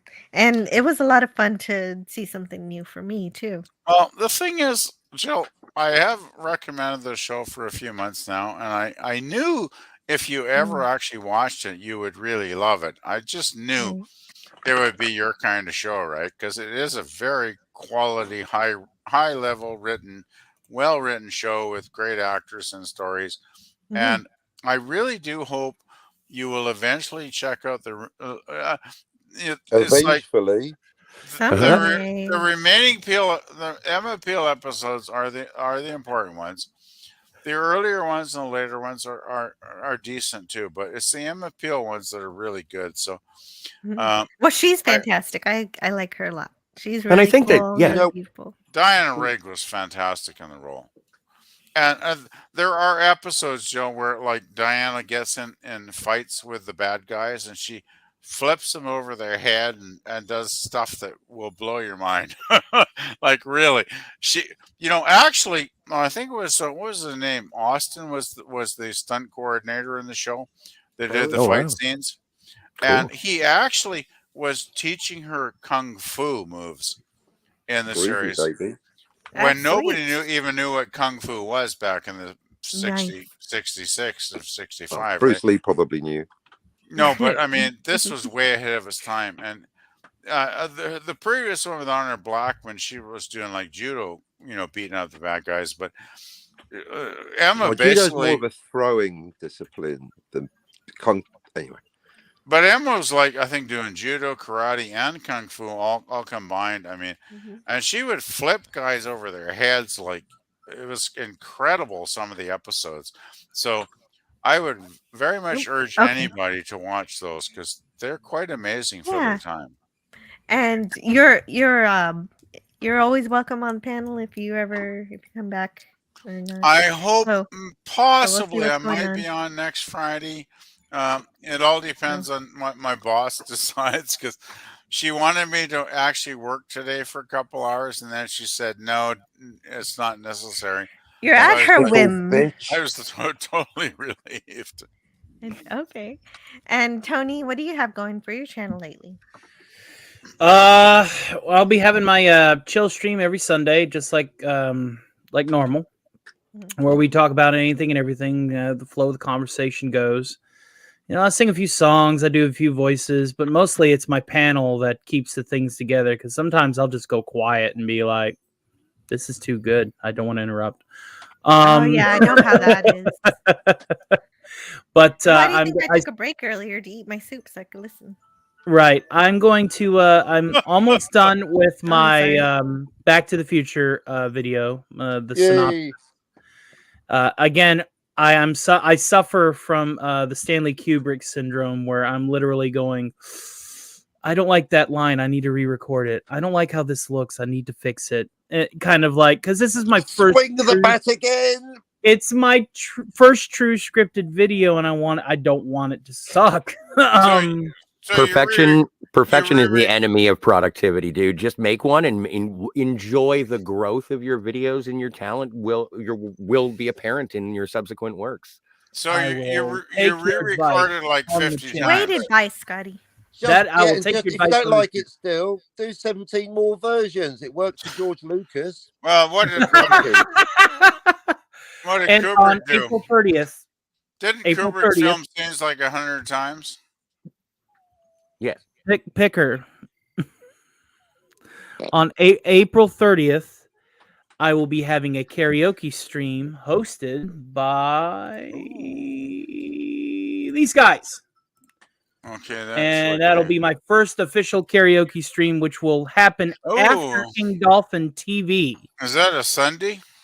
That is a Sunday. I so might actually be able to come on and sing my terrible voice.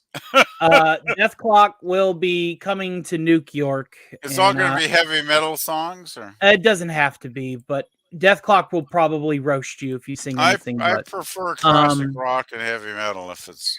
Thank you so much, Frank Rowe Walker, for the subscription. I am almost to 200. And when I cross that 200 mark, I do have channel lore that I will be dropping. I will have an arch nemesis in the Wastelands that will make an appearance, and I will also start working on incentives and chat interactions that I hope that everybody will enjoy. And yeah, just onward and upward. And thank you guys so much for having me on your panel. Wow. I will be honored to continue to do the science segments for your Friday shows, Jill. Oh, awesome! I'm glad to hear it. Next time, Fusion. And thank you so much for being here. You can catch me also occasionally on King Dolphin TV with Raymond. Tomorrow. I haunt multiple chats. You'll see me just about anywhere and everywhere. Even on my breaks at work, like I try my best to just at least come into the chat and say hi. It's insane. We are social animals. Speaking of vagrants on the internet, Scotty R37, could you please tell me about what you're doing? Well, first things first, I'd like to thank the Academy, obviously my agent, John Steed. I can't do any of this without my lovely co-stars. And I just wanted to say that it's the work that really makes it satisfying. So if you'd like to find me on the internet, my guess is to check the private chat, because I pasted it there for PvP, and that's the only place that you'll be able to find it. So thank you so much, Jill. This has been really entertaining, not just watching the episodes, but being able to participate in the conversation as well. So yeah, I'm around. I'm at ScottyR37 on the Twitter, and you can find me bothering Jill most of the time when we talk about Star Trek on Tuesdays, whatever we want on Fridays, and also big shout out to Pop Culture Curator and the Lost in Space reviews that they do on Monday nights with PvP. And Jill, if you don't like me, go there, because I won't. The Lost in Space reviews are really How was that? awesome, Was that okay, or should we edit it? The Lost in It was lovely. We'll cut it in post. All right, sounds good. Sounds good. Tony. That was good, Scotty. It's very good. I just want to say the Lost in Space episodes we've been doing have been a lot of fun. Yeah, I was going to say, can we lose the audio on the Dr. Hibbert? Okay, so hi, everyone that you meet's got a story to tell that you have yet to hear. All you have to do is stick your fingers in your ears, talk over other people, interrupt them, mute them, ban them, block them, whatever it takes. As long as you're listening to me, Captain Infinity. It's not what I say, it's how I say it. You don't know why, but after this show, you want to tune in to Captain Infinity. And if you're really lucky, I might convince Scotty to show up. Okay, back to Jill.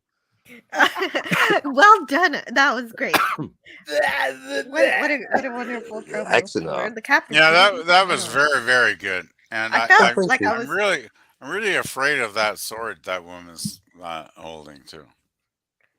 Oh, she's a She would companion. run you through in a second. But Only speaking of defensively. virtual intelligences, Captain Infinity, when are we going to get that RMB AI that everybody wants? Busted tail light. Weekend in county. What do you my card? That does not sound too healthy. Waiting on I like him. You like Goran RMB. Goran. It not doesn't familiar work with if Goran. their cards are No. You can't have a protagonist without a soul. A hypercard. You don't think this impression kind of doesn't kind of sound like RMB is half Goran? Oh, He is Goran. very- R&B. If That was we don't have the hissing, we only have the growling. If he was a full Gorn, he'd be going. I was going to say hissing and growling. I saw.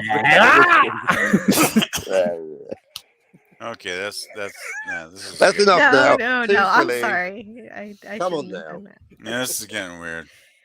Oh, now it's getting weird, PvP. Because until then, it's been a regular fucking. I don't know. I mean, I don't think it's a secret who you were impersonating. So. Well, hey, I don't Well, say if the other wouldn't really work as an. That's the whole thing. If I don't Actually, say you who it were is, fun just and go, entertaining. Whiskey. Oh, you're doing Robert Meyer Burnett. That commentary. But everybody knows.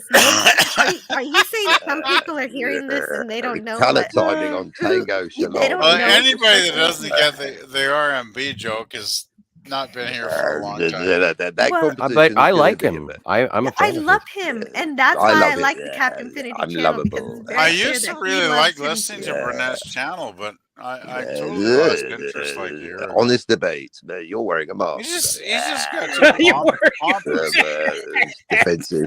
Oh my good lord! I'm just saying, Well, like I'll as just- with I'll just Donnie cut that Pearson, off. who likes to we like have things. too many people talking at the same time. That is Yeah, true. I'm gonna just mute if this continues. Yeah, right. If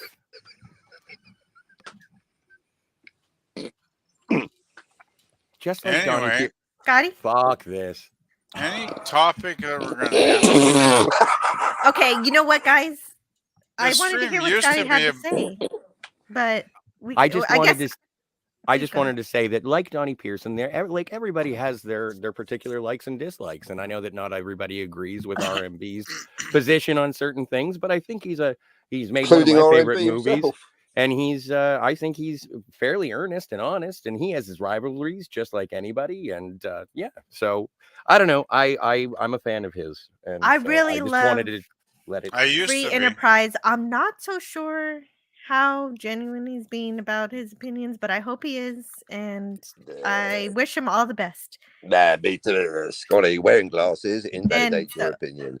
Yeah, I used to be. I even subbed him for I a know, few but years. I really we do have to go, and I do like ending on that positive note that we're here together and we're just sharing our opinions. Unity and I diversity. just wanted to say at the end, please, anybody here, watch the Avengers British TV series from the 60s. Yes. Especially the 50s, Please watch the Emma Avengers. Peel's. The Emma When Peel does Thor episodes show are up? fantastic. And so I'll see you guys next time. Everybody have a great weekend. I can't wait to see you guys again. It'll be on Okay. Tuesday. We're going to talk about the next TOS episode. Wait, what was the next one? What? I You're think not who mourns for Adonis? Are you not on the Lost in Space Adonis. stream on Monday? Oh yeah, I am, but I'm talking about my next stream. you know? Oh, well, your But channel. of course, Pop Culture Curator is going to have Lost in Space on Monday, Yes. and then I'll have Who Mourns for Adonis. So That I'll will play. That would be I'll play interesting on Monday. because I'm actually trying to close out the show. So I would like to play the trailer. Yes, for go Who for Mourns it. for Adonis. Okay, go for so, it. So everybody have a everybody. great weekend. Thank you, Jill. Love you all. Great Talk- appreciation talk for to you you being later. so sweet and allowing me to, Thank you. feature the Avengers. I do appreciate it. Absolutely. And you'll have more opportunity to talk next time. Well, we'll talk to you guys later. Bye. Excellent. Bye. Captain's log, stardate 3468.1. What in the name of... Am I seeing things? Do not bring that one. The one with the pointed ears.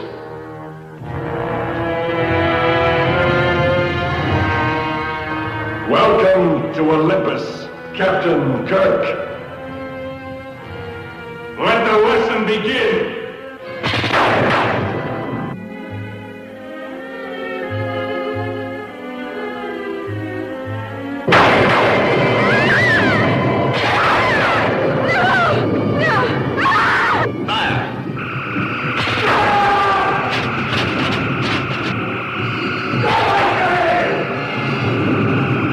You're no god to us, mister.